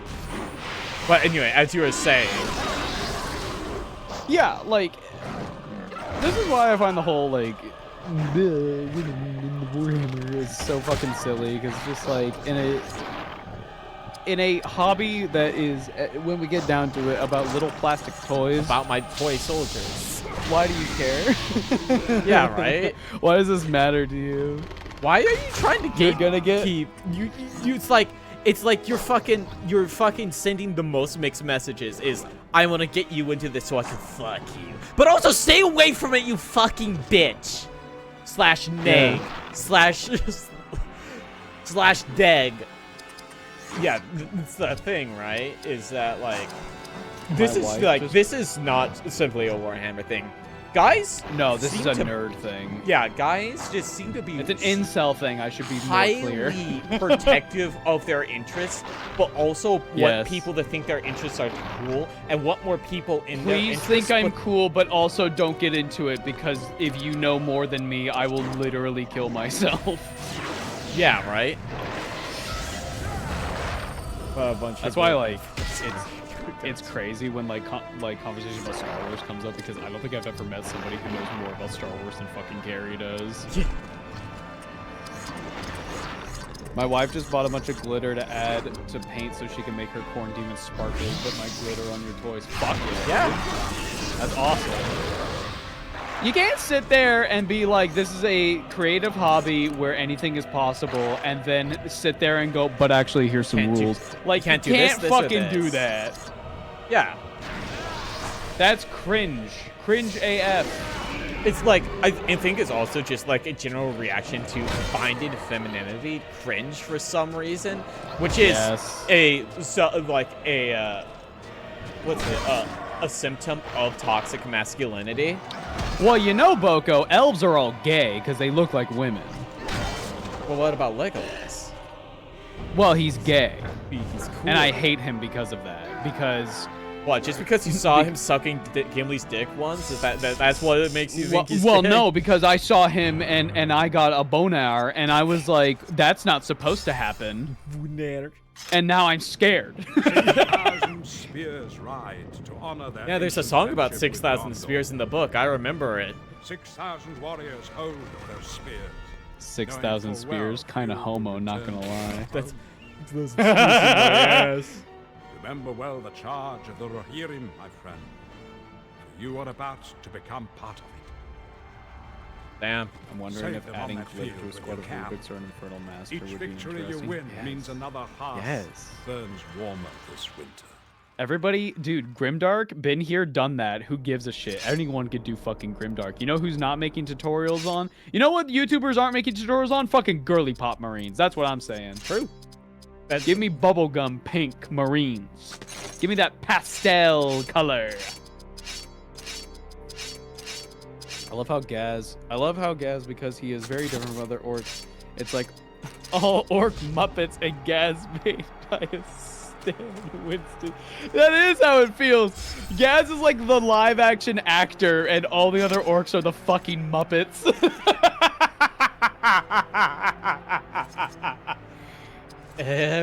T5. We're so It's only 15%.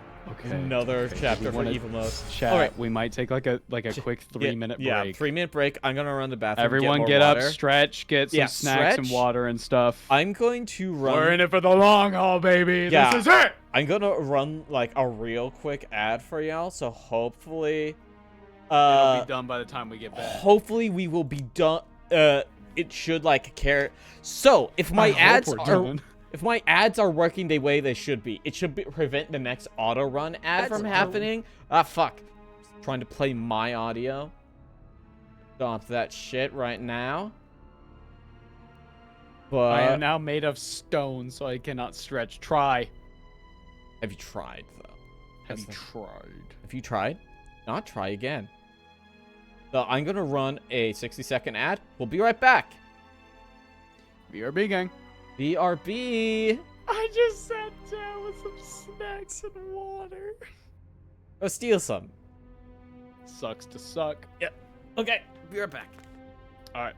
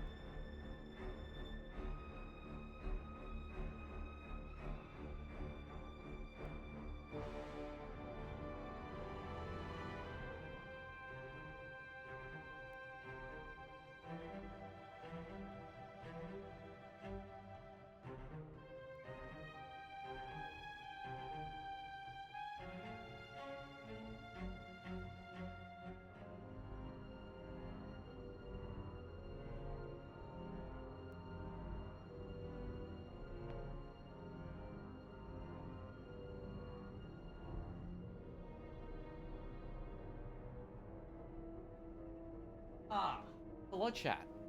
Well, I'm back. Wait for Ava to get back. I've got water. That's mainly the only thing I wanted. I wanted to go to the bathroom too because I drank my entire thing water. I have had an alcoholic beverage sitting on my desk this entire time that I've not popped yet. It's actually kind of warm. I might take it back and swap it out for a cold one. But like I've been considering it. I might not. I don't work tomorrow, so I could drink if I wanted to.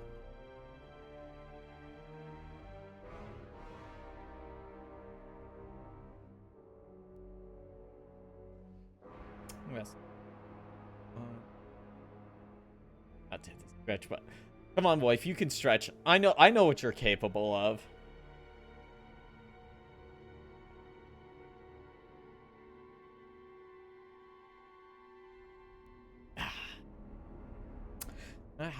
How's everyone in chat doing? You having a good time? I am excited to be done with this game. I enjoy playing the game, but I enjoy doing the stream. I enjoy doing shit with Ava because they're my friend. However, the medium for the medium that we chose to hang out is unfortunately Lord of the Rings: The Third Age for the Nintendo GameCube, which is a less than stellar video game.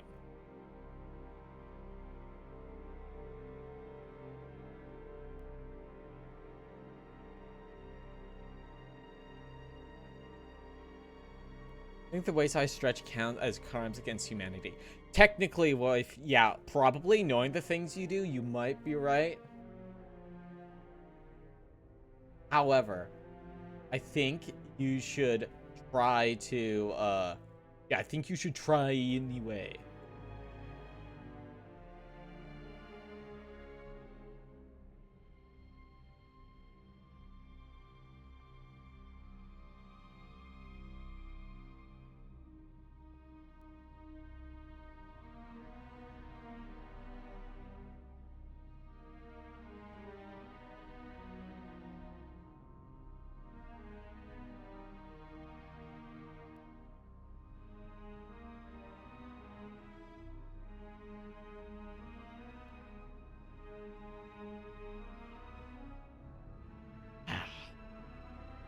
No, maybe yeah, fuck it. Ava's not back yet. I'm gonna go swap my alcohol.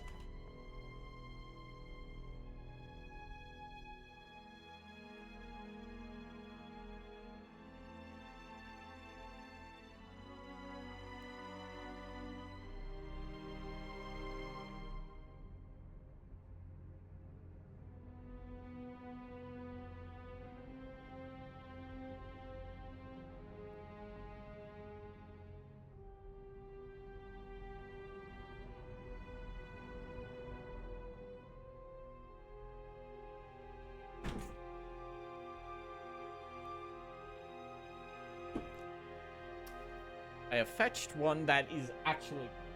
What?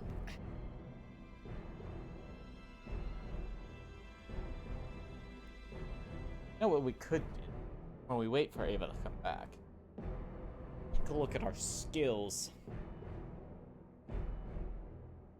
Click on that shit. What do we even have, like, in the... Oh yeah, that's in there. Mountain shield passive. Oh fuck, our passive is just done. Wait, what? Banner of Elendil. I see. I see. Appointment set up in someone. Oh hell yeah! Congratulations. I hope your interview for your newspaper article goes well. Understanding, we need 70 more casts to summon the water spirit. Beat the game yet? Ava, you're back. I didn't tell you this, but I've actually had an alcoholic beverage on my desk this entire time, and I have not opened it. And it's like, oh, this has been out for 4 hours. So I did. Put that shit in the freezer for like 20 minutes. Yeah, I just went and grabbed another one for the fridge, from the fridge, the drink fridge in the laundry room. I don't know if I'll pop it. Alcohol. This would make this game a lot more fun, but I'd be very EP. I'm an EP drunk. Yeah? I drink and I get very EP. That does kind of happen to me. I was talking about this. No, it was it was during Yuri book club. Essentially, I was talking to the members about like how progesterone affects me, and it makes me very tired. And it's like, actually, progesterone, which is one of my estrogens, actually has a similar effect on me to alcohol. Oh. Now that I have drank alcohol, which I started drinking alcohol when I went to Canada for Christmas. And it's like, oh, this is very similar. It's a very similar mental space that it puts me in. It's very odd.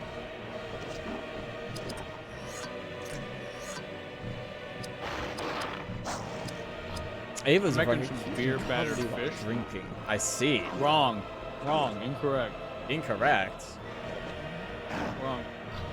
Yeah? I transformed back into a cis-het man. Like a werewolf.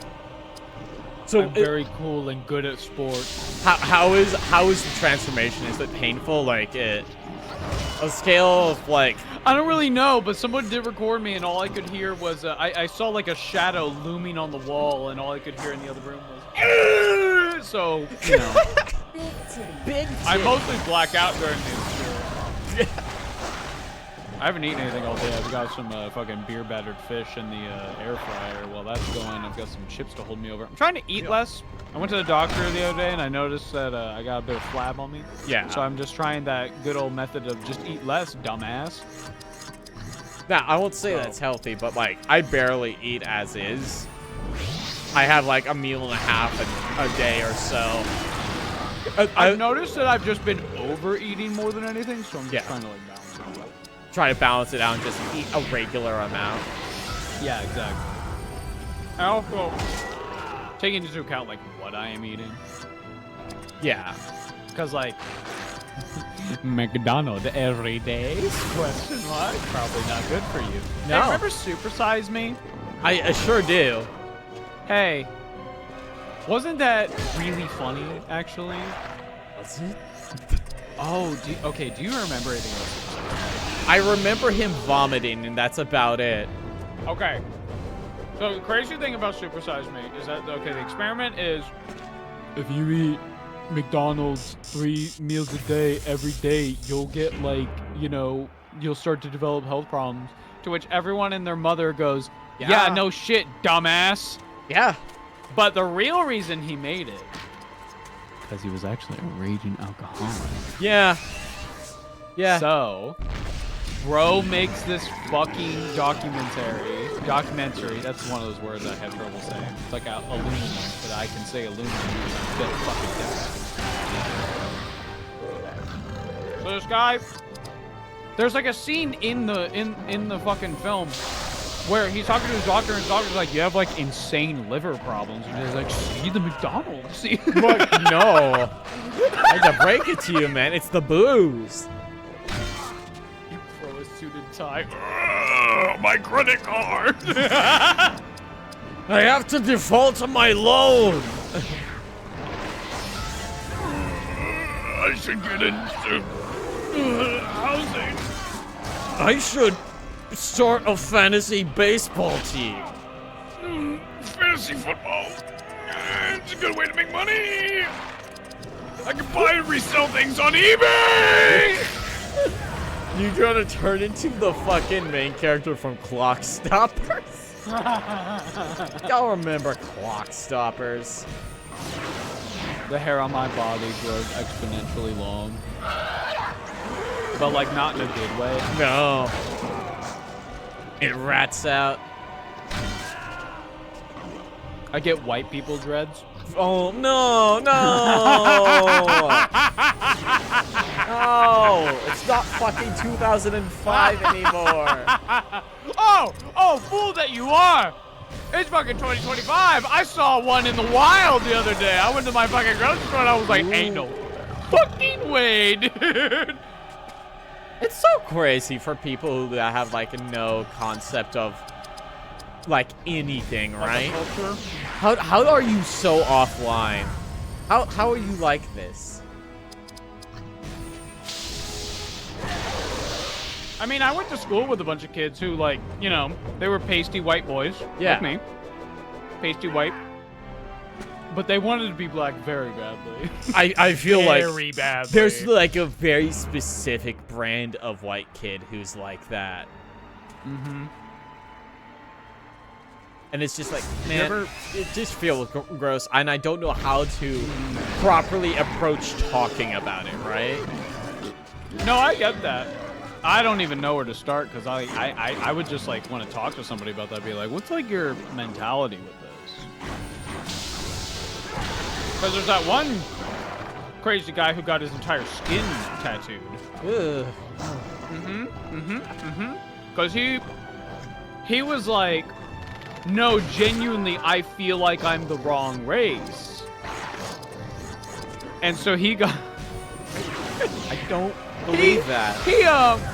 He tattooed his whole body. I don't know who he paid to do that. Or why they did... I don't know. But, whoo! Whoo! And after he did that, he was like, my life is so much worse. I don't understand. Wow. Wonder what... I don't know. Wonder what that means. It's like... Listen, I think it's one of those situations where it's just, man, the grass is always greener when you're over here in Minas Tirith. The grass is not green outside Minas Tirith. It is in the Shire, though. It is in the Shire. Nothing ever goes wrong in the Shire. Nothing. Nothing. Nothing! It's too depressing. I didn't make it.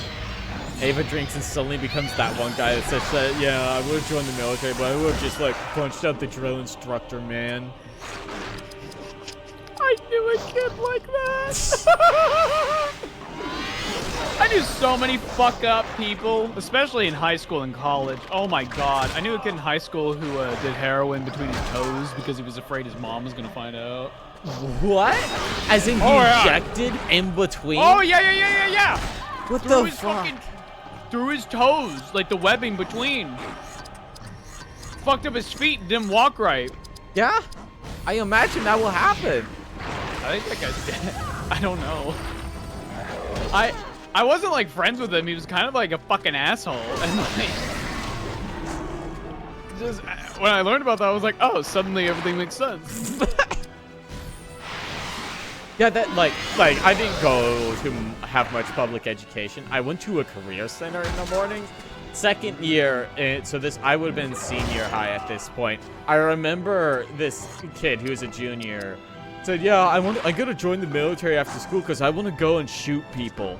And like, yep, that's bro, what the fuck fairly is wrong common, with you? especially yeah, in like that specific areas.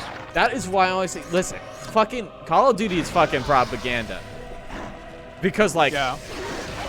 Well, sure, the games are rated M, and it's like, yeah, these are for adults. But that shit fucking rots the minds of teens. Come on, they know who's. They know what they're doing. Now, hopefully, that person then went on to grow up and grow some empathy and go, maybe killing people is wrong. It actually really fucked up. And maybe not. I don't know. I didn't keep up with him or anyone from Career Center after I left.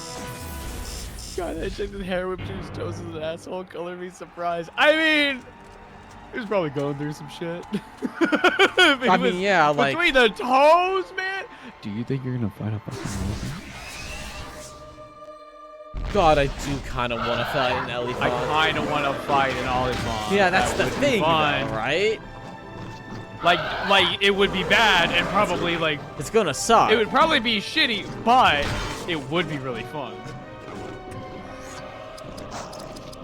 So, I'm trying to think of other kids that I knew. There was the guy who What did he do? All I can remember is that he came to school one day and he started wearing a Luffy hat. Oh. No. And that's just what he wore. God, like, I don't remember his name. I don't remember anything he did. I remember I didn't like him because he was dating a girl that I had a crush on. That's why I didn't like him. And also, not to get too crazy, she was flirting with me, so I had a lot of confusing, conflicting emotions at that time. I do not miss that. I'm perfectly happy where I'm at right now. A what hat? A Luffy hat. From One Like Piece? One Piece? No, I'm probably biased, but like, I really don't like One Piece. From what I've heard, military send those recruits to sweep supply depots or pick up litter. I mean, honestly, good. Good.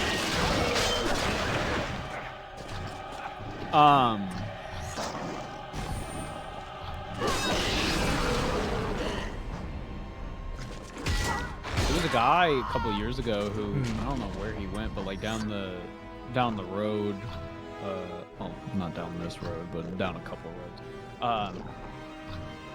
There's this guy who was like on a fucking unicycle and would like flip signs and shit. It was awesome. I don't know where he is though. And he moved. He probably got enough money and was like, fuck this place.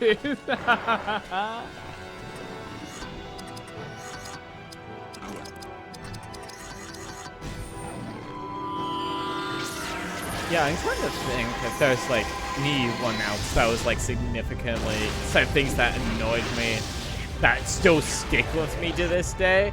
And I think that was like the only one that I remember, because like at that point I was not good yet at that point. I had not deconverted yet.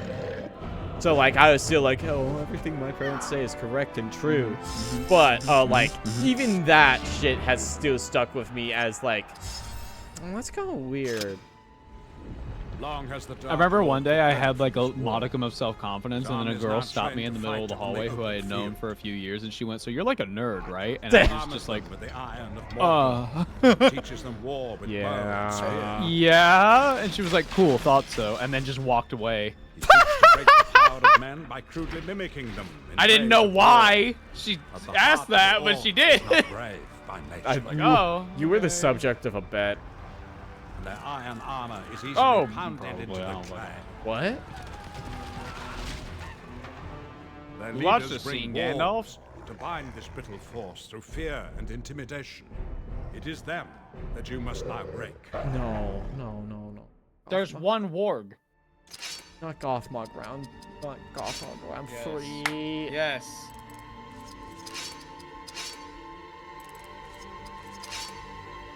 I remember I started having a fling with a girl who, Yeah? It's gonna sound really bad. You're gonna be cool? Talk about your flings? No. This lasted like a day. Don't get it fucking twisted.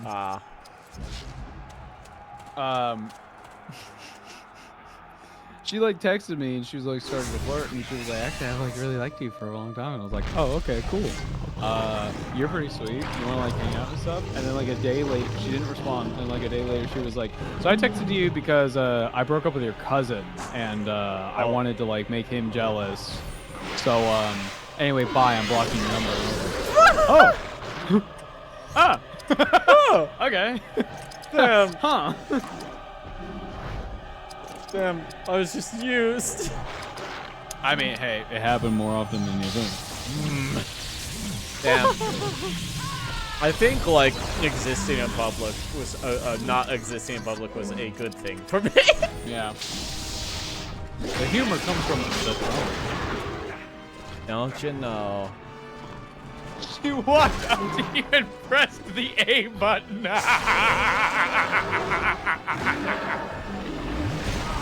I'm just an NPC and she was the main character.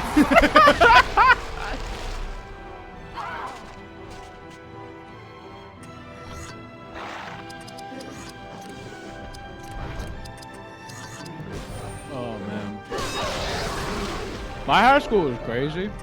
Cause like We were learning sex ed. This is funny, I promise. Yeah, okay. And the teacher went around and started handing us pamphlets about consent. But more than anything, abstinence, right? Abstinence is like the way to God or whatever. But they didn't say the God part, but it was heavily implied. So she hands us a little thing about consent, featuring Bill Cosby. Oh no! And I remember going, like, it was the middle of class, and when I got the fucking thing, I was like, is that Bill Cosby? And she was like, yes, he has some very important things to say about consent. And I was like, Bill Cosby?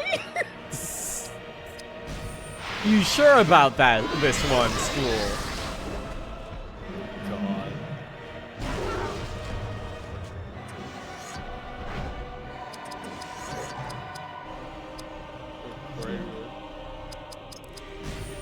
God, like, I knew a kid on the football team who, on every single paper without fail, he would try to draw a vagina.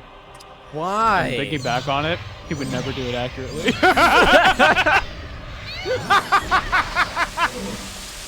I don't know why. I think like he had some fucking brain issues. He did play football. I'm like, That's a real indicator. I mean, I was pretty chill with a lot of the football team, like, cause you know, I was like the kid they could come to when they were like, yo, I like a nerdy thing, but I don't want to like. I don't want them to know. Yeah, but I had like the Riz, so I would fucking walk around with like dudes who were like 7 feet tall, and I'm like 5'9", and they're like talking to me about like fucking anime and shit. And I'm just like, yeah, man, that sounds fucking cool. Hell yeah. Have you heard about JoJo?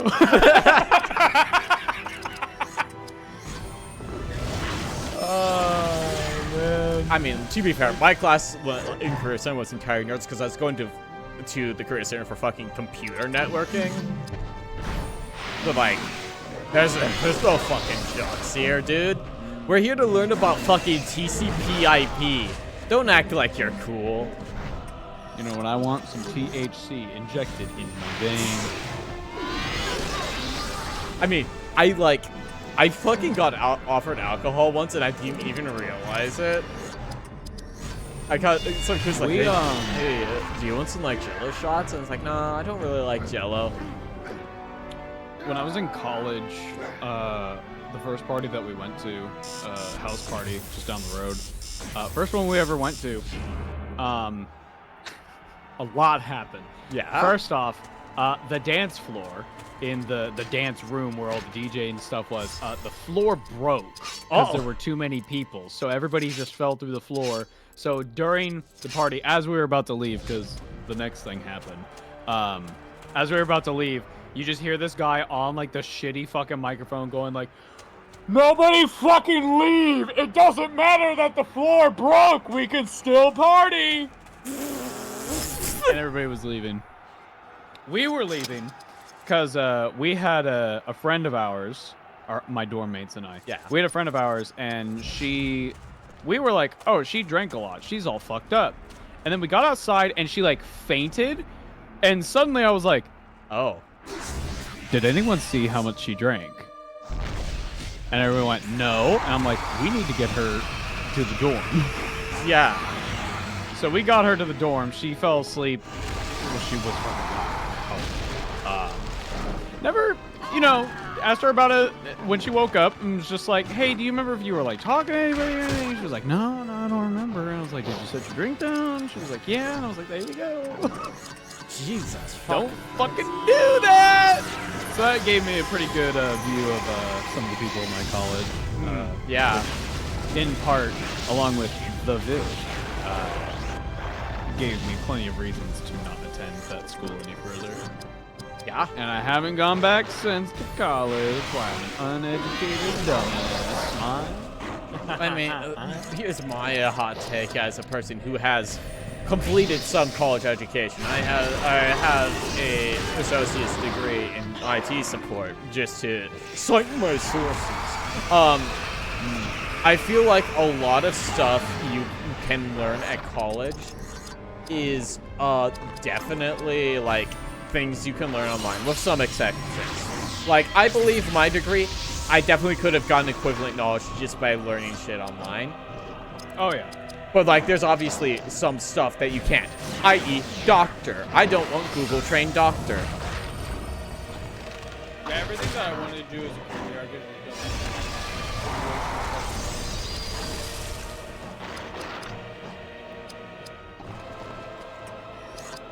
What were you saying? You leaned away for a bit, I believe. Oh, sorry. I said, no, I totally get that. Because everything I was going to college for, I gotta just learn that shit online. Yeah, exactly. I think you might... I was going to, I wanted an art degree when I was in high school. And then I was like, actually, I'll do film. So I went to college studying film. And then I was like, I don't really want to do that.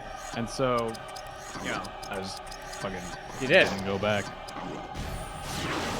I mean, I honestly, you probably made the right choice, because that way you avoid most of the debt.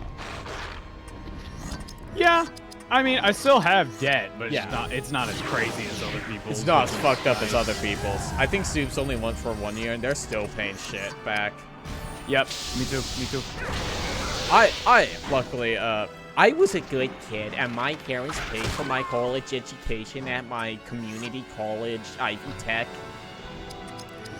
But, like, I legitimately, as much as I fucking despise my parents, I'm very grateful for that, because, with how my income has been for the past several years, I would not be able to pay college, like, payments in addition to everything else. No, that's fair. Absolutely. That's unfortunate. Are we fucking done with this fucking telling our feels? It's just so fucking... It's not random. It's predetermined encounters. They're all the same fucking enemies. Nothing is different. It's all the same. Do you think this is what Sisyphus feels like? Sorry, how did you pronounce his name? Sisyphus. Okay. Alright. Yeah, probably. Fuck, okay. Fuck that guy. Higher education provides feedback, correction, supervision while offering the opportunity to gain experience. Accreditation as proof to help you meet a standard. Yes, that makes all valid sense. That was something I was about to say and I got mentally sidetracked. Is that like... But if I forge it, does that not also mean that my skills are forge it? Just like in Catch Me If You Can. Yeah. Oh my god, what a fucking... Yeah? That was great about that movie. You know how they're like it's based on a true story and everything? None of it happened. Yeah, the guy who like fucking apparently it was based on, he came out like a couple years ago and was like, yeah, that was all bullshit. I lied. Lamau. LOL. He's just lying again. If that's the case, masterful gambit, sir. Masterful gambit, sir. But yeah, as I was saying, like, yeah, that is definitely a reason to go to college. I think there would probably be a better way of phrasing what I meant is like taking an apprenticeship, if that was a more common thing, I feel would probably be better than textbook without any like anything to actually work it on.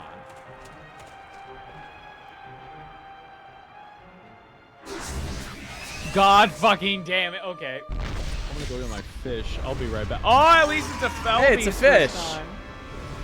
Oh, yummy. Yeah, I just don't think like the method of information at this point is good anymore. I don't know if anymore is the correct word. I don't know if it was ever good, but like it has to be better than it is. Like, yeah, I do think if we had actual proper like credit management or like, you know, free education like we should, that would probably be better.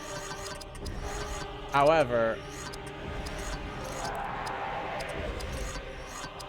I don't see that happening at this point. To be fair, that's kind of what PhD is. Yes, casted fear on Barathor. That's all I need. Waste your turn.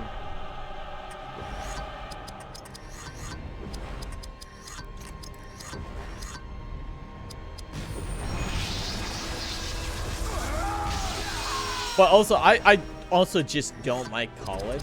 So I believe that could definitely be affecting my opinion. Because, you know, I went to college for 7 years, only got a 2-year degree because it was very difficult for me to focus and learn because I didn't have a proper framework for knowing what I was supposed to be learning because I was homeschooled, and that definitely fucked up how I learned. And, like, also, it was also just me interacting with a lot of social stuff for the first time because I was isolated for so long.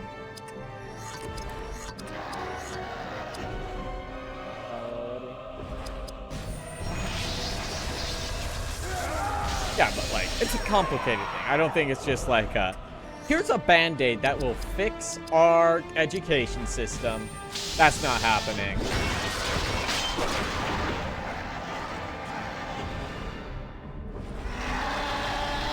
What if I take a class on being a guy? Whoops. Already have a PhD in that one. Licks. My biggest regret at college was not taking any classes that had nothing to do with my degree and just learning something new for the sake of it.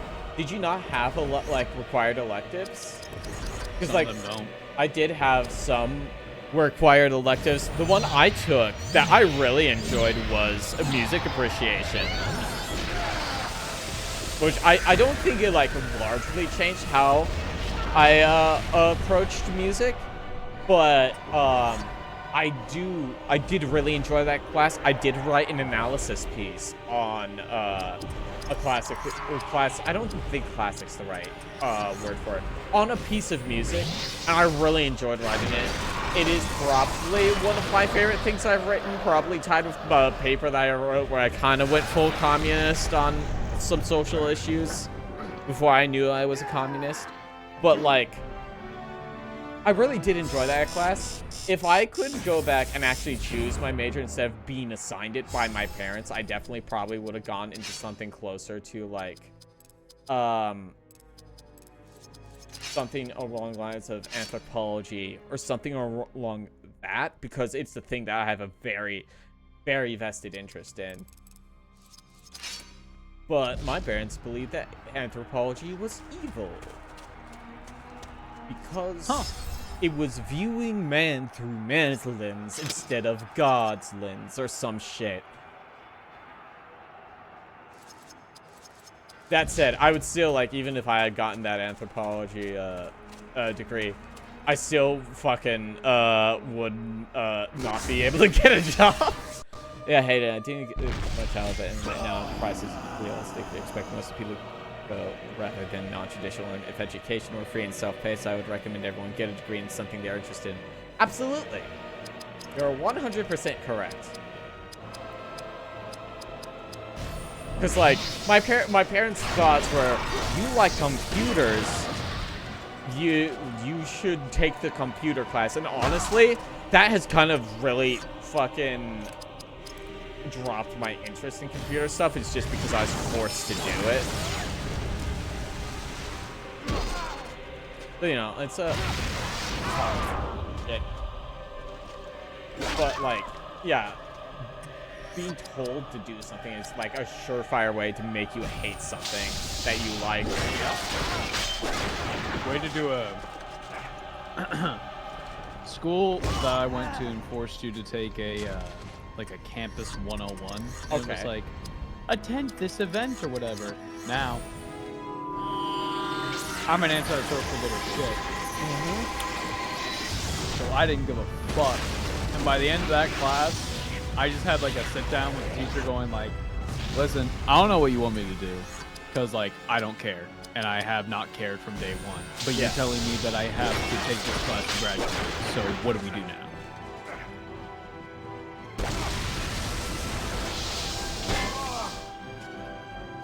The answer was, I'm gone. Yeah, because, like, I did get a lot of... I had a lot of socialization when I was there, because it was my first job. I worked for my college's cafe for roughly a year, and I left when our main boss left. And, like, I did see a lot of people, but I never really made any friends at college. Because, like, well, mainly as I'm not an outgoing person. Wow, big surprise. Fucking person who is socially isolated for 18 years is not the most outgoing person. But also, a lot of my computer classes were full with, like, dads.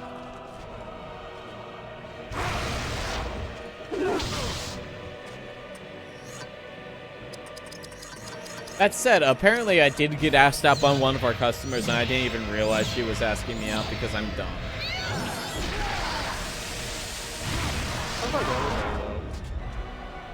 Everybody has one of those. Yeah. I mean, because I think then maybe it was like partially dysphoria manifesting because I never really even had the concept that someone could be interested in me. But also, like, I don't think I would have been good for a relationship at that time anyway. But also, I am just incredibly oblivious. I was talking about this on Twitter a few weeks ago when I was just talking about poly stuff as a general concept. It's like, if I were to be asked out by another person, my question would probably be, why? If I even, like, parsed it as, like, a confession, you know? That's the hard part. Because, like, apparently I had a friend who had sort of asked me out, and I didn't even parse it as that.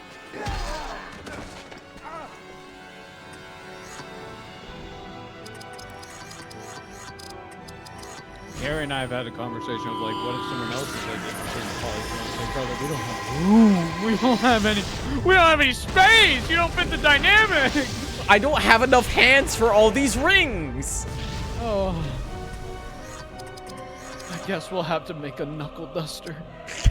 Base. I love the poly knuckle duster.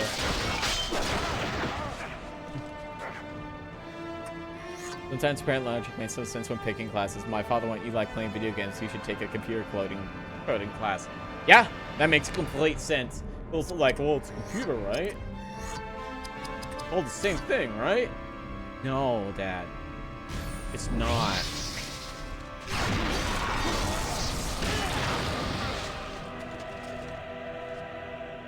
But yeah, like additional partners is a thing I have thought of before. I don't know how I'll handle it because it'll be a unique situation if it were to happen.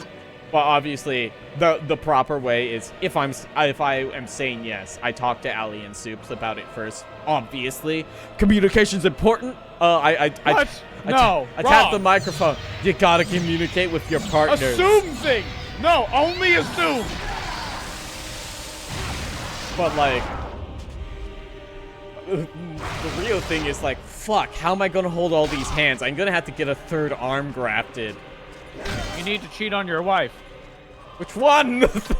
It doesn't count. It doesn't count if they're 17. It's fine. But like, was I gonna? There's something else gonna get out. What was it? Is it about the vacation? It doesn't count if you're on the vacation because you can't resist. Communication in my relationships? That doesn't sound correct. No.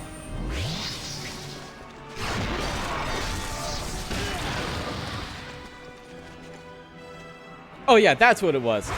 I was like, I have more or less gotten to the point where I was like, I think I would probably cap out at 3 people. Because I feel like trying to maintain a close, like, romantic relationship with, like, more than that, you know, seems very demanding for me. Crazy.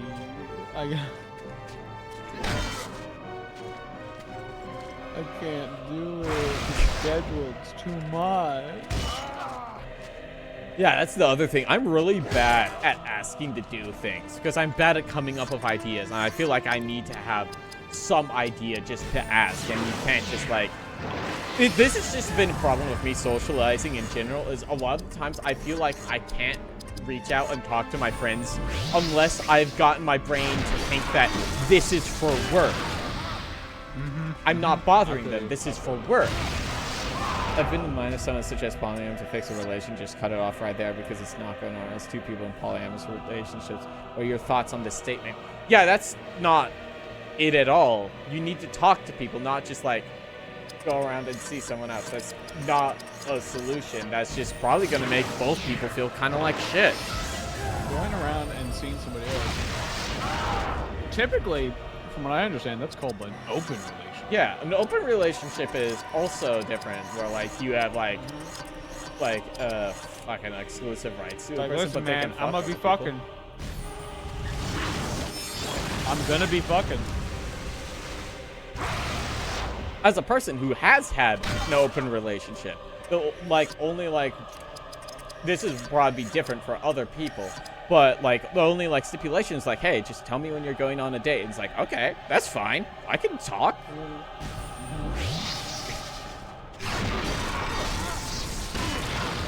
But like, no, like this is a thing I like talking about because lots of people don't understand, and some people are just too scared to ask. So I will just talk about it. Now you don't have to ask. My favorite genre of comment that we sometimes get. My favorite, personally. Yeah. Are the cuck comments. Yeah. It's awesome. Cuck. Cuck. Cuck-a-doo-doo.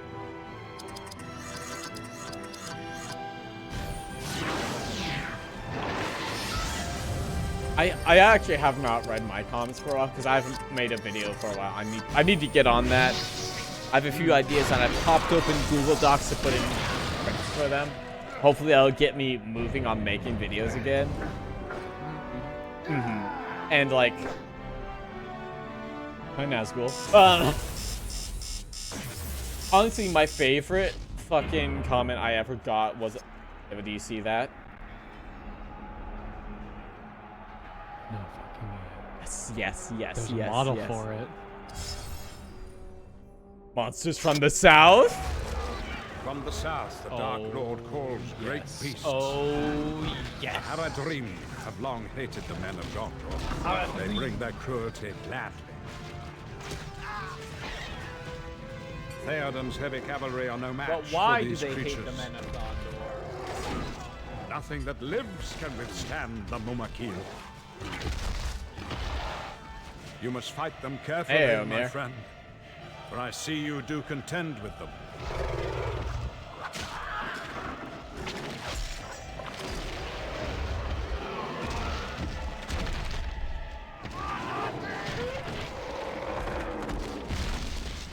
Be as open as you can with your partner if you feel the need to have what I did not realize this was a date moment. Discussion with your partner. Yeah, you just have to be open and talk. Like I said, communication. It's like the basis of your relationship working. No, and Eldritch Explorer, stop. We haven't had a good D&D Reddit post in a while, and its absence, I will begin spouting bad takes. Stop. Okay, I'm opening it. Okay. I was gonna say it's been a while. You gotta give me a second to look for them. 1 second. Wait.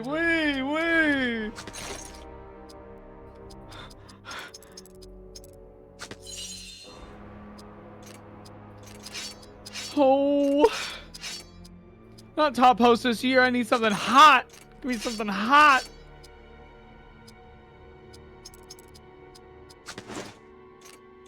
Eva, why does she have a midriff? Women. I mean, yeah. I mean, I'm not particularly complaining. I do love a woman. I love many women. I like. It doesn't really women. fit the aesthetic of all the other armors. Right? Beginning, huh? It's like fucking. Please. Damn it.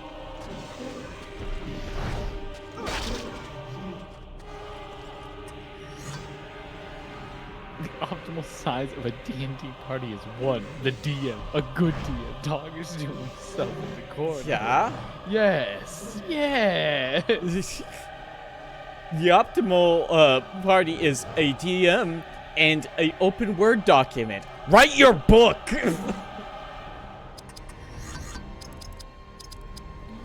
What is the worst things you've heard? Like the title suggests, what's the nastiest, most mean-spirited, cringiest, offensive, and demotivating thing you have heard told to you as a player or a GM? Something you heard a GM say as justification, or something said in game that made you want to, or you did nope out.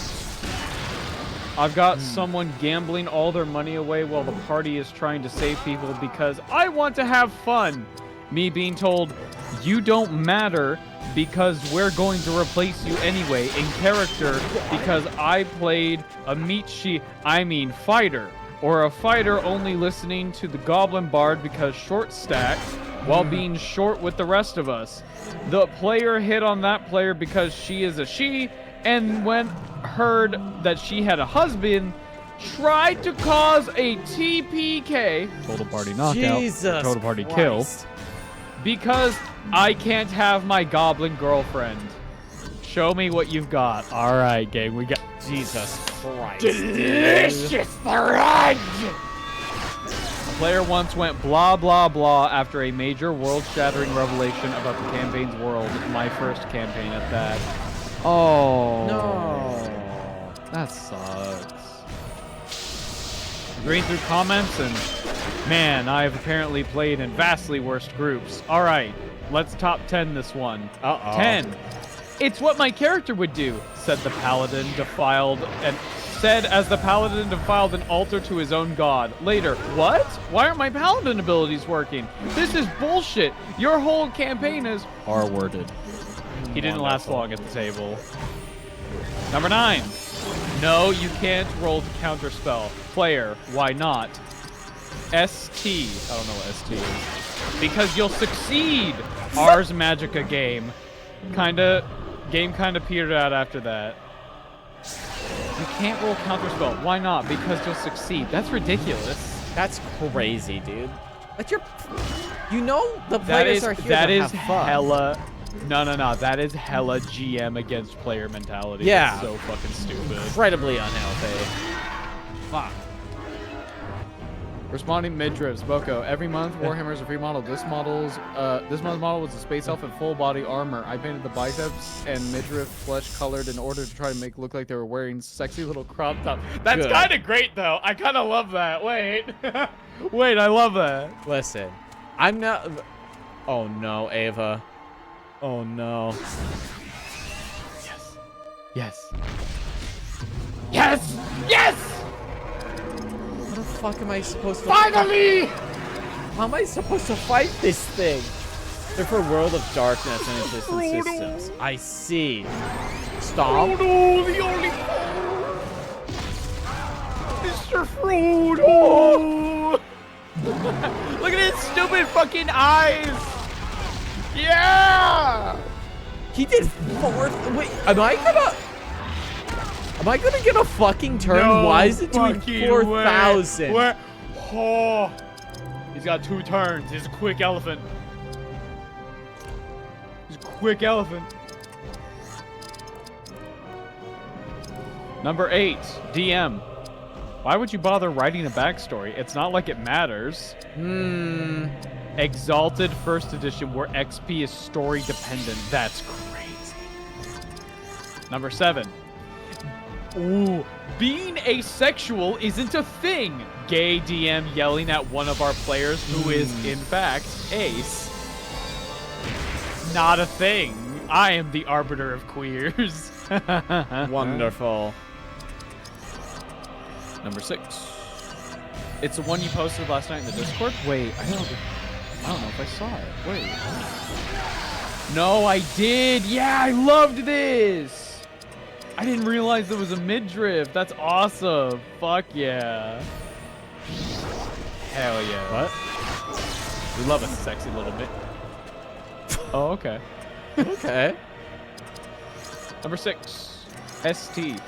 God, why won't you go for any of my romance hooks? Me, confused. What romance hooks? It's been nothing but predatory stalkers trying to grope me in front of my wife. Playing tandem with my fiance as a pair of married adventurers. Story on it was really cool, but damned if the ST wanted to acknowledge it. That's fucked up. That's gross. God. Why are DMs like this sometimes? Because it's not God complex, but it's a power thing, right? Yeah. It's like, I determine what happened. I determine what happens in the story. Therefore, if I want a creepy romance to happen between somebody at my table, I get to do that because I am the god of this world. Number 5, DM. Well, I mean, I don't want any conflict at the table. Actually meaning DM would let slide whoever was the aggressor rather than actually, you know, stop the bullshit. Yup. Wait. Mid-drift time. Mid-drift time. Midriff time. Yes. We love to see it. We love a mid-drift.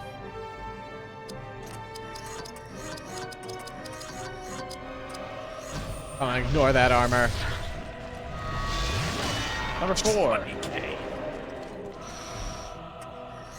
Well, that's just how my character is. He doesn't open up to people easily.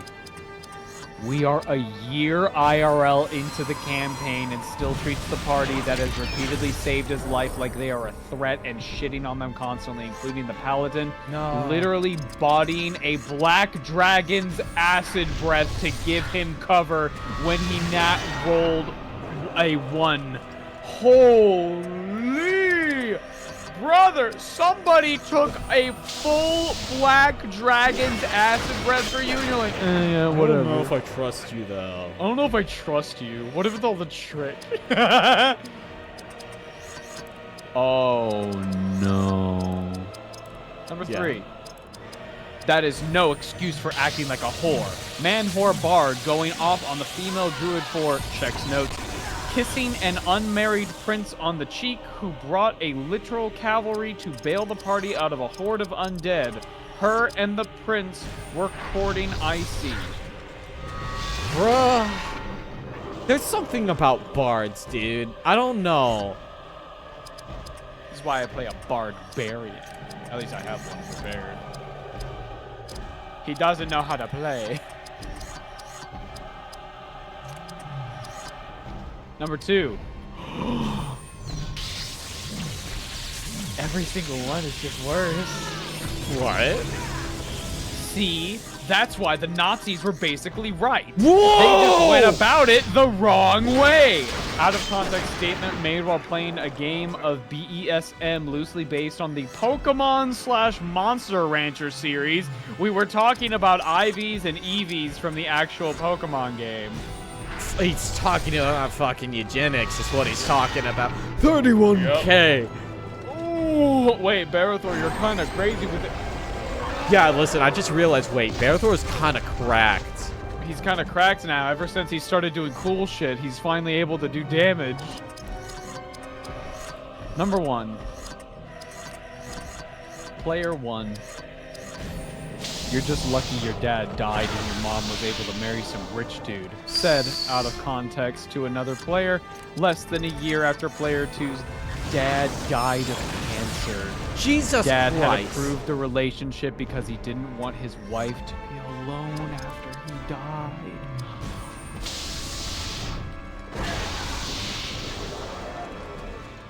That's not even like leave the table. That's like, we're killing you. All right, kill him with hammers. Okay, he just fucking explode like that. Yeah.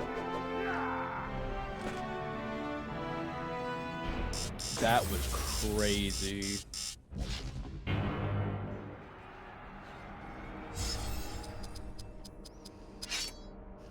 My case was very minor. My first time DMing was for my father's friends, and I read some descriptive text in the module about the monstrous bulk of a giant skeleton. The players had a field day and kept joking about it, as players do. I got quite flustered since I hadn't been behind the DM screen and wanted everyone to take my serious adult game seriously. Nowadays, people have said far worse, but I've learned to not take it personally. Oh God, here it comes. Here it comes. It's time. Are you a woman? Yeah. Feast on his flesh. I will kill you if you touch him.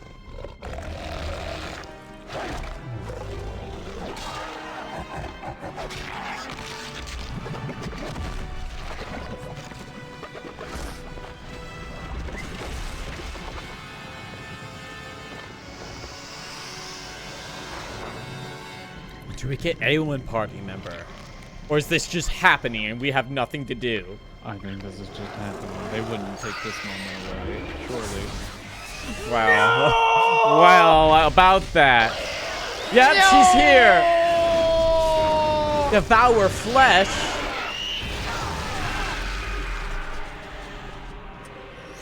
But the fell beast is dead. Well, hope she gets the final blow. Let's see what she can have. Brave Strike, combo sword attack, a more powerful combo attack, Maiden Slash. She hits really hard. Oh, excuse me, I bumped the mic. Aelin, you're... Well, oh wait. Your damage is kind of shit, Aelin.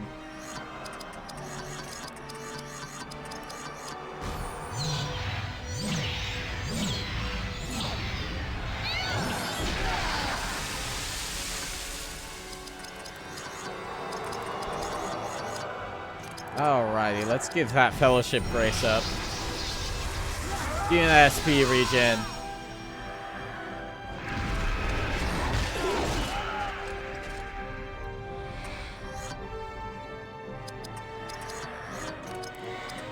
Oh God. No, that's not what you did after being asked to thematically describe how I killed the last goblin in the opening combat. Wow. Oh, I mean, I guess... I feel like I would like to know what they are trying to describe. I would like to know. Because I could be on the DM side in this instance. I'd launch a nuclear armament. Yeah.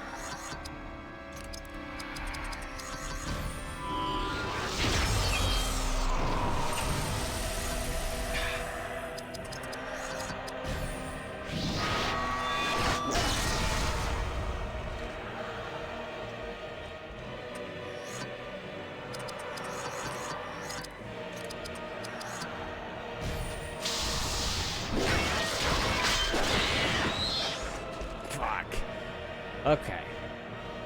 Uh-oh. No, he's got counterattack! I didn't know he had counterattack. I mean, I think this will be fine.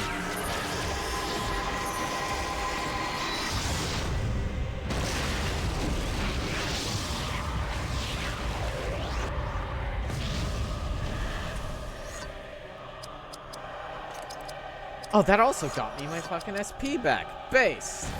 Don't die to the counterattack.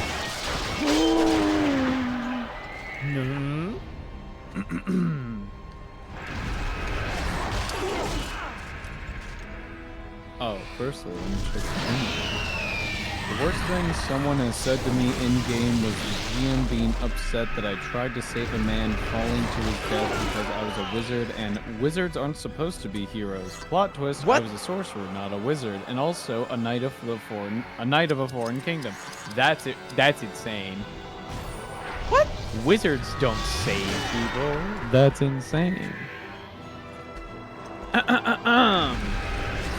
How I got kicked out of my first D&D group for refusing to date the DM.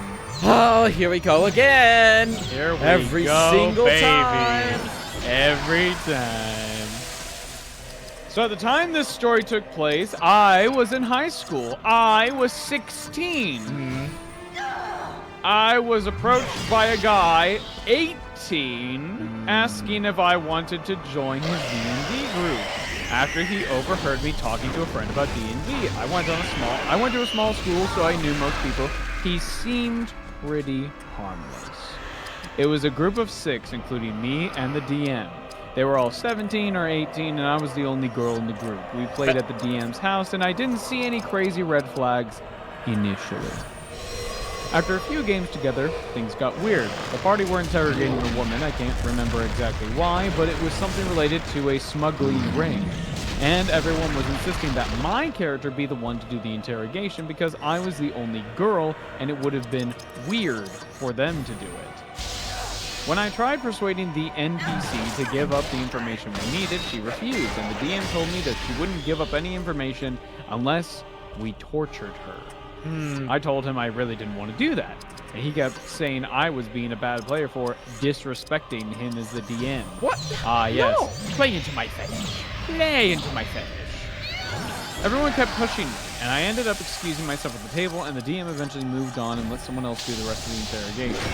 That was the first major red flag that I wouldn't enjoy playing at the table, but I really, really wanted to play a game, and was an anxious teenager who really wanted friends who shared my interests, so I persevered.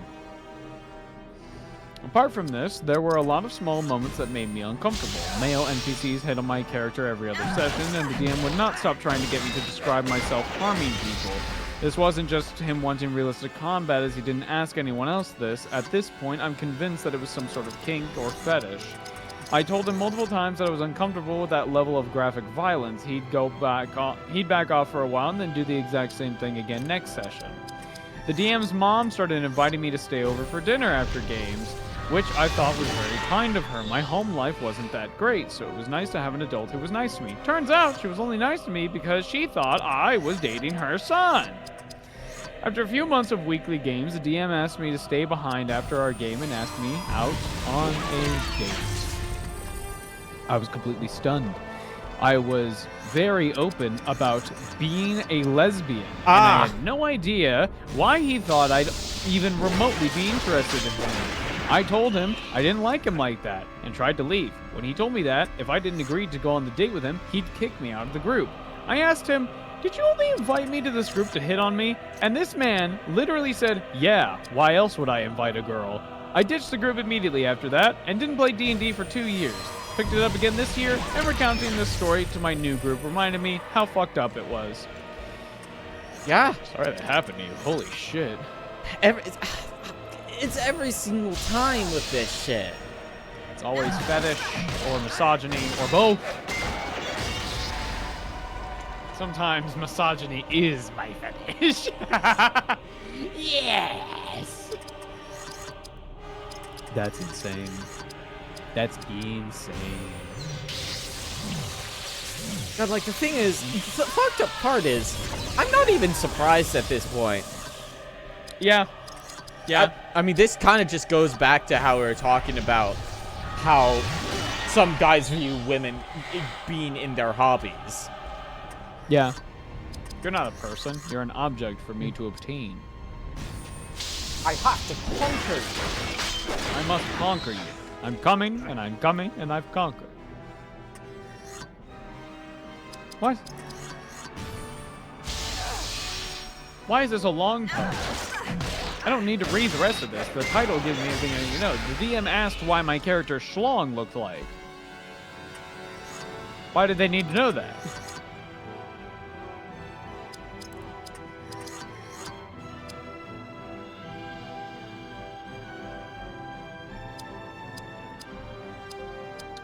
Did we read this one? Wow, this is really, really long, but it might be a goodie.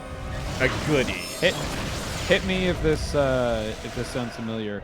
Am I the asshole? Yes. Bard quits my campaign after intentionally trying to kill his character. I've been playing D&D for roughly 11 years at the time of writing this, and I like to think those years have afforded me a pretty solid understanding on how to run a campaign. Not anything that reinvents the metaphorical wheel, mind you, and I do have an unhealthy crutch of cliches my party are probably never surprised to see in the campaigns that I run. But I've only had minor complaints at worst. That was until recently, when I had a player just up and leave the table in the middle of the session and texted the entire group that I was terrible, an arrogant dungeon master. Which brings me to today to inquire with an unbiased individual the titular question, am I the asshole? I've been running this campaign for about 4 years off and on due to work schedule conflicts, university, and the occasional instance of inspirational burnout. But all things considered, it's been nothing short of the best campaign I've ever been a part of. So many cool memories of players outsmarting me in my encounters, roleplay moments that occasionally felt like absolute cinema, and combat that, well, combat always drags on a bit too long. But that big, how do you want to do this moment more often than not hits the table with celebration. We run this campaign from the local group shop. It's not like a big franchise or anything, especially in our small town in the backwoods. Just a modest little shop that runs its Magic the Gathering and Warhammer 40k tournaments and the like. But every second Wednesday evening, right after 5 p.m., it's closing time. And we get to place ourselves as I run a ragtag 7 to 8 misfits through my homebrew world to fend off the forces of impending doom. I set the scene like this to express that I'm in a very fortunate position, a very cool and convenient setting, a cool and more often than not reliable group to run the game for, and the only real setback is that the owner of the store still charges us for drinks we take from the fridge after closing time. So honestly, it's been nothing but great from my perspective. That was until the bar. Ah, god damn it again. The bar, baby. The bar. At some point, the ranger of the party was talking to some friends about all of the above. Plus, we're now in the final arc of our campaign as level 14 characters. God damn. One of those friends, from what he later told me, just seemingly invited himself to join. He shows up with the ranger earlier in the day, and when it came to closing time, he just didn't leave. Didn't talk to me about joining or anything about the 1-2 hours he had been there for. Just waited until everyone else was clearing out to inform me that he was excited to play. What? I didn't know him at any point before this. He was just kind of a face that floated in and out occasionally, and the ranger was his ride home, so he just invited himself to stay. Now, this irked me, obviously. It's rude to invite yourself to someone else's game, and on top of that, not even ask the DM until minutes before the session was about to start, but I am, unfortunately, a little bit of a pushover. We've had a bit of a revolving door of players over the years, and just recently the cleric of the party had to bow out for the foreseeable future due to his university courses. So I, somehow, through utter spinelessness, talked myself into letting him join and postponed the session for an hour to set a new player up and give him the crash course. Luckily, he had already built this character to the exact level of the rest of the party, which saved a lot of time. The only thing raised an eyebrow was that he had pre-rolled his stats at home, and apparently had nothing lower than a 15, after all the leveling with 2 stats at 20. I told him that this campaign uses the standard array, because I feel it makes the entire table on a more equal footing, which he seemed a little reluctant about, but agreed so long as he could take a first level feat. I allowed everyone else to, so that was fine with me. I gave him a crash course of the story so far, and he seemed really stoked, asking questions about how his character could be involved. Now, luckily, we were at a perfect point in the story for a new player to join in as the party enters the town, looking to commandeer a vessel towards an archipelago in which a dragon slayer has been speculated to be. Their bard was some Shakespearean actor that fell out of the proverbial limelight due to vices and cutthroat competition, so they sought a stage in which to propel themselves back into stardom.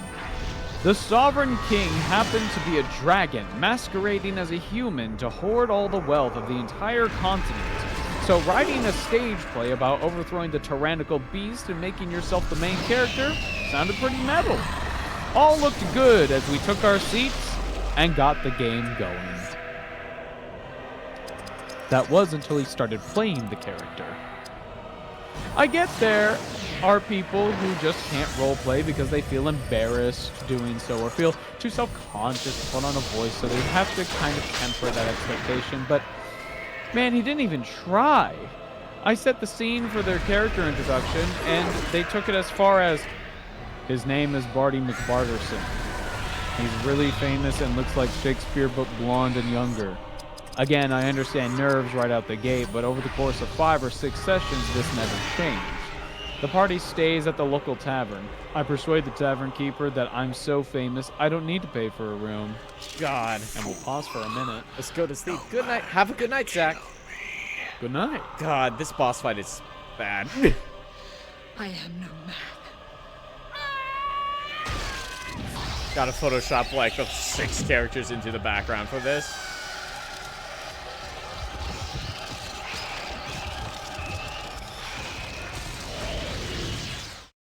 What? Cut it there. That was the end of the Sauron scene. blood.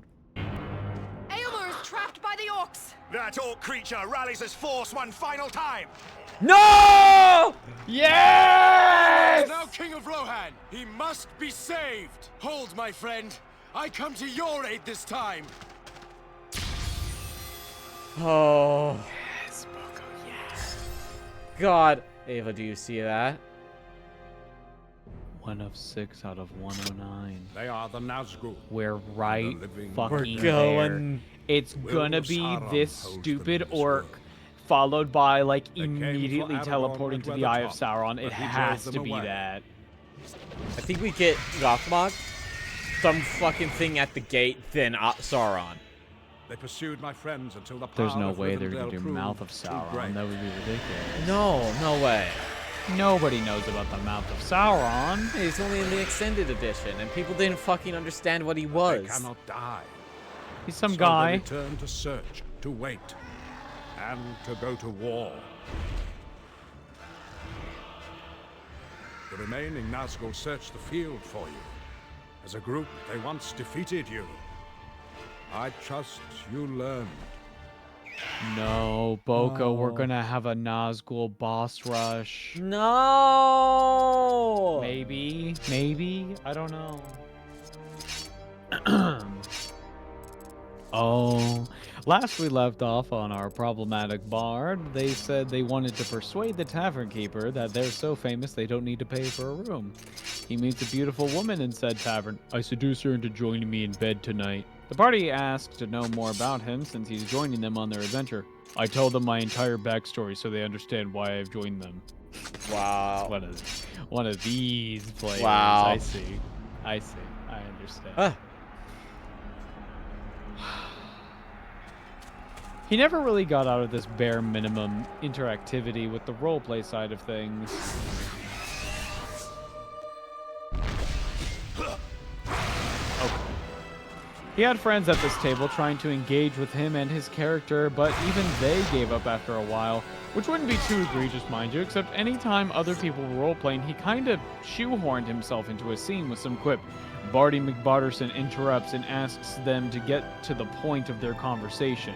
A few people at the table, including myself, had to ask him to allow time for people to roleplay their characters even if he likes to be brief with it himself. But even though he agreed he would, he continued to interject with his character just to push things along. I come to find out he's more into the war gamer aspect of D&D and approached the game like a meat grinder. Except he's the support that debuffs the enemies en masse, and despite being the bard, has no affinity to contribute anything entertaining otherwise. This guy sounds like he would be really comfortable playing something like K, the Crusade mode, which is like a narrative play. I think he would be a big fan of that. I love the behind the scenes about the Mouth of Sauron and the idea that the black speech is so foul it's literally just figuring. Yeah. That's a really cool idea.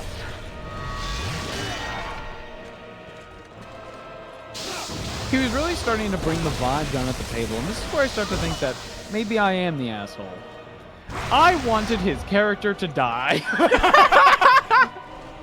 No! Valid! Fuck him!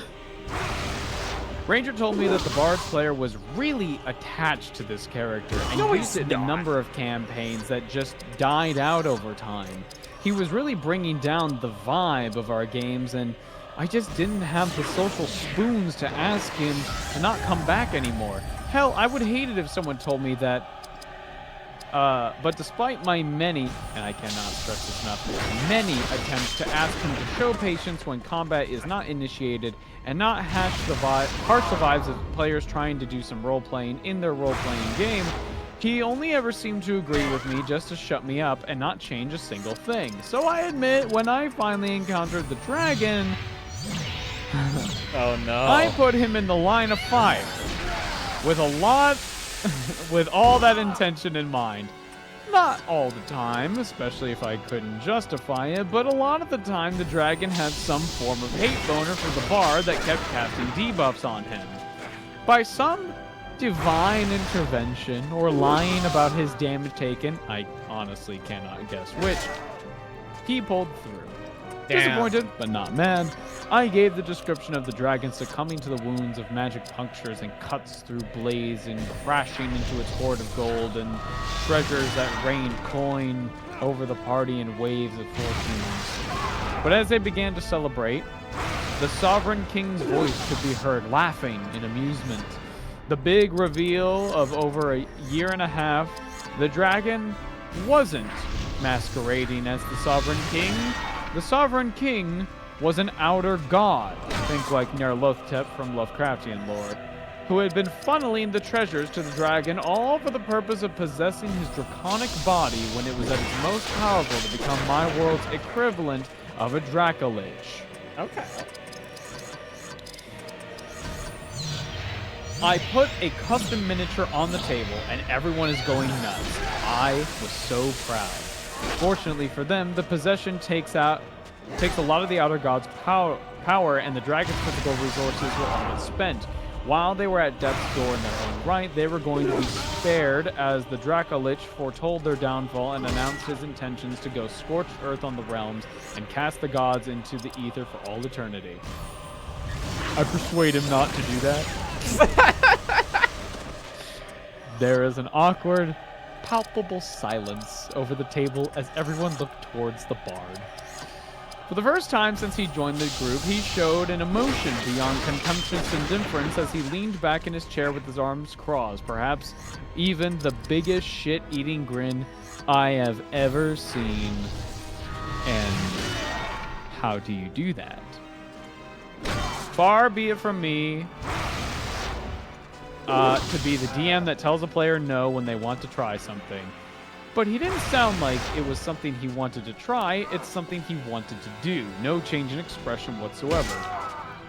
I want, in a Shakespearean monologue, I want to persuade this puny god to go back to wherever it came from and spare the realms. Awkward silence number 2, but this one came with eyes in my direction. I'm not the best at reading people's faces, but it ranged from looking at me expectantly for a ruling, others were shaking their heads either in disbelief or mild amusement that this was being attempted, to even the ranger with his face in his hands. None of which I personally translated as them expecting this approach to work. Okay, but how do you persuade him to do that? I don't know, I just tell him to give up and go away. Probably bluntly like he's been telling me what day of the week it was, despite 2 more attempts to try and finagle him to giving me some form of leverage, offering to prevent a, cataclysmic event from happening. I'm met with a pass every time. I just persuade him to do it. With nothing else, he looks at my befuddled silence as the green light to roll his dice, and he stood up from his chair with a abrupt natural 19 plus like 12 above 30 persuasion. Now, I've seen this expression many times throughout this campaign, that just enough to beat a do-or-die DC, or the getting just enough damage for a how do you want to do this moment, that hype feeling of the right roll at the right time as he looks left and right for that celebration of achieving the seemingly impossible, and nothing. Not so much a word from anybody as they apparently knew what I was going to say before I even needed to. Unfortunately, you offer nothing to persuade him into ceasing his ambition. He does not perceive you accumulatively as a threat to be intimidated. And even if you were deceiving him into backing off, he's not going to be coerced into abandoning his grand design. He sat back down. I continued the monologue in another attempt to get over the awkwardness of the interruption, but after a few sentences, it was not hard to notice him putting his character sheet and books away before slinging his backpack over his shoulder and, while not saying anything, storming out of the store. Made even more awkward, as once again, the ranger was his ride home. I tell the party we'll retcon everything up until the Outer Gods transformation and pick things up in about 2 weeks' time. Just felt uncomfortable now, and the ranger probably needed to chase Bard down to get him home safely, so it felt like the right thing to do. But I admit, I felt like an asshole. No. I'm not asking you, dear Redditors, to judge if this guy's an asshole. After all, spitting the dummy when you don't get your way in a game of Dungeons & Dragons, while also being a scene hog, is arguably asshole behavior no matter how much you dissect it, especially if it's only from my perspective you draw your information from. But I kind of wanted this to happen, just not like that. I wanted him to leave on his own accord because I was too anxious to ask him to. I wanted to kill his character. I wanted Ranger to stop bringing him all together. Whatever would get him to stop harshing the vibes of this game I had otherwise loved running for friends.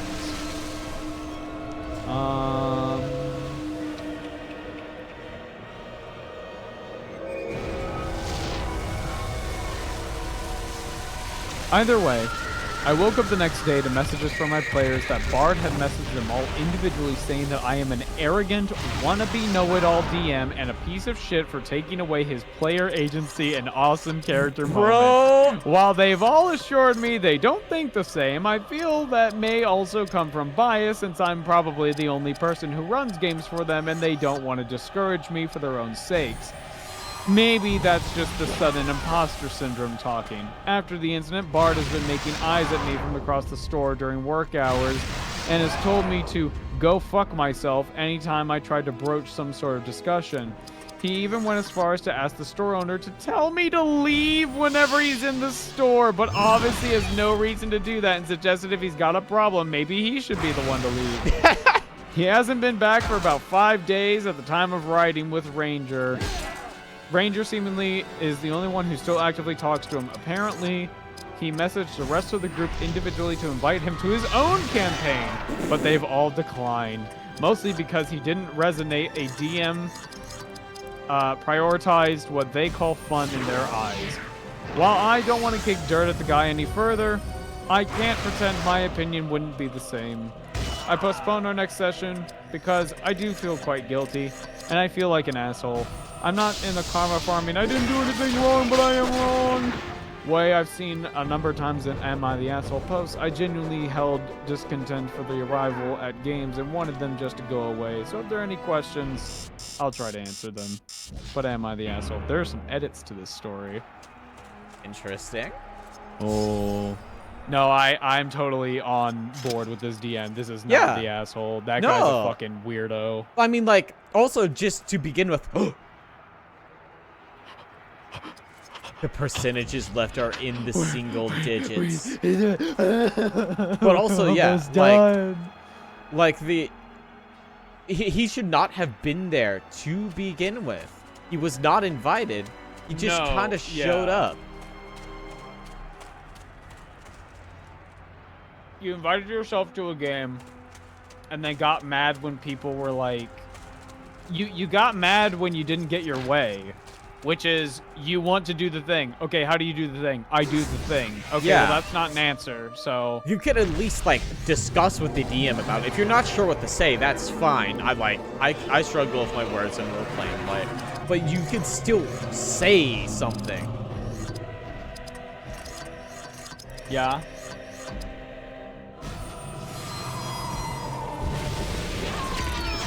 But, like, he wasn't even, like, trying to make an effort. No, absolutely not. So I'm copying and pasting. So there's some edits here. Best way to task players to put effort into their characters to ask them to act out of their character. Yeah. Yeah. Edit 1.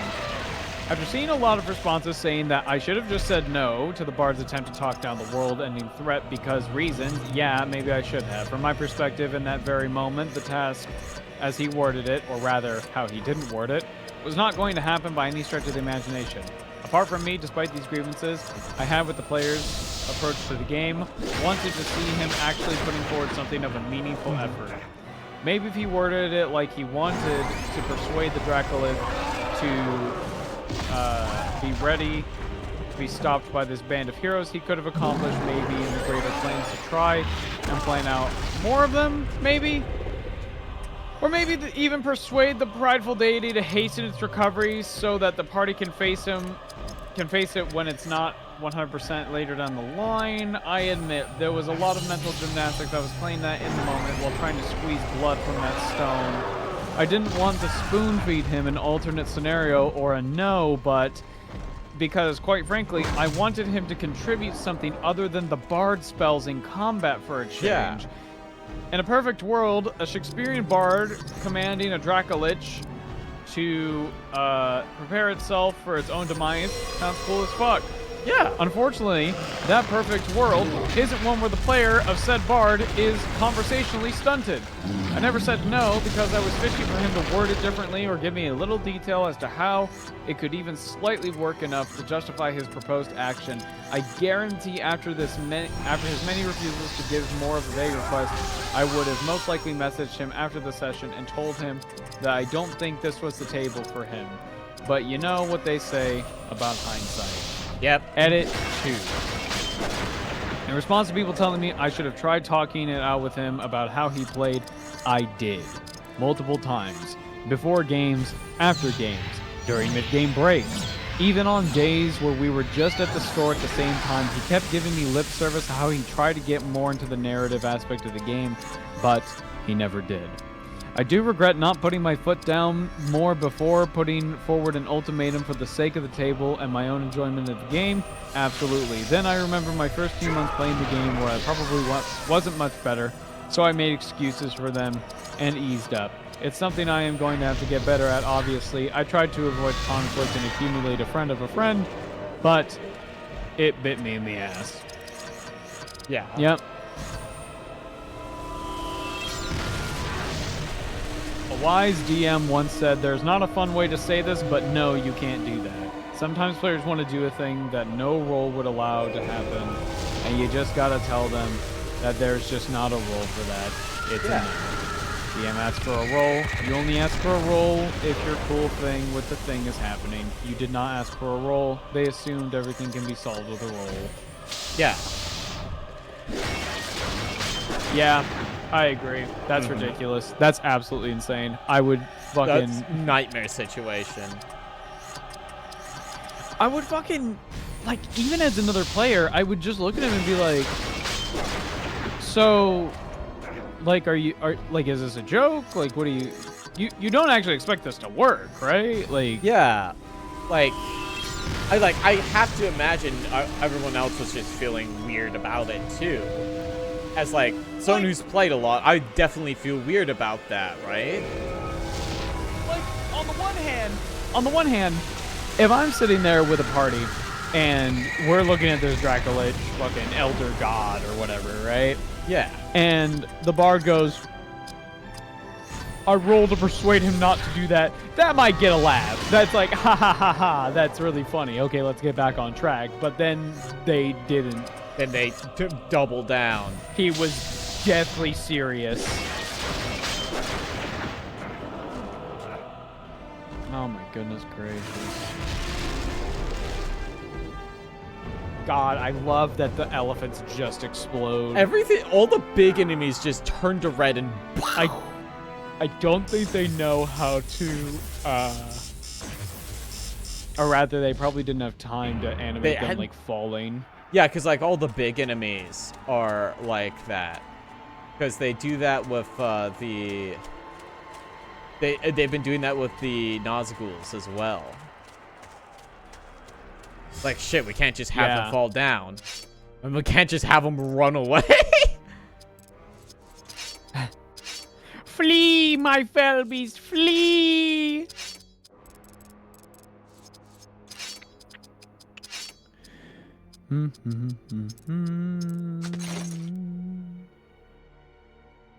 Let's see. Every game of D&D is a story in a game is tough balancing the game to fit everyone's expectations, but at the same time, you also have to put in some effort to fit the rest of the team. I need to learn to get into more of my biggest thing is usually being shy and not wanting to overstep. So I usually go along with the flow. I need to be more comfortable in characters and engage in RP as bit as the group starts to fit together, hopefully. No, that's 100% valid. It is very difficult to, like, kind of put yourself out there sometimes. As someone who, like, does very much struggle with character stuff, you're very valid. My campaigns on Saturday, I'm very comfortable role-playing, but the people I'm playing with might not necessarily be, so I try to encourage, like, my character will just talk to them and just be like, what do you think about this insert character? Yeah, just bring them just into to it. like include them, because you know, maybe they're not like, ooh, how do I like start this how do I start role playing? And the answer is just improv. Yeah, you start. You just do it. I know it sucks to say you just start, but you just start. Biggest problem with the Bard TM is what he's not saying with that he tried to do. I am making it where I and I alone am responsible for defeating the main enemy and saving the day. Yep. Also takes a really long time to get into a game. Slowly trying to build my own heavy RP light on dice sort of game. Fair enough. Yeah, absolutely.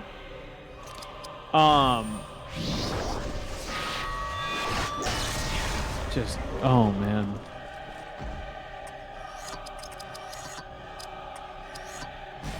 Yeah, the situation.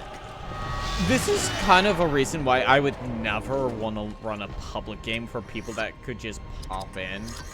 It's just like every single time it just feels like a nightmare situation. You have no longer have any unbuilt models in the Warhammer pile. Congratulations. Whoa.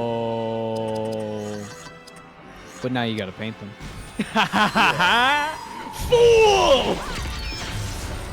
Foolish mortal, but now you have to paint them! That's the real struggle. Yeah. I mean, it can be less of a struggle, but then you look online. Dude, I get hella anxiety because I get choice paralysis of like, what style am I going to paint this model that I've been staring at on my desk for like 8 fucking weeks? And then I find a style, and then I'm like looking up like, ooh, how to do this style with like these colors, and I'm finding this stuff, and then I'll get like recommended video of like, if you do this art style, you fucking suck. And I'm like, I'm like, what the fuck, man? Bro, you can not like an art style. You don't have to fucking make assertions about. Hey, I'm sorry. Are you using? Is that Citadel paint? I can see the pigmentation inside of the paint from now. $3,000 for that? What's your opinions on Slayers? Like, the anime? I've never seen Slayers. That's the least Slayers I could think of. Slayers are the naked dwarfs who often wield axes and stuff that are completely naked and launch themselves into battle. They are shamed and they wish to die a good death. I see. Well, good luck with that, bud. Yeah. Good luck with it. Yeah, I wish I was better at painting. My hands shake like crazy. This has always been an issue with me, is that like, if I just hold my hand there, it's shaking. Like, it's doing it now. Like, it makes precision anything very difficult for me. Yeah, there are ways to circumvent that by just like really bracing your hands in specific ways, but there are also art styles that really, it doesn't matter if you are a little shaky with your hands. In fact, you can just go to town on them. This is why I like dry brushing so much, is because not only do I personally really like the result of what dry brushing looks like, but also Not only do I like the result of dry brushing, I also quite like the fact that it's almost like easy to learn, hard to master, one of those skills.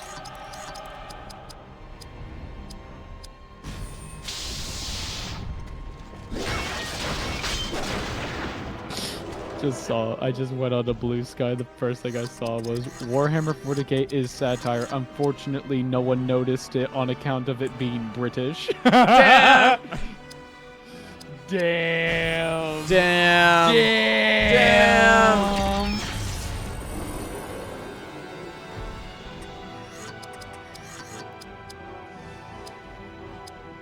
Oh, God.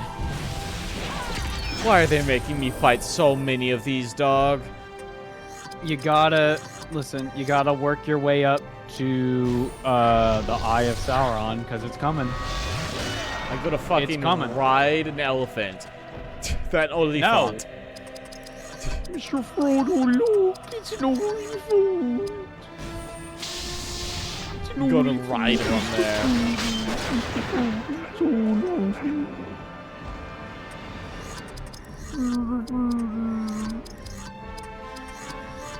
Paste.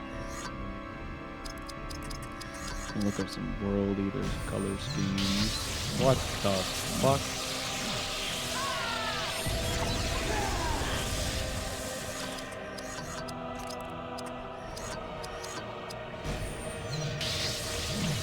God. This is fucking exhausting. We're almost done. We're so close. We're almost done. We're almost so done. Close. Tonight it ends. Tonight is the night. Tonight it ends. That's the only way this works. It's the only way. Please. Please. It has to be over, right? I'm gonna go on the wiki and it's gonna be like, actually, there's about 20 billion more. This game is actually a 300% game. In the book supplement that comes with the game, you can actually find out that Sauron has a 3D printer that can print Oliphants. Fucking. Holy shit, he can? That's insane. Why can you do that? I don't know. He's just spawning.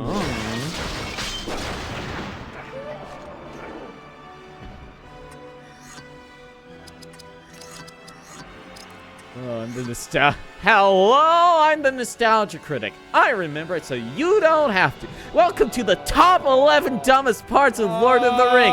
Number 4, Lord Frodo and Sam's gayness.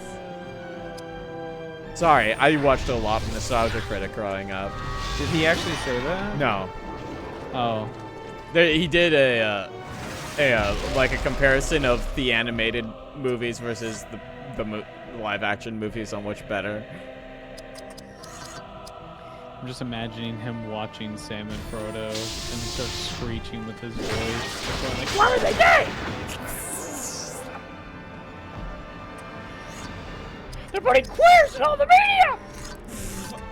I'm honestly kind of happy that Doug never fucking, like, did, like, the pivot to fucking conservative shit. There's still time, don't worry. There's still time. It could happen. No, I'm sure he's... I don't know, there was like all that stuff that came out about like his channel, right? Yeah, his company. To be fair, anything to do with that. I did watch like a thing on the hashtag change the channel thing. A lot of this stuff is like above his head because he doesn't like properly own the company or some shit. Well, because he did make a top 11 dumbest things about Lord of the Rings, and what I said was number 4. I don't remember that. When did that come out? Why are they gay? I don't. At the very least, I am an honest liar because I don't remember it. Why are you laughing like Mickey Mouse? Because I can't fucking, dude. It's just I I have no idea what he sounds like in that video, but I'm just imagining him watching the movie and like, he's like, I can't carry it for you, but I can carry you, and he's just going, ah! He's just fucking like punching his TV. Okay, if it was a more recent one, that'd be why. I stopped watching years ago. Maybe he did do the pivot. Oh, maybe. No. I feel like I would have heard people talking about it. Where are they going? They made Sam in front of Wolf! 31,000. Alden just did more damage than one of Gandalf's spells was doing. Dude, if Gandalf shows up for the final fight, he's gonna be crazy. Dude. Do you remember when Gandalf left the party at the doors of Mordor to sneak into it to fight the Eye of Sauron? I remember. I remember. Remember when he just vanished from the battle at the Black Gates? I do. I do. Of course you do. You were there. Why does Doug Walker scream like he's always on a roller coaster? Honestly, Doug Walker is an alright guy. He's not homophobic or racist. He's just kind of there, if that makes sense. No, I completely understand what you're talking about, Dumbtruck. Is that, like, Doug Walker is devoid of ideas. If you've watched the Dan Olsen video on Nostalgia Critics The Wall, I love Dan Olsen. I've been rewatching a lot of Dan Olsen lately. Love Dan and the way he describes it as Doug Walker's furthest thought is what if Batman met Superman or whatever, and that's about it. He's like, I believe what he said is he's a fundamentally uncurious person, so he cannot make anything interesting. I'm just imagining him seeing the fucking Batman and Superman meeting, and he points at the screen and he just goes, ah! I don't know why that's like my only thought of Doug Walker is him just looking at things pogging and screaming. Because of that fucking gift. You're right. You're right. It's totally the fucking gift where he's like holding his fucking head. Yeah, that one. The wall video. Yeah. Oh God.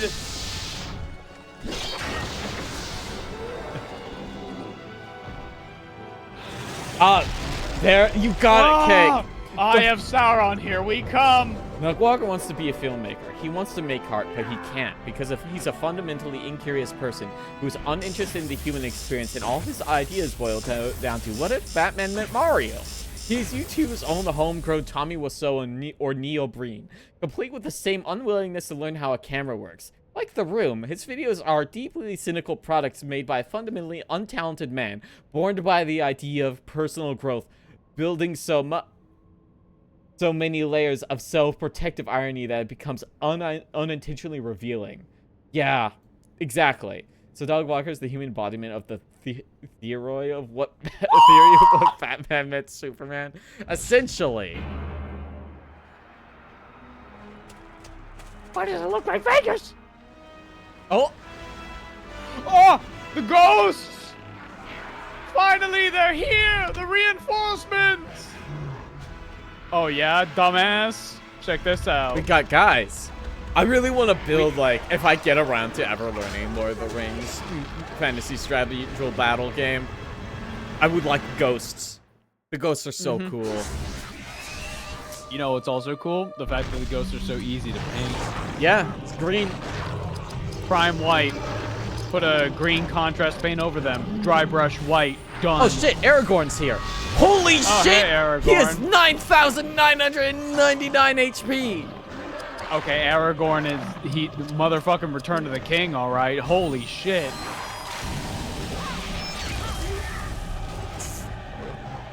God. What have you got? Numenor Wrath, a more powerful sword attack. Bane of Song. This ferocious combination does the best damage. Call the Dead. None but the King of Gondor can summon this army. Okay. Do it.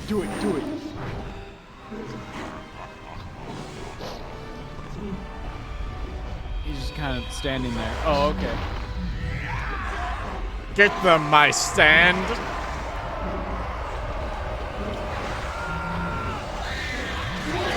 Holy shit! Why the fuck would I ever not use that?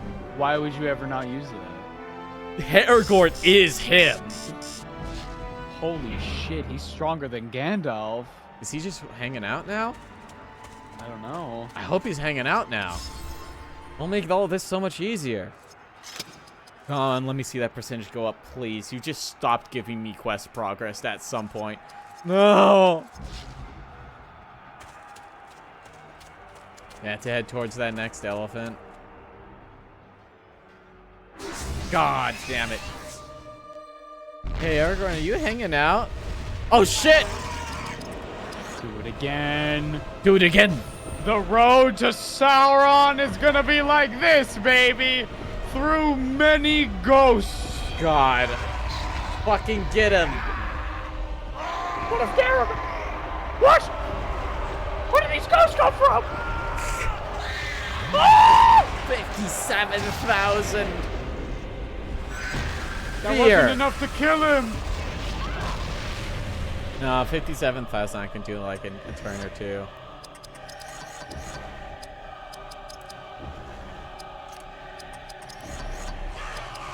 Wait, I gotta see how this stunt. Oh.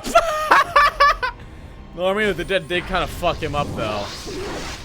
Ava, have you seen any good Leagues of Votann paint scheme? The ones that I seem to drift towards with Leagues of Votann are orange. You typically don't see a lot of orange in Warhammer. Yellow would also be a really fucking sick color. Maybe like a teal. Teal would be really Teal's cool. a good color. I like teal. Teal's a good color. Reminds Space me of Dwarves and Miku. teal? We love that. Wait, what? Wait a sec. Sorry.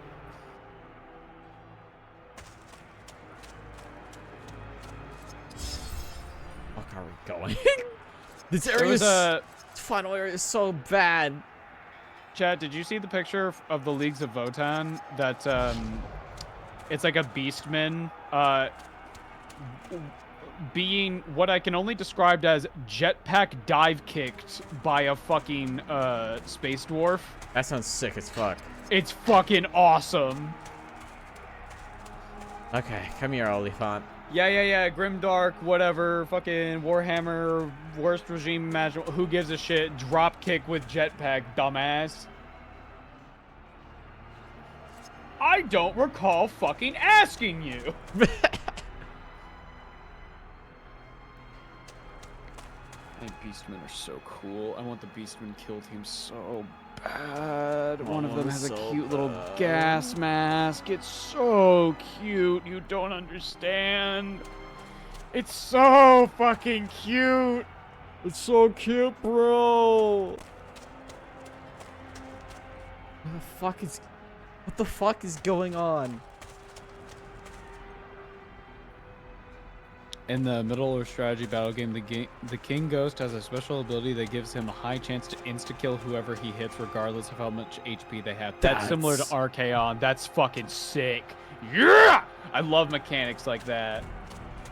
Okay, will you tell Ava that I still consider their remarks of Angry Joe giving the Palestine-Israeli conflict his badass seal to be one of the funniest. I forgot I said that.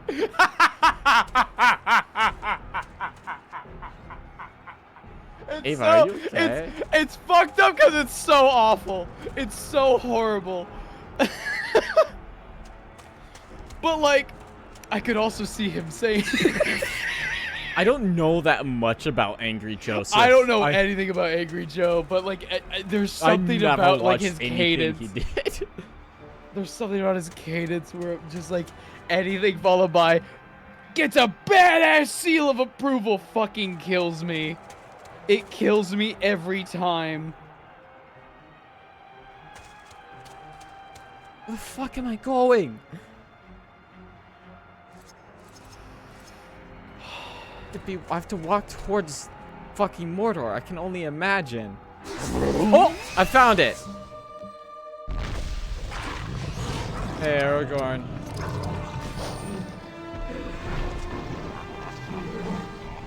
Let's just not play the game anymore. Yeah, fair enough.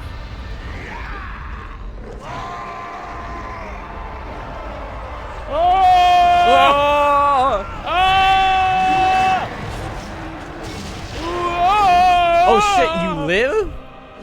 Holy shit, kill him. Do it again. Do it again.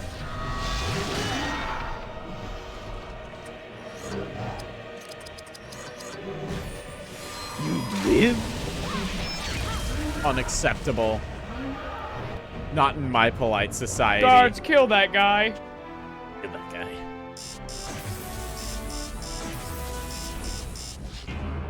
Oh, man. The Angry Joe joke is only funny. 108 of 109. Hands of the Happening. king. This happens after Gandalf! This is after the war! Dunedain shall heal Gondor.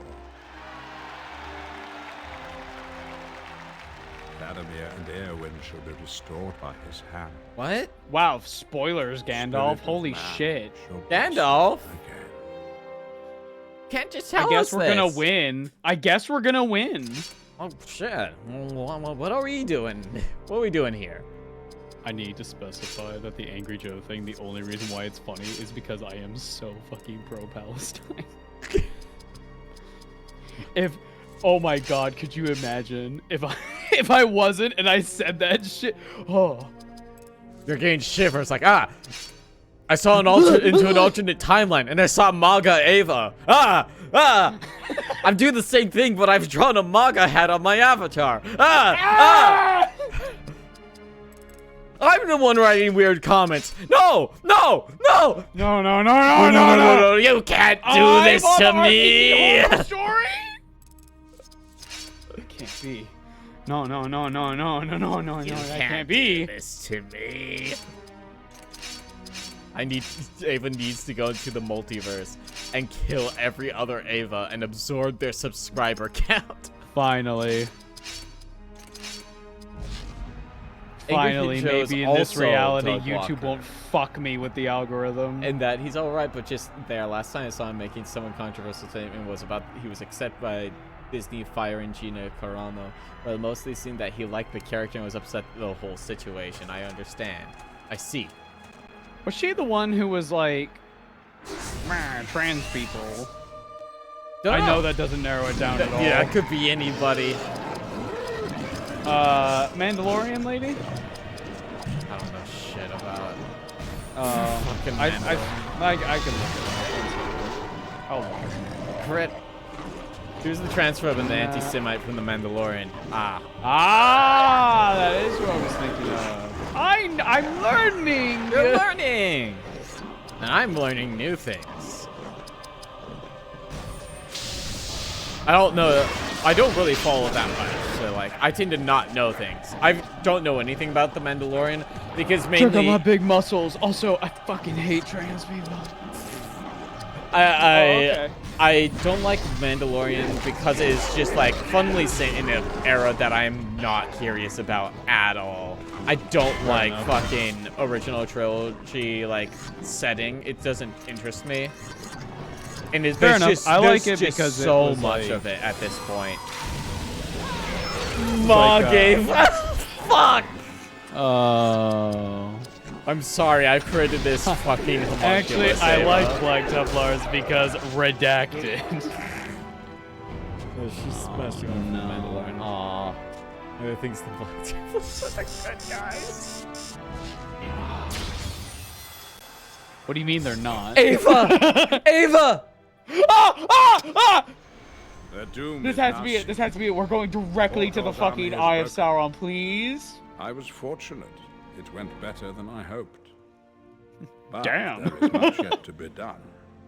What do you mean? We're at But 109, all 109. always hinges upon what comes before. And what comes after depends upon who survives. You lived through this day.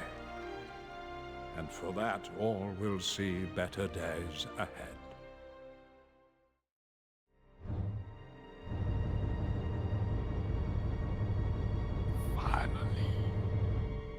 I can't. Ava, I have to press this manually for each one. Hey, do you want to watch a movie of all of these stitched together? No, that would be awful. You want to watch Lord of the Rings in the worst That'd possible be so way? bad. God. That was a DLC where you played the Scourging of the Shire. Where's the Sauron boss? He had to be approaching. Ava. Look at the save title. Dude, Look at the game completion. We're like right on par, Ava. We're just about 20 hours. This is it. This It's is the time. final. No. No, no, no, no, no, no, Oh, no, no. fuck off. Thank God Aragorn is here. Right? Also, hey, who's that chatter said, I feel pity forever who 100%ed this? It's me! Give me the pity! It belongs to me now!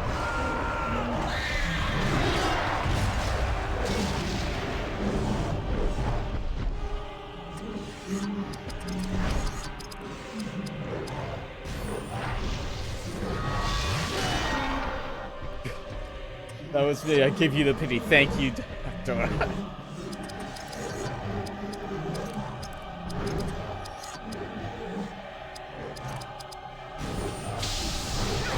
Yeah, listen, they just fucking almost max statted Aragorn because I think Gandalf was in the 10,000s.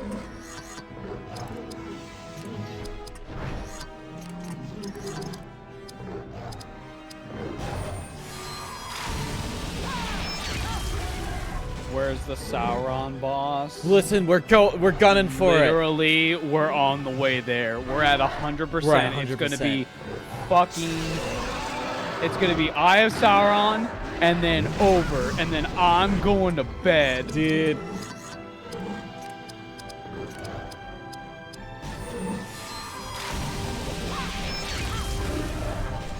God. Dreamy.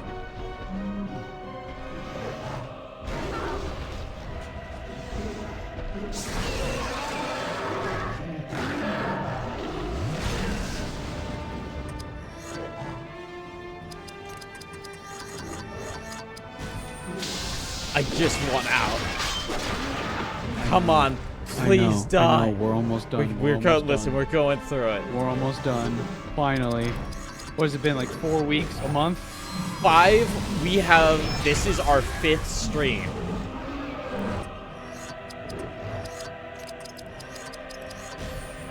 Come on, crit for me, Barathor.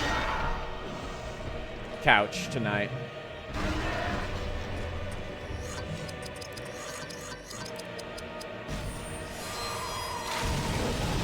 I want to die. I don't want to die. I want this game to die. Think of how bright the future is after I'm done playing Lord of the Rings the 3rd age. Well, actually, I look at the political future. Maybe I should go back to Lord of the Rings the 3rd age. Mother, please forget. Listen. Okay, I listen. I'm so untapped on shit. I don't even know what he sounds like.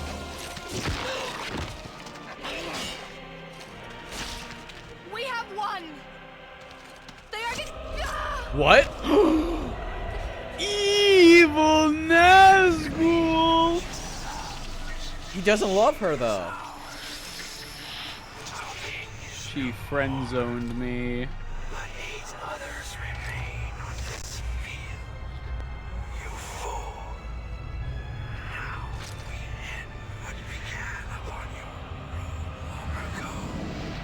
I shall finish what I should have done.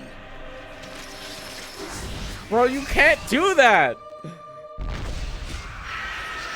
Oh, good. Aragorn's still here.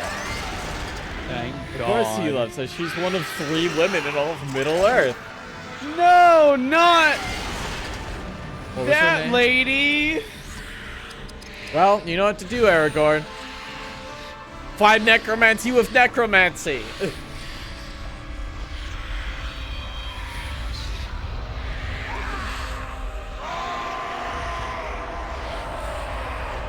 God, I think this animation might be possibly worse in the fucking horse summon. Aragorn, obliterate them. Ooh. Damn, that did actually not do that much. Aragorn, the fucking dead guys need to block the fuck in.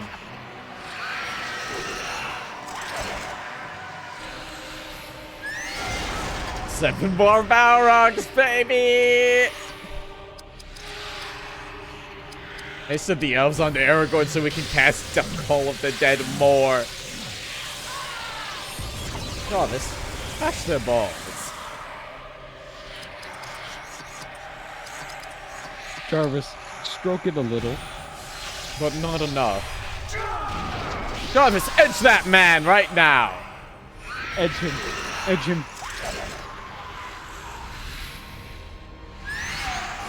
Have you seen the stroke it a little shirt? No.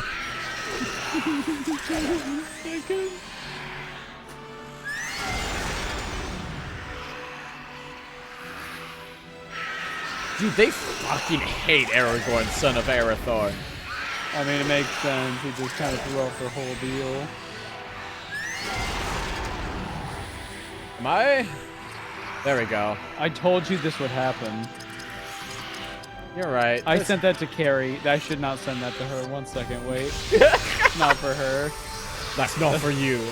That's not for you. You won't understand the context. What? You're just saying that your wife won't understand Jarvis, jerk it a little. Out of context? Not a whole lot, just a little bit. Jarvis, you know the Master Chief suit thing? Do that. Aye, sir. Yes, sir. Yes, sir. I'm jerking it, sir. Just a little, just a little. Of course, sir. I would decrease my... Wait! Stop!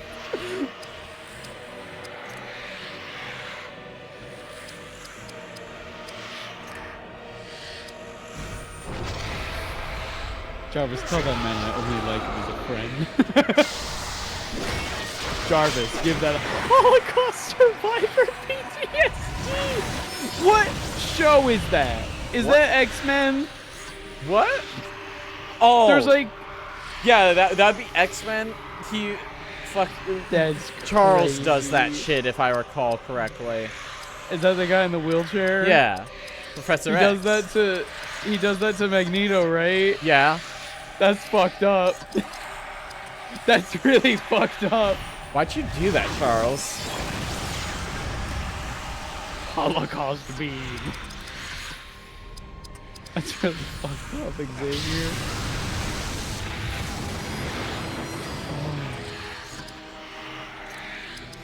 Call of the Dead! Again! You never get tired of calling the dead. Ah, Magneto.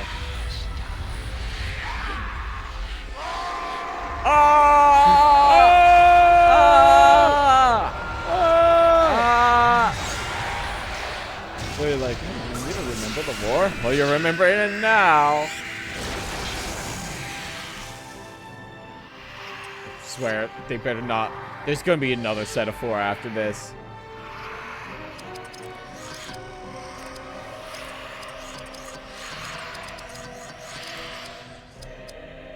Oh man, yeah, they're definitely gonna make fucking Aragorn's fuck off after this is done. When if Professor X comes to Marvel Rivals, I hope his old is the Holocaust. That's fucked up. I mean, I do think he'll I guess it's a matter of how do we make him play, I guess. How is Charles' movement gonna be? Oh yeah, he's got a wheelchair. I mean, Yeah. he could probably schmooze in that thing. I don't know. Yeah. I guess it's just gonna be an odd hitbox at the very least. Oh, fuck it. One more time. With feeling. Yes.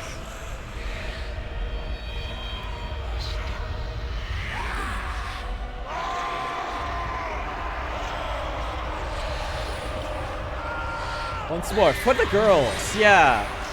Listen, the feminine population of Middle-earth has decreased drastically this day by like 1/3. She's right there. She's not dead.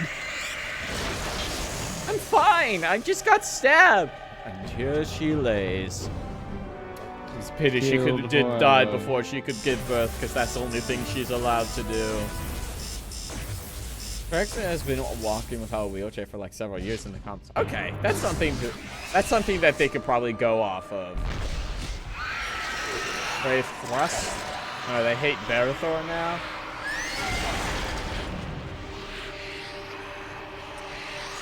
Can we mod this game? Probably. Every Nazgul scream is Doug Walker. You could probably do that. That would probably be a simpler one.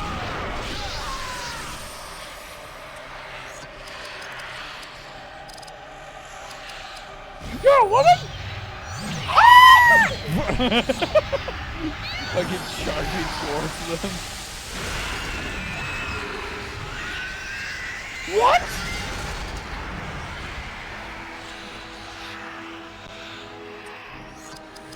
Professor X has actually been walking without a wheelchair for like several years. Huh. Huh. I think that could be definitely a thing they could pull, but I feel... Okay, so as a person who only played Marvel Rivals once, it's like, oh yeah, I don't like competitive shooter things. I feel like they're trying to, like, create a most iconic version of a character, and I think, like, the iconic part of Professor X is being in a wheelchair. Wouldn't it be fucked up if there was like a Marvel movie that had him in it, and it was like, my name is Charles Xavier. Yeah. And they're like, they say something like really fucking not okay about his wheelchair, and he just stands up, and it cuts to black, and it's like, dun, dun, dun, dun, dun. like just sounds fucked up. Like, what the hell? What? One thing I'll give Doug Walker, he does have a really good sense of humor about himself. Does he? Yeah, he does. Like, if you talk shit about him, he's just like, yeah. Well, good for you, Doug. I mean, like, X-Men First Class does have Charles not in a wheelchair. He is in a wheelchair by the end of the movie. He gets shot with a bullet. From what I remember of X-Men First Class, I did kind of like it, though. It was a decent movie.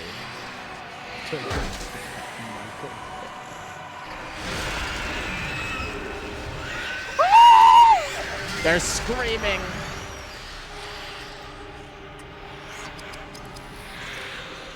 That's honestly not that bad. You could just fucking... I don't care. I know I won't have perfect mode, but I just want out. Have you ever wanted to shit, Bob? No, Doug. Players who do not need a wheelchair. Yes. Mm-hmm. Oh, hey. If there's any model in 40K you have deep-rooted, unending, pathological hatred for, let me think.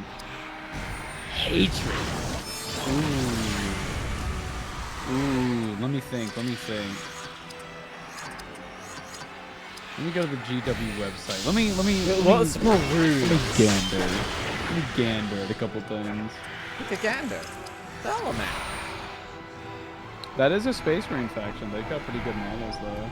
Honestly, no, sorry. I was just, for a callback for several hours ago, I was quoting a line from the Spider-Man Chronicles. Oh, God. That fucking rhyme has been in my head for a decade and a half or more. Look, do you have any Gundams you have a similar level of hatred for? That's a really interesting question. I'm trying to filter it in my head of like, I'm looking at models and going like, I wish that was better. That's not hatred. Yeah. I need something that like, I'm just like, this sucks. If we're talking model kits, specifically where the building experience is bad. Yes. The Super Fumina kit is ass. It is the worst kit I have ever built. But if we're gonna talk design-wise, is there something I hate? I think a lot of my feeling is kind of, you know, kind of middling. I don't think I have an aggressive dislike of something. Like, for example, I think Double Zeta is... even on Double Zeta, I flip-flop because Double Zeta, they essentially just slap a ton of shit onto regular Zeta. So it's just a lot more bulky. And I kind of like that, but I also dislike that. I mean, I assume you asked it because you wanted me to feel included. Because it's nice to consider people's feelings. But, like... I'm trying to think if there's any other kits I really did not like building. I have, like, an issue or two with some of the 30-minute missions kits, but that's more of a construction thing and not a build process, because I think the build process for them was fun. Like, I know some people really, really dislike high mobility Zaku and full armor Gundam, but I fuck with those heavy. I love those designs. I love the first Thunderbolt movie. It's really good. Do they not like them because of the kit, or is it because of the design? I think it's the design. I understand some of the later kits, like Master Grades for Full Armor Gundam and High Mobility Zaku, are kind of rough. But, like, I think it's mainly for there's kit issues. And there, I know people just, like, straight up just don't like the designs for some reason. They're weak.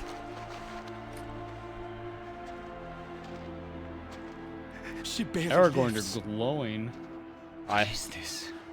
I have the hands of a healer, don't you A know? Morgul blade. I was too late. They don't just use Morgul blades on anyone, man. Otherwise, we'd be swimming in raids. I shall not fail. That was a weird line read.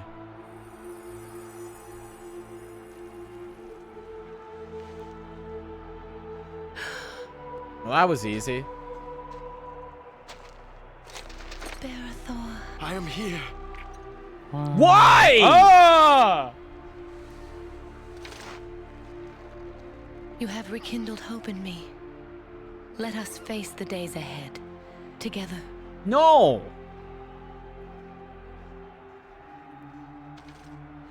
My liege, how may I repay you?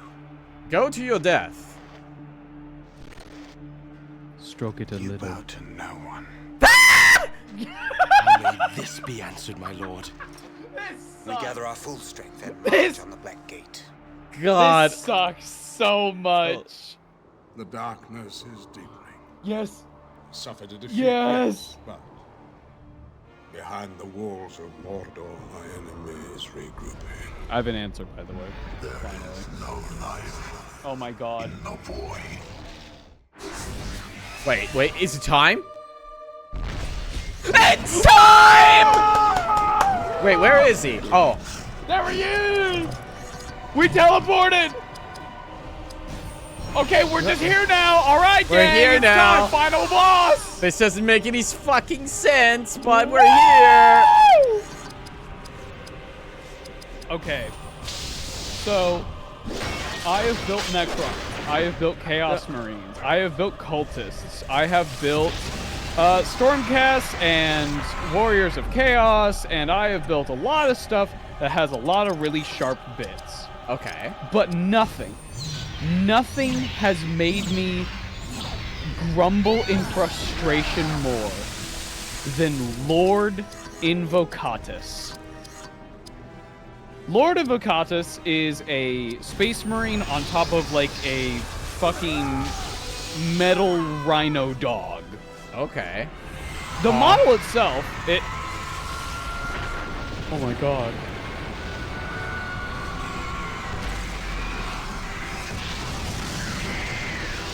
Three damage. That was kind of sick, actually. That oh was no! kind of sick. That fear got to him. That fear is too much. He's scared. Not anymore. Get over it. Your ex is yelling at you. Get over it. The main problem I have with Lord of Invocatus' kit isn't necessarily the mount or the guy himself. It's how he connects to it. Because he's not actually sitting on the fucking thing. Okay. He's like, you're supposed to the way the instructions tell you to do it is that it tells you to assemble his feet with these little tiny fucking stabbers into like some joint that you can barely fucking tell from the rest of it, and glue that in, and then glue his torso on, and then glue his arm holding on to the thing. And the amount of times I did it and was just like, what the fuck am I doing? What am I supposed to do? Where does it want me to put this? I don't fucking get it. Oh, frustrated me to no end. And I eventually broke the kit because of that reason. Not a big deal. I would like to get another Lord Invocatus, but I ended up having to kit bash my own guy on top of him. So he'll just be a generic Lord on Juggernaut. But yeah, Lord Invocatus is my answer. I don't hate the model itself. I hate the fucking weird connection point with his stupid fucking feet on the mount that he's not actually riding. I hate it. Oh, that's bad. Oh, wait. Oh, that is very bad. How am I supposed to fix this? What is it? I can't cast spells. Oh. Hit him, I suppose. I can't. I need it for spell. Let's see.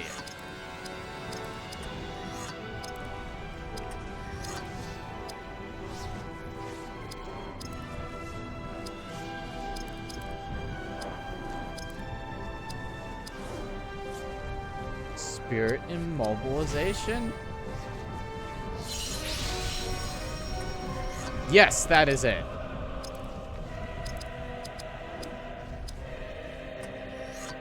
Sauron the Dark Lord. Fucking throw a rock at him. We'll see if he gets fucked up by the rock.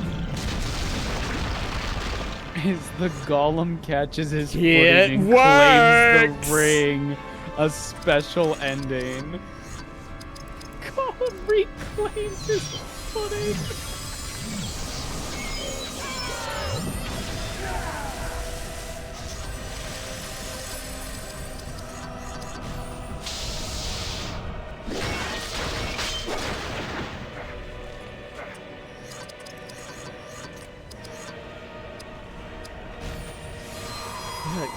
Because you're playing Golem like David said they didn't want to.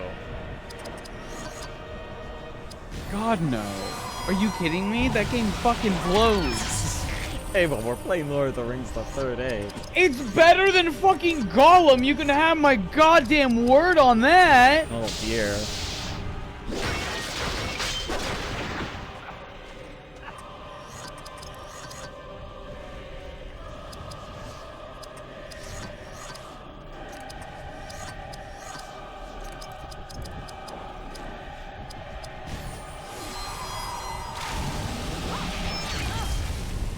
Why does this work? Why does just hitting him work?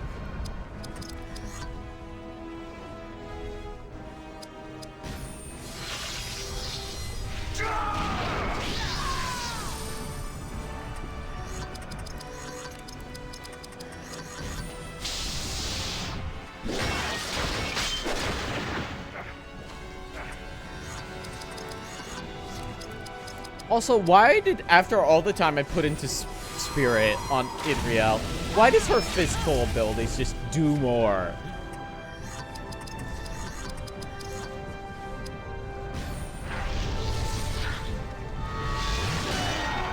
Fool! Double crit!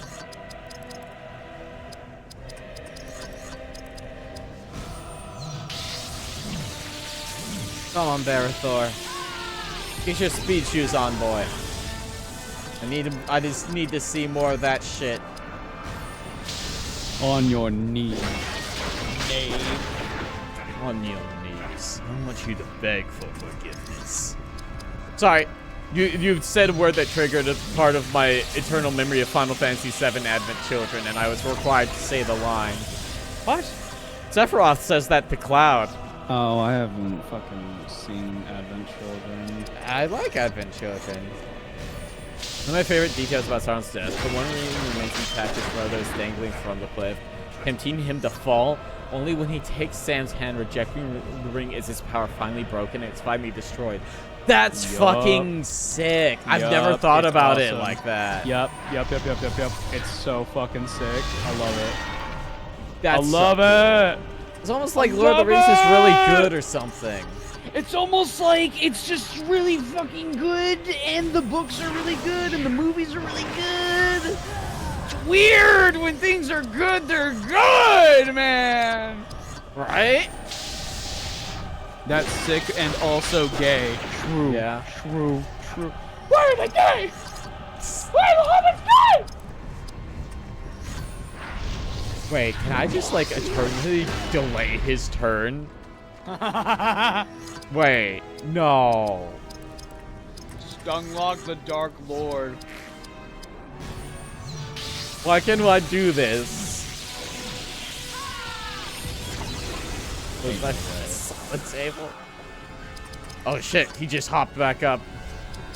Nah, he refuses. The DM caught onto your scheme and is pulling things behind the screen so that you don't fucking just instantly murk him. Oh, that's fine. I can deal with that. Slams their fist on the table. I said make it gay! Homosexual Doug Walker feel like. Where's the 5-minute sex scene?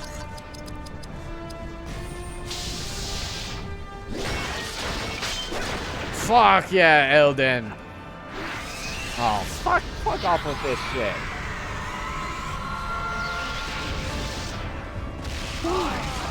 Just look. Look, Vegas! She have another train coming up. She does.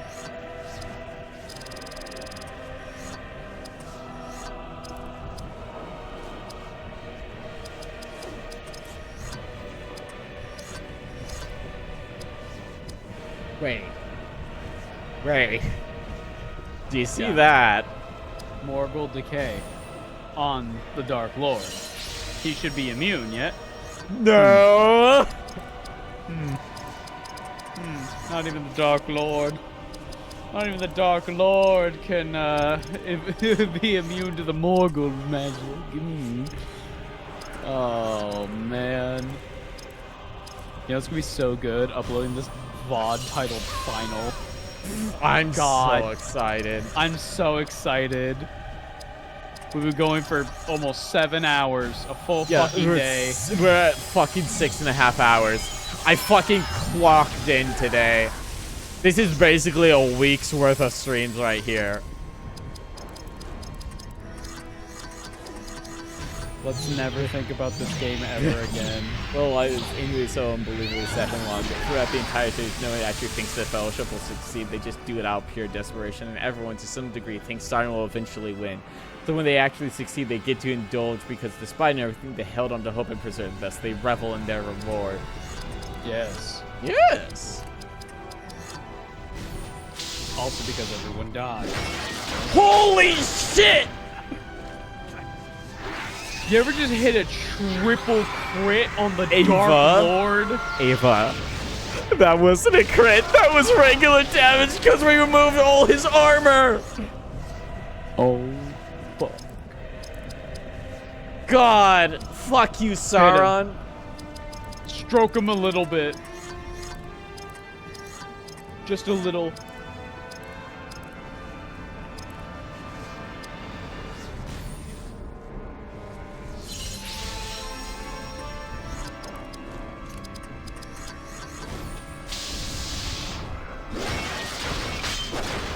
God, armor strip. Armor strip is so good.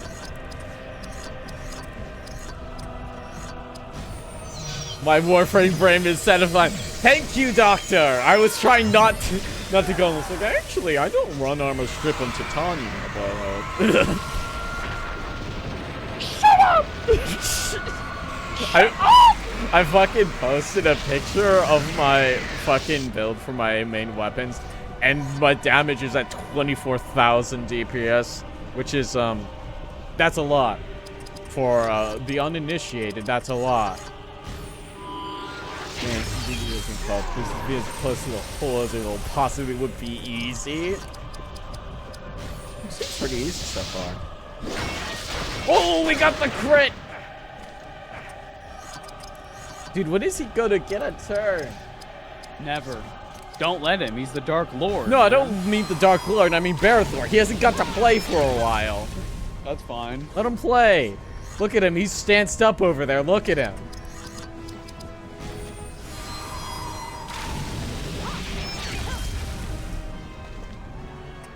There we... No. Fuck it. Where is he? He's not in the turn order. What's wrong with you? Barathor? You're just kind of, you know, contemplating how the journey has, you know, gone over. Triel, are you gonna fucking fuck off of this shit?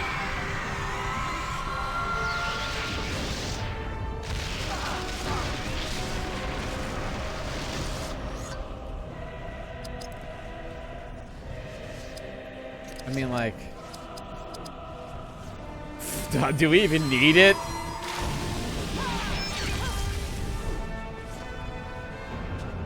Nope. Yes. Fucking killed by the caster? Yes. Yes. Boco, it's fucking over. Great tales of this age it's over. In the fullness of your it's lives. Finally done. Of great bravery and fellowship beyond It's measure. gone. Of a king who faced death to buy time for a friend. Of the smallest of us changing the future of our world. Of the destruction of evil and the triumph of good. So we're dead, right? Yeah, we're dead. We're so dead. Yeah, we're super dead. Of the departure of the elves from the history of man.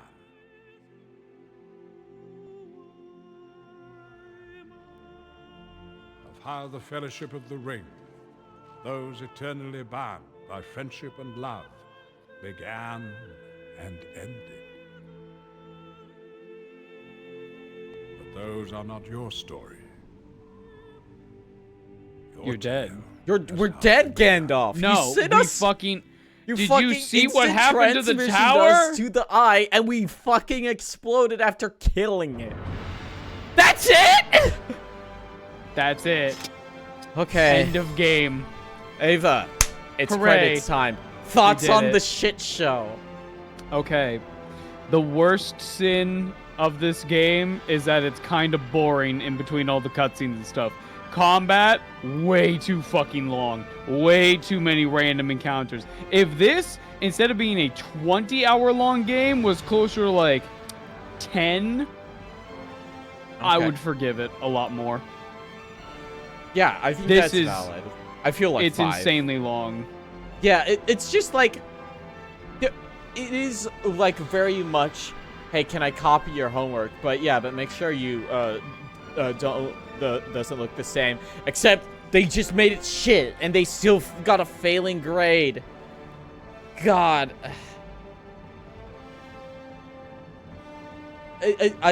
Like, listen, this concept can work. There's so much fucking shit you can do in this setting. This could have been good, but they copied, like, one of the greatest turn-based RPGs of this generation and all time on not even a surface level. It's like they looked at a screenshot of Final Fantasy X, and it's like, yeah, let's do that. And then they didn't do that. It barely counts as an RPG. It lacks any variety of things to do. We've been doing the same thing for 20 fucking hours with no difference. It's more similar to a dungeon crawl. Even that, like, if compared to, like, one of my favorite RPG series, Shin Megami Tensei is a dungeon crawling game. But, like, you still have your areas where you sell stuff, where you buy new weapons. Like, shit, like, God, you could have done anything. It's just like, why? Any of it? Like, you QA'd this, right? Did your testers have fun? I do think that the people who made this game, you know, they did their best, probably. Yeah. I'm not here to shit on the developers. It's more of a, I'm pointing the finger at direction than development. Because everything is functional to my knowledge. So I don't know why I kept changing from widescreen to... I don't know if that's my emulator. I mean, my that. GameCube. I don't know. Or if that's something the game does. No idea. I don't know. It's just like, I know this is like a tie-in game, but like, tie-in games used to be kind of good. Two Towers, excellent. Return to the King, all-time classic. This is not either of those. It's a fucking crass homunculus of a good game and a good franchise.